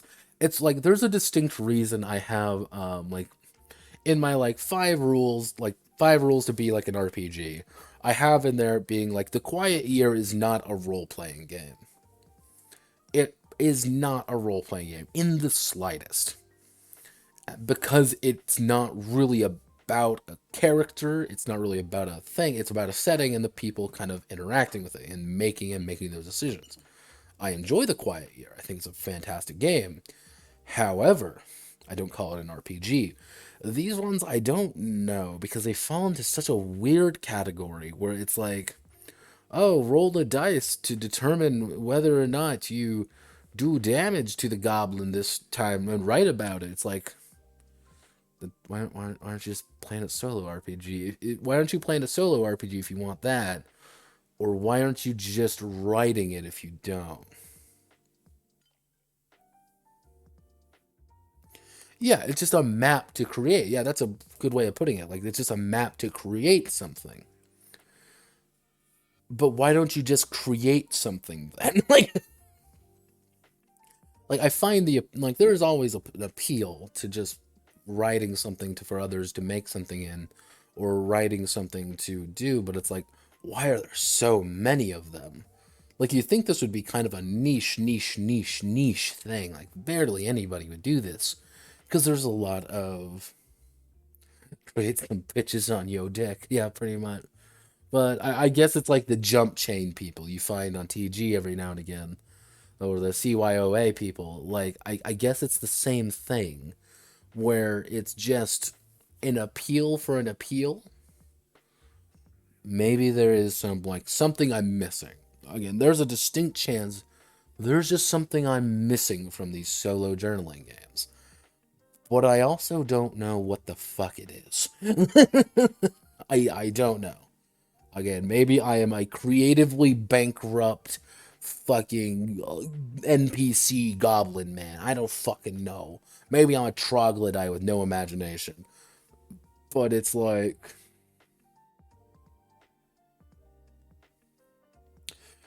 the Venn diagram for like, this is the appeal of what I think so.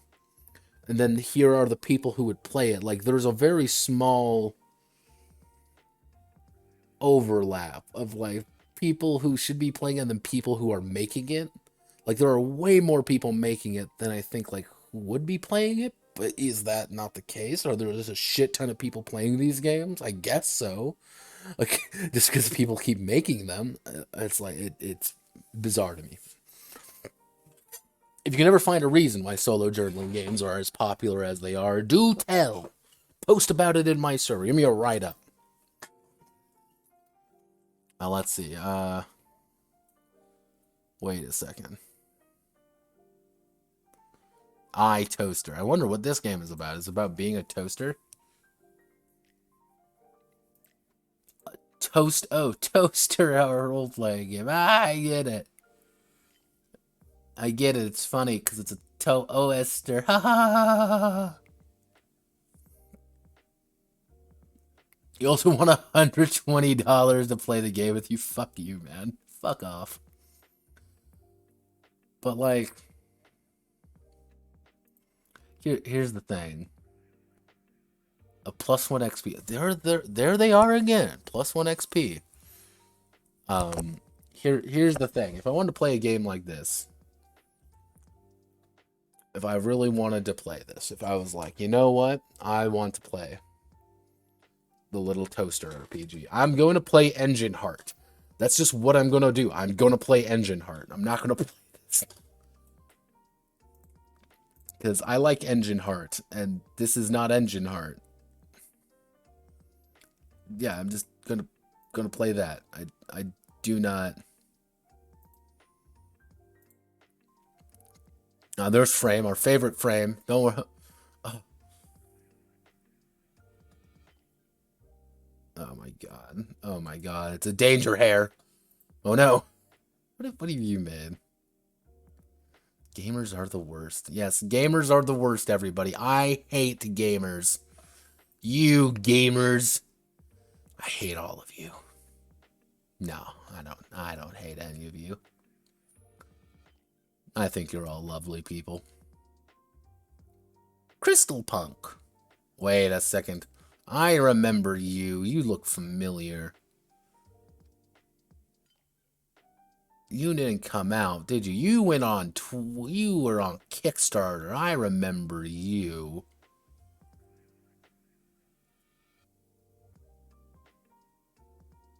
Vibrating? No, we're not vibrating excitedly. We're not doing that. Fuck off.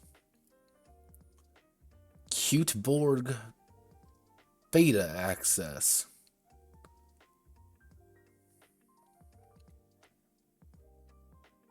Squires. Okay, what's Squires about?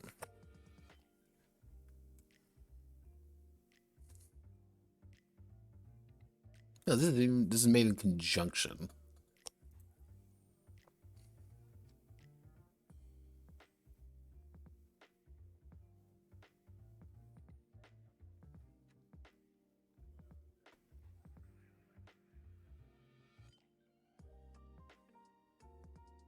By Super Fantasy. What's empowered by Super Fantasy? What do you fuck? What? What the fuck is Super Fantasy? Okay, here's Super Fantasy by Matara. Okay, this is her thing. This is $13. Oh, well, wait. Builds off the Empower system. So wait, this is a separate game based off another person by call named John East. So this is a hack of a hack currently. Where are you? Empowered by John East. Itch.io, John East. Okay. For $10. Oh. Well then. This is about superheroes. I do have a superhero curious case coming up. Well, don't mind if I do. I'm a horrible person. I am literally just a monster of a human being. Just a fucking disaster area. But as someone with no soul, like, it feels pretty good. Oh, wow, there's light. What the fuck are you? What the fuck? Okay, so, gamers, everyone. Fuck them. Fuck you, gamers. Quote that. Clip that, motherfuckers. Fuck gamers. Don't need them. It's 4 hours in. What the fuck am I doing with my life? Alright, let's... Cheese to meet you. Let's see. See, I give these guys credit. At least this is like something relatively unique. Oh, it's a 0 prep game though. You ever see a word that is kind of like scares the shit out of you? Oh, it's 0 prep. 0. It's just like, oh no. Wait. Wait a second. Is this a DVD? Does this motherfucker have a DVD? What the fuck? Or is that where he's putting the PDF? Pre-order the physical edition. 200 copies. Video game case and contains. Wait. Available in physical condition. Chronicles of the Wind.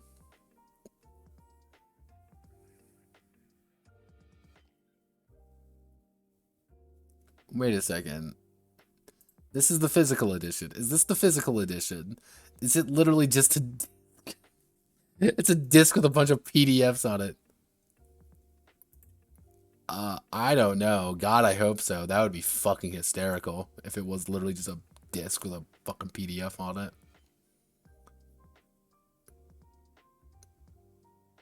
But wow, Nova's so great. Oh wow, frame pack 1.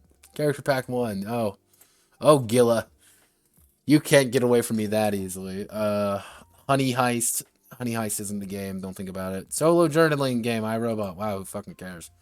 D6 Dark Fantasy. What's this game about? You chose a mistake. Oh, it's another Soulsborne game. It's Soulsborne. Guns and Repercussions. All right, let's look at this.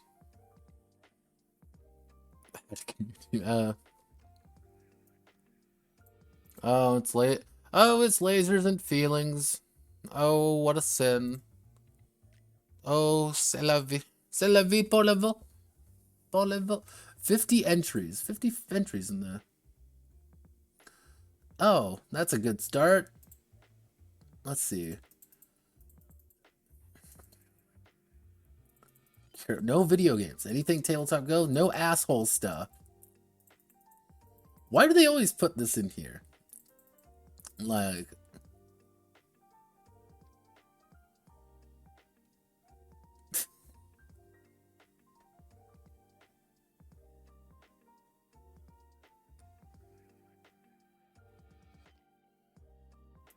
Oh, wait a second. This is by Gilla right here, by the way. Inspired Project was pulled not because it violated copyright, because it was created by people who thought it had, who felt they were defending a AAA game studio. The Warframe guys are not AAA. Brigading, take care of yourself. What the fuck? Fuck off, all of you people. Jesus.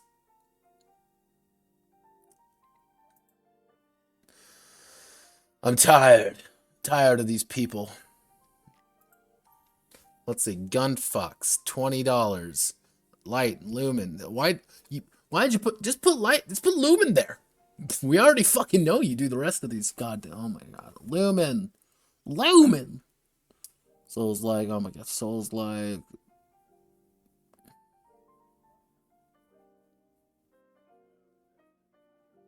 ASCII dungeon crawler. That could be kind of neat.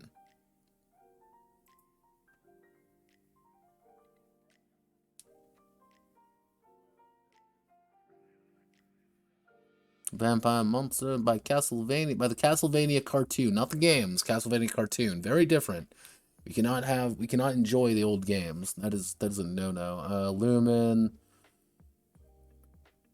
Wait.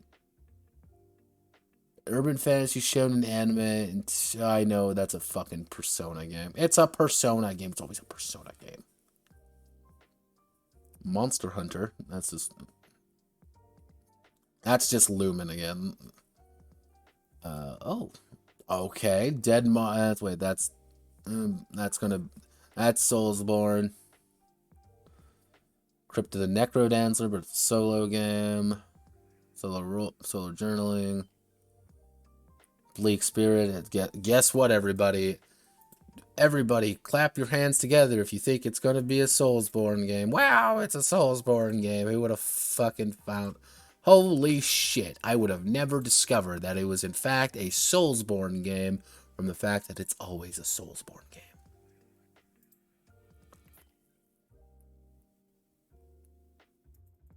World is gloomy.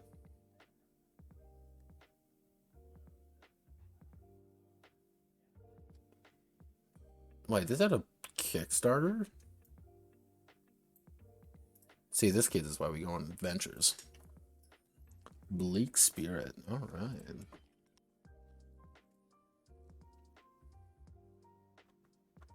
£11,000.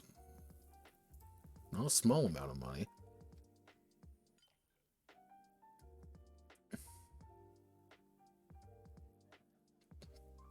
That's fine. Cool. It's done. It got shipped actually. Don't know why you're putting it out here though. The fucking game jam. Warband Dark Souls. Dark Souls. Always Dark Souls.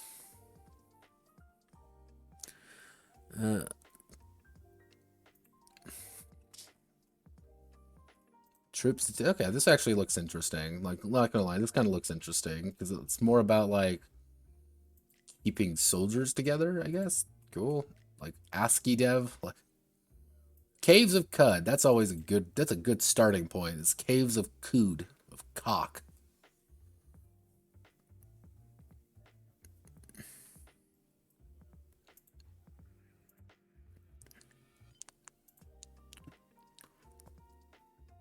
Researching the unknown, bus in the desert, through the desert. Is this a desert bus?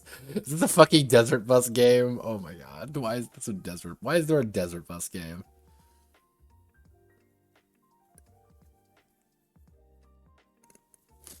Godspeed, bus driver. What do you mean? It's a one-page game where it's like, oh wow, look how great it is as a fucking like. There's probably not that much there. I'll look at it. Temple of Cauthus, relic hunting. This war of ours. Each war of ours. Well, that's legally distinct.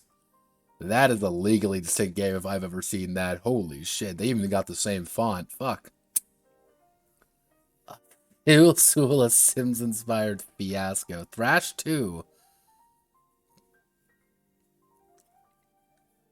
That's actually very interesting. They have Thrash 2. They're Radical Spin. Hedgehog Heroes. Yeah. Live out your bad fanfic fantasies today. Yeah. Gamers. Yeah. Oh, another one just came in. A system agnostic combat mechanic. That's not how that works at all, kids. That's just, no.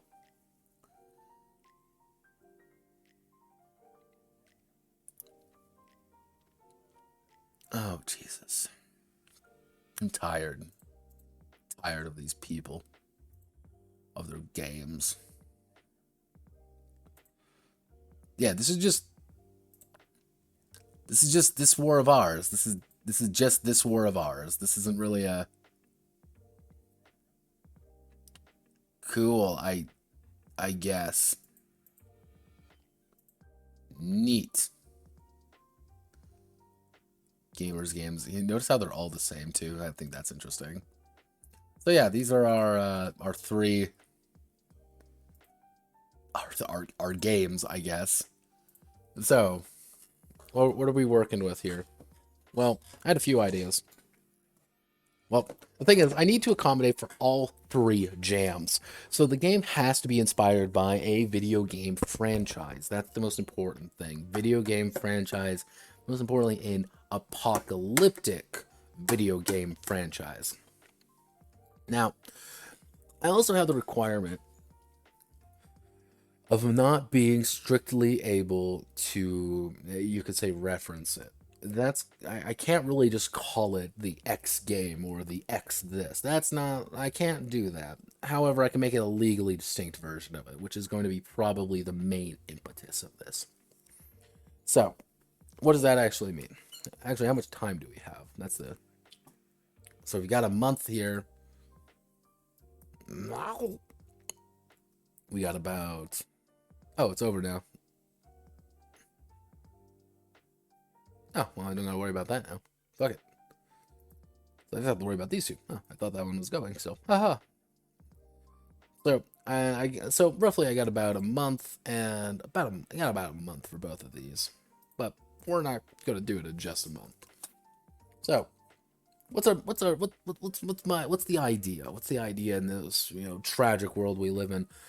Well, the game I was thinking about, we're kind of emulating to a degree, was a combination of Project Zomboid as well as a little bit of Neo Scavenger, and just a and enough of Cataclysm Dark Days Ahead, kind of blended together to make something interesting. Now, one thing about those games I actually quite enjoy, and one of the parts that I find most engaging about those games, in a few ways, is the health system. Now, for those who don't know, most of these games have a health system that can roughly be described as situationally terrible. So, let's say for example, I have my person here. Our person is injured. He has an injury on his left arm. Deviates car making rules. Yeah, no, that's effectively what kind of one of the ideas is going to be. So let's say I have an injury on my left arm. Those injuries are going to be different. That's going to be different than if I have like, oh, I have like a minor scratch versus hey, I have a major laceration. These are very different things. The severity of these are different.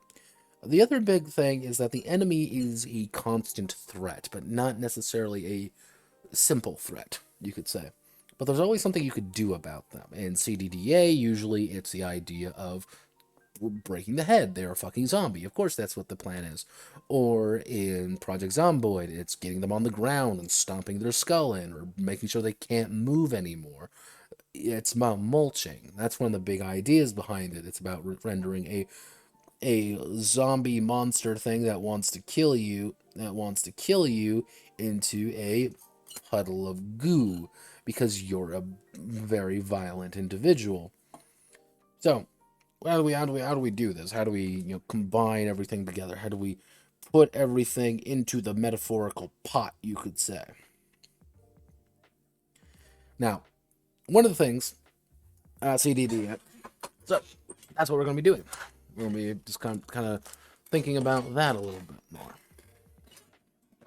So, and how we're going to do that is we are going to go to Miro.com, because I like Miro. They're very good people. Just please sponsor me.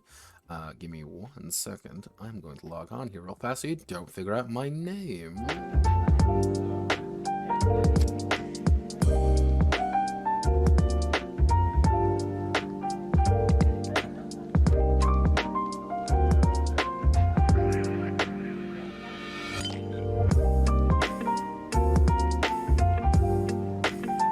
Super Idol.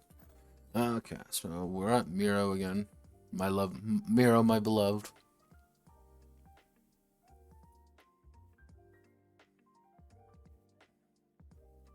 Also, I have Satan Horde Snakeskin. I have the idea.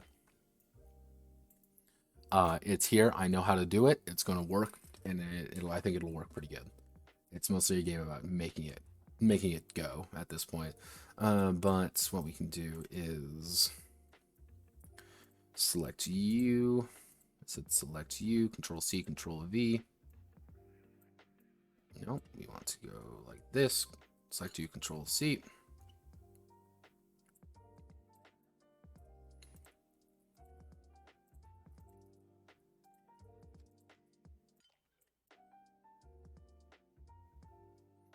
So, what I'm going to be, what the current name of this idea is, it's kind of an indistinct name, because indistinct names are what we do best here.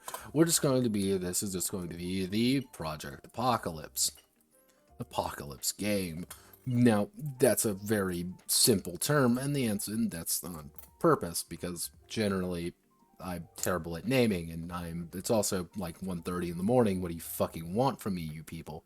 So, the main thing we got to worry about is we want to make this a relatively simple system. So first things first, relatively simple. I'm feeling, because I have kind of okay, fuck off, you two. I don't need you anymore.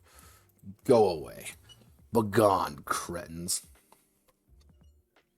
So I already kind of have how I want to handle health.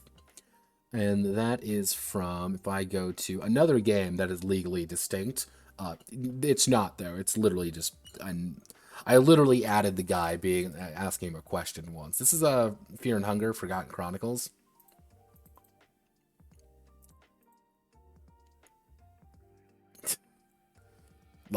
Fear and Hunger's health system is what I'm pretty much going to be adapting Yeah, buy Fear and Hunger here and here. You should totally buy Fear and Hunger, by the way. Now, the main thing, though, is if we go to body and mind, health and meat on the bone, is everything is composed of here. This is your body. You have 200 health spread across all your body parts. That's one of the major ideas. And if you take, say, 10-5 damage to your arm, your health is going to go down, but your arm is also going to go down by 5. If you lose an arm, you're not going to die. You're going to probably start bleeding to death, and you should really, really, really get that looked at. But overall,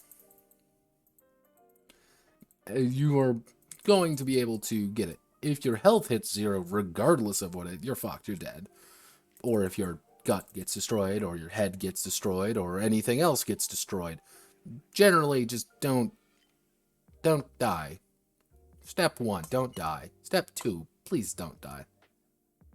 I don't need you anymore. You haven't been here for a while.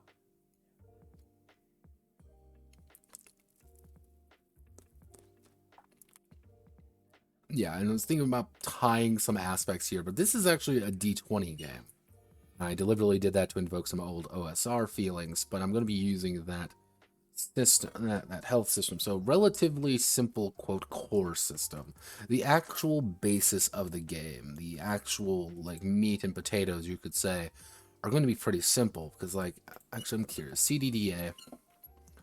How do I want to do this? It would be,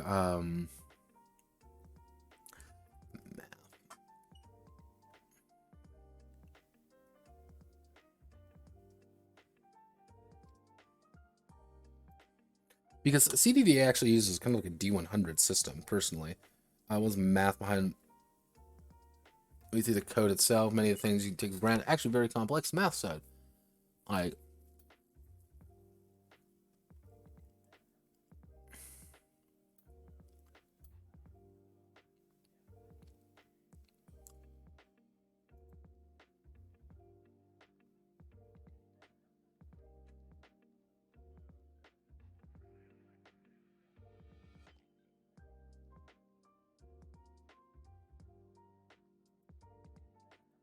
Because, yeah, it uses, like, let's see, we want to do, like, effect skill, like, melee. Like, yeah, it's shit like this. I believe it is, like, a D100 system, though. I know Zomboid, like, Project, Zomboid, Math.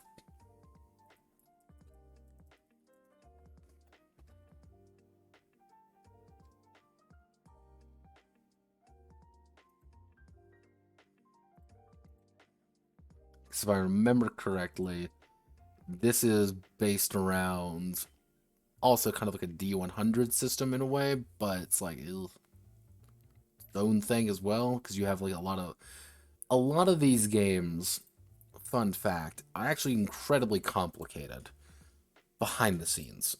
So something even as simple as just doing an action could take time. But I do know for a fact that I can see it. Neo Scavenger, that is a D100. That is like a strict dice roll mechanic. Do I want to use D100 for this, though? I don't think I want to use D100 for it, because I don't think that's the correct answer. Because we want to make this relatively basic, and I don't want to add in like 1,000. Do you want to use D2000, though? No, D2000 is not the right answer. Because D2000 is more about having more action-y stuff going on and not really about this. At the end of the day, what is this game going to be about? This game is going to be about... Well, it's kind of... We can use kind of Zomboid's logic there. This is a game about how you died. This isn't necessarily a game about how you survived. This is a game about how you died. And your friends and the people around you perished in this horrible apocalypse. So we want to be a little bit aggressive with it. So we want to make this relatively simple. How am I thinking this is? So... Okay. So, relatively simple core system. One of the big ideas, though, is that we want to do advanced. So we want heavy simulate. We want heavy simulation. Simulation on thing. Heavy simulation. What do I want heavy simulation on? I want heavy sim. I hit the wrong button. Every single thing I hit there was the wrong button. So what I want to see is things like a like medical issues. I want to be able to simulate my arm getting cut, lacerated, ripped apart. I want it to be very detailed in that if I really wanted to. This is the big thing. What I could do actually is where's a note? Okay. So what we could do now, this is the extreme answer.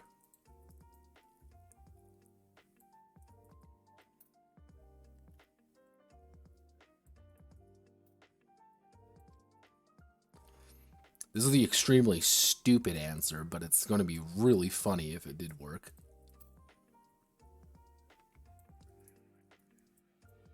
Again, hardcore simulation, that's all we need. So this would be just as like a simple kind of put together way, like right here. So this would be head, chest, upper arm, lower arm. So that would be like pretty much it would be at your elbow pretty much. That would be the separation. We can actually do this. Not armor. To armor. I think it's just I'm naturally trying type armor. Then this would be chest. This would be your gut, because your gut's slightly different than your chest. So this would be your upper leg. This would be your lower leg.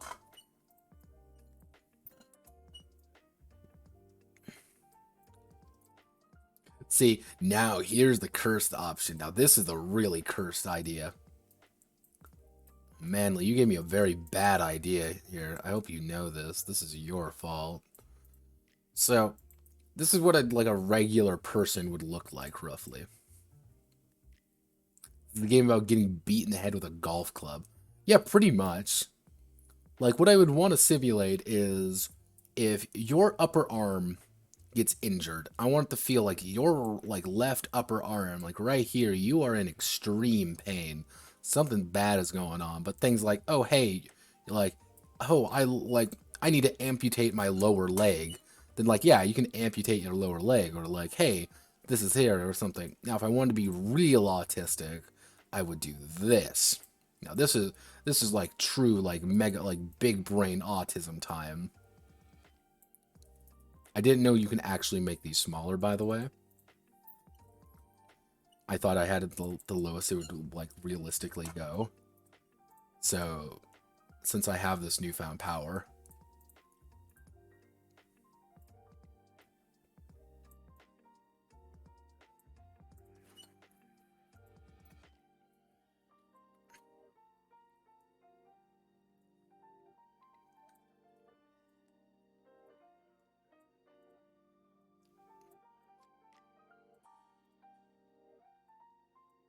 see,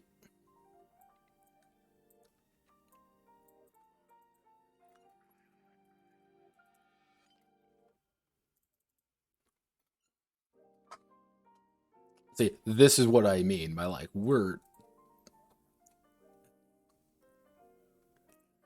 just kind of like the idea of this. Now, here's the thing though. Here's the thing that you can do that would be interesting with this kind of idea. I would probably add a secondary gut, kind of like Necrotica has a secondary kind of way of doing this. However, what you could do is this. And they somewhat do this as well in things like Zomboid.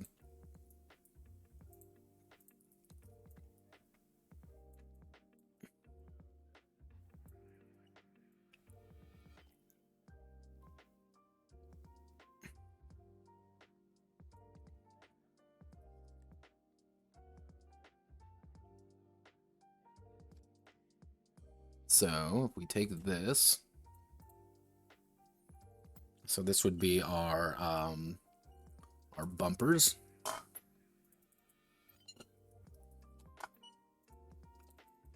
This would be our hood. Front seat. Front seat. Actually, we can call this driver seat. Front seat. Back seat.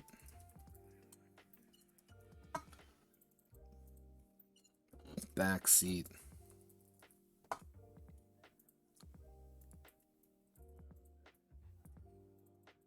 And then this would be our bumper. Bumper. But we need to put in our trunk.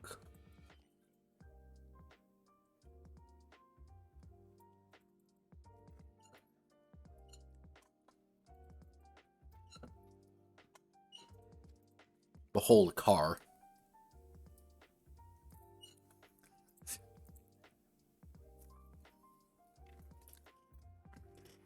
Because, in theory, if we base everything around positioning, everything is based around positioning and individual parts, we can actually make some interesting ideas using that kind of concept there. Exactly. And using this, we can start targeting individual parts, with that being the main preface of the game. You could argue that the entire thing is that you're supposed to kind of build individual parts together in a scheme almost. So if I want to build a car, for example, the car would need to compose of, the front, obviously. We have our bumper, but then we have our hood, and then we have our front, our front seats, our back seats, our trunk, and then our back bumper. Those are what we want. Now, if we want to put something on front of the bumper, we want to put like spikes or something, we just have to add something to it. And we can apply this to just about any kind of fucking thing we want. You want to target a zombie's head, you're going to target a zombie's fucking head, because of that. Because you can just use a standard body part. But here's the catch, though. Because one of the things in CDDA is that they fuck with you. And some of the enemies, they actually do, like, actively try to mess with you in some ways. They try to... Like, here's the headless zombie. You can't really, like, just brain it because it doesn't really have a head. Or, hey, this zombie is kind of, like, really overly decayed and it's really weak. But at the end of the day... even how a lot of these games work is that it's based entirely off the body. If you blow an enemy's leg off, it isn't going anywhere. We can apply the same logic here to just about any creature you come across. Mostly because standard enemy is going to be like a zombie. It's going to be a fairly standard, T-posing zombie. If I strike it in the head, it's going to be dead. But if I destroy its leg, it's going to fall on the ground. It's going to start crawling after me. If I destroy its arms, it can't really attack me. It can only bite at me. So, what do? Well, suddenly, a fight becomes a little bit more strategic. And since you can now pair that with things like with Neo Scavenger as well, suddenly, the fight becomes a little bit more complex. I know... The simplest answer in 95% of cases, pulling out my gun and shooting you in the chest. That's going to kill a normal person. A zombie don't give a fuck. Zombie don't give a rat's ass about getting shot in the chest. They're just going to keep coming for you. So you need to start thinking ahead. Well, it's kind of like the idea, I'm bringing my gun up, I'm going to aim for the head, bang, I'm going to shoot them in the head. Resident Evil style. They fall over, and then you stab them in, and then you kill them. That's how it works. However... people are the most dangerous thing in the apocalypse because they can think. Now, if that person is wearing armor on all of their entire body except their head, maybe you want to go for the head because knocking out the head real fast is going to be a surefire way to fucking kill them. However, okay, that works. That works pretty well. Because if you have armor on, that's going to affect different things. And all right. We're making progress here. We're making big think. We're thinking ahead. Now, we got to ask ourselves, though, what do we want to do for this, though? System-wise, what was this game going to be about? It's going to be about surviving the zombie apocalypse, and we want to be very anal with our health. We want to be very anal about the person, because the system itself is going to be predicated. The entire system is going to be able to hold up a very simple system. That's the idea. Actually, playing the game is the simple part. Allowing you to play that game is going to be the harder part. Maybe a D100 system wouldn't be terrible. You can use a gutted version of pigs, maybe? We use an advanced version of pigs. We take pigs, we gut everything, we remove some of the aspects from Bedrock games, we instead add in the skill system from...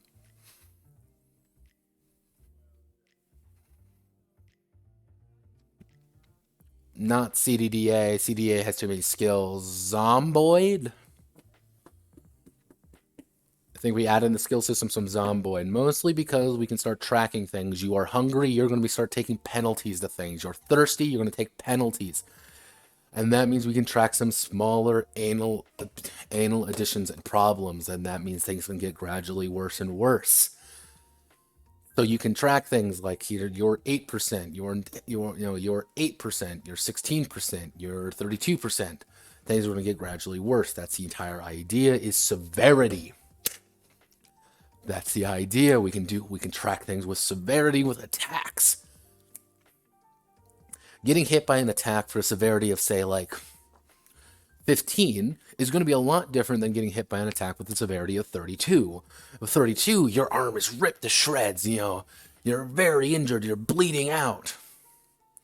Severity of 3 is like, yeah, you got scratched a little bit.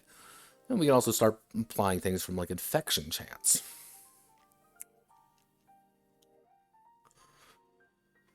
What was the major issue with pigs? Well, let's take a step back. What was the major issue with pigs? Well, the major issue with pigs is that there was a lot of equipment we had to worry about, but we weren't worrying about equipment as much in this game.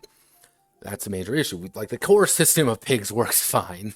It's just the fact that there is too much equipment to really manage all that easily. What we can, however, do... make items pretty simple. We can base items off the same idea, because a lot of these games have to worry about conditions. My 32% crowbar can bash your head in a few more times, but eventually it's going to run out. I might have a severity, let's say, like 15% crowbar, or, something like that. Everything is going to be tracked. Simulationism. Track the world. Fuck the story. Fuck the gameplay. We're tracking everything.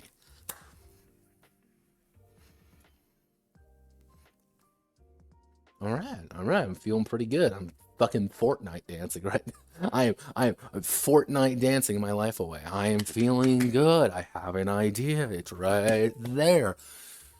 Didn't think D100 would be the right idea, but we need to track more things. And what does D100 do best? It allows you to track minute details better. Because you can add up those pretty quickly. 3D6, what does being starving mean in 3D6? You go too far and suddenly the modifiers go out of whack. The D100, you can have those scaling things and players don't notice them as often. Being a little hungry and being a little thirsty is fine. Being starving. You're starving, you're desperate, you're getting more agitated. Well, there we go. And we can also apply it to things like vehicles. Hey, my bumpers are 100%. Shame that my fucking windshield's gone. All right. Feeling good. That, and I can start tying things together. If I start tying things together, I can use the math from a lot of the games instead.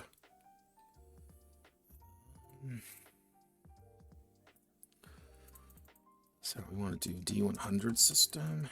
D100 system. So we need to do a D100 system for this. So the big thing is we're going to be tracking medical issues. We're going to be tracking conditions, physical conditions.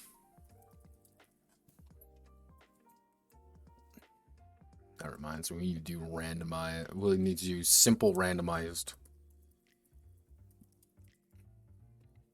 attributes. And in case I ever want to, here's the thing: in case I ever want to expand the system out, I have something to do with it. I can start expanding out from this angle. You know, add in like a lot of things that make things like CDDA and Project Zomboid interesting, which is the traits. Physical condition. What are things like physical condition? You know, things like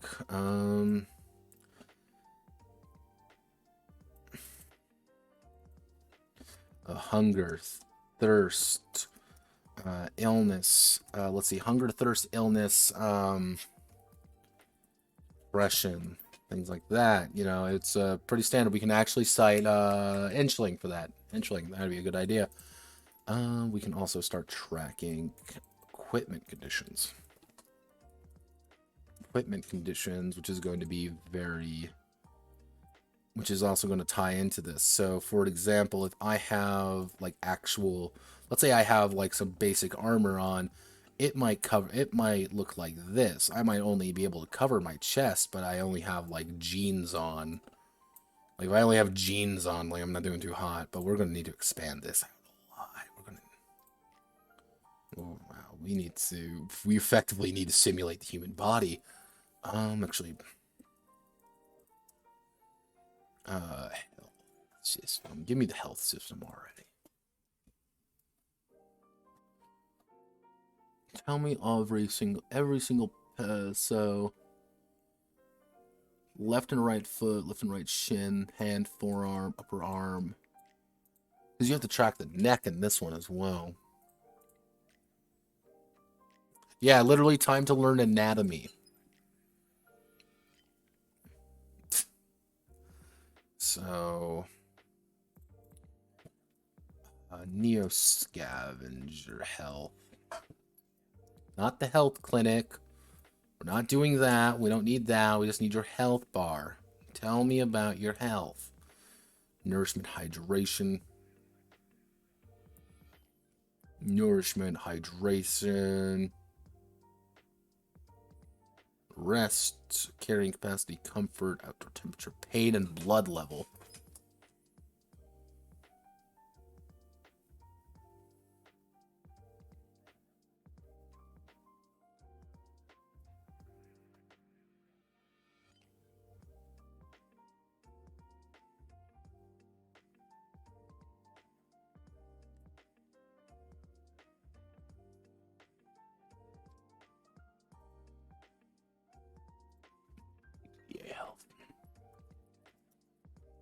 It's going to be probably the most fucking autistic thing I've ever written, but it's going to be great if it works.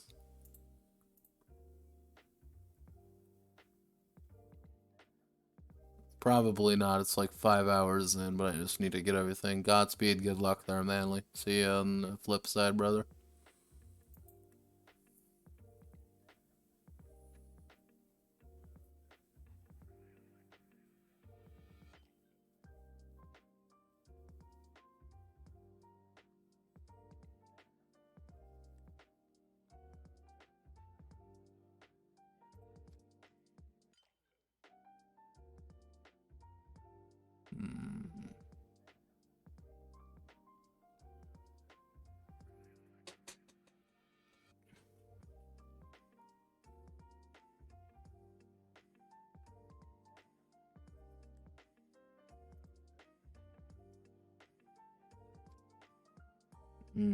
Stats? Should be stats?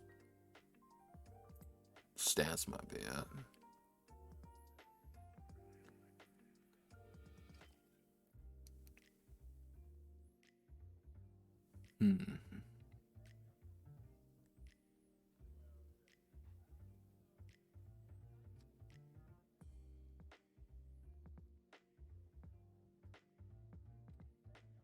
Character body parts. Any body parts? Give me body parts.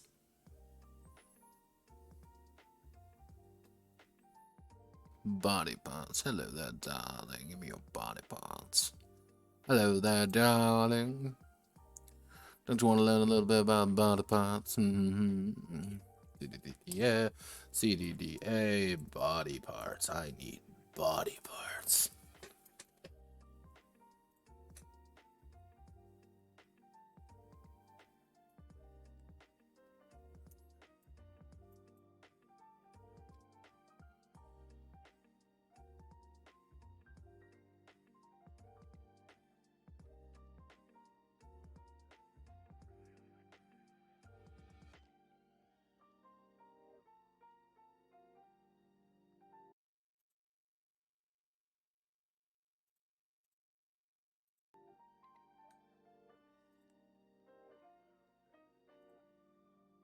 Hmm.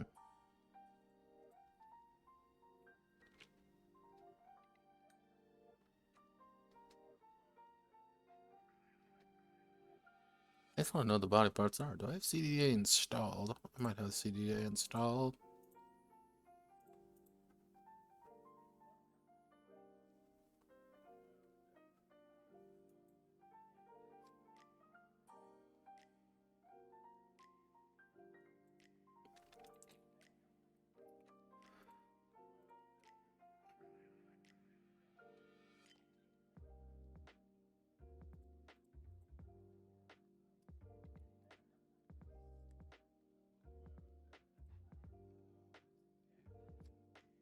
Hit point pools for each body part. When please disables body part, which means death. Have 1 HP pool meant to bleeding is or death. Okay. I don't really have that much. I need to find all the bodies. I'm assuming it's like just arm, left arm, right arm. So we're gonna have to cite. So we're gonna have to sub Zomboid a lot more for that. Alright. So we're gonna need to just heavy simulate all of this. And then we can also do like, so it'd be a pretty much we're building off a simple core. With our simple core, we can start working with other things. And once we have all the simple core and simple ideas, we can all combine everything together to make a beautiful disaster area. And that beautiful disaster area is going to be our game. Oh, this is a damn good idea, actually. So it's going to be a severity. We're going to need a severity mechanic, maybe. These are going to need severity mechanics. Heavy simulation, we're going to need some like light ass kinetic light. We're going to do some kinetic design. You know, actually no, we're going to do simple systems where but we're just going to simulate a lot with it. And it's going to be a lot of little +1, +1s and +2s, but those are going to be there for a purpose. You know, combat is common, but we're going to need to do combat's going to be a big deal, and we're also going to need to make scavenging a big deal. In general, what I'm going to call skill work. You know, skill work and downtime, which is going to be important because those are always important in those games. Is, you know, training yourself up to be a better survivor, you know, training to become someone who can actually survive these things rather than someone who just lives. Actually, I think the best way to word it would be like you evolve from living to surviving in those games. Okay, I think we got it. Okay, I think I know what we're gonna do. We're gonna make it we're gonna make it a little bit weird. We're gonna make it a little bit autistic, but we're gonna make it just right. All right, gamers. I think we got this. All right. Yeah. All right. I'm gonna call it here for today. We're 5 hours in. 5.5 hours in, actually. Actually, no, we're about 5 hours in. I think we made good progress on things. So I have the game idea. I think I can do it. Shouldn't be too difficult. Probably be a weekend warrior. Will there be another stream this year? No, there will not be another stream this year. But on the 3rd of January, we will begin again our regular scheduled programming with Satan War Snakeskin, which I have the idea for. I know how to do it, and the streams will not be as long. I swear. We're going to be working on that all of next week, and this is going to be a weekend warrior project. I have until the end of the month, so roughly I've got about 4 sessions to do this in. About three sessions of sitting down and doing things to do this in, and I'm feeling pretty good about it. It's mostly just going to be a game about doing it. Just sitting down and just hammering everything out, but I think I can do it pretty easily. So, thank you all. Hope you all have a wonderful rest of your night. Godspeed. Good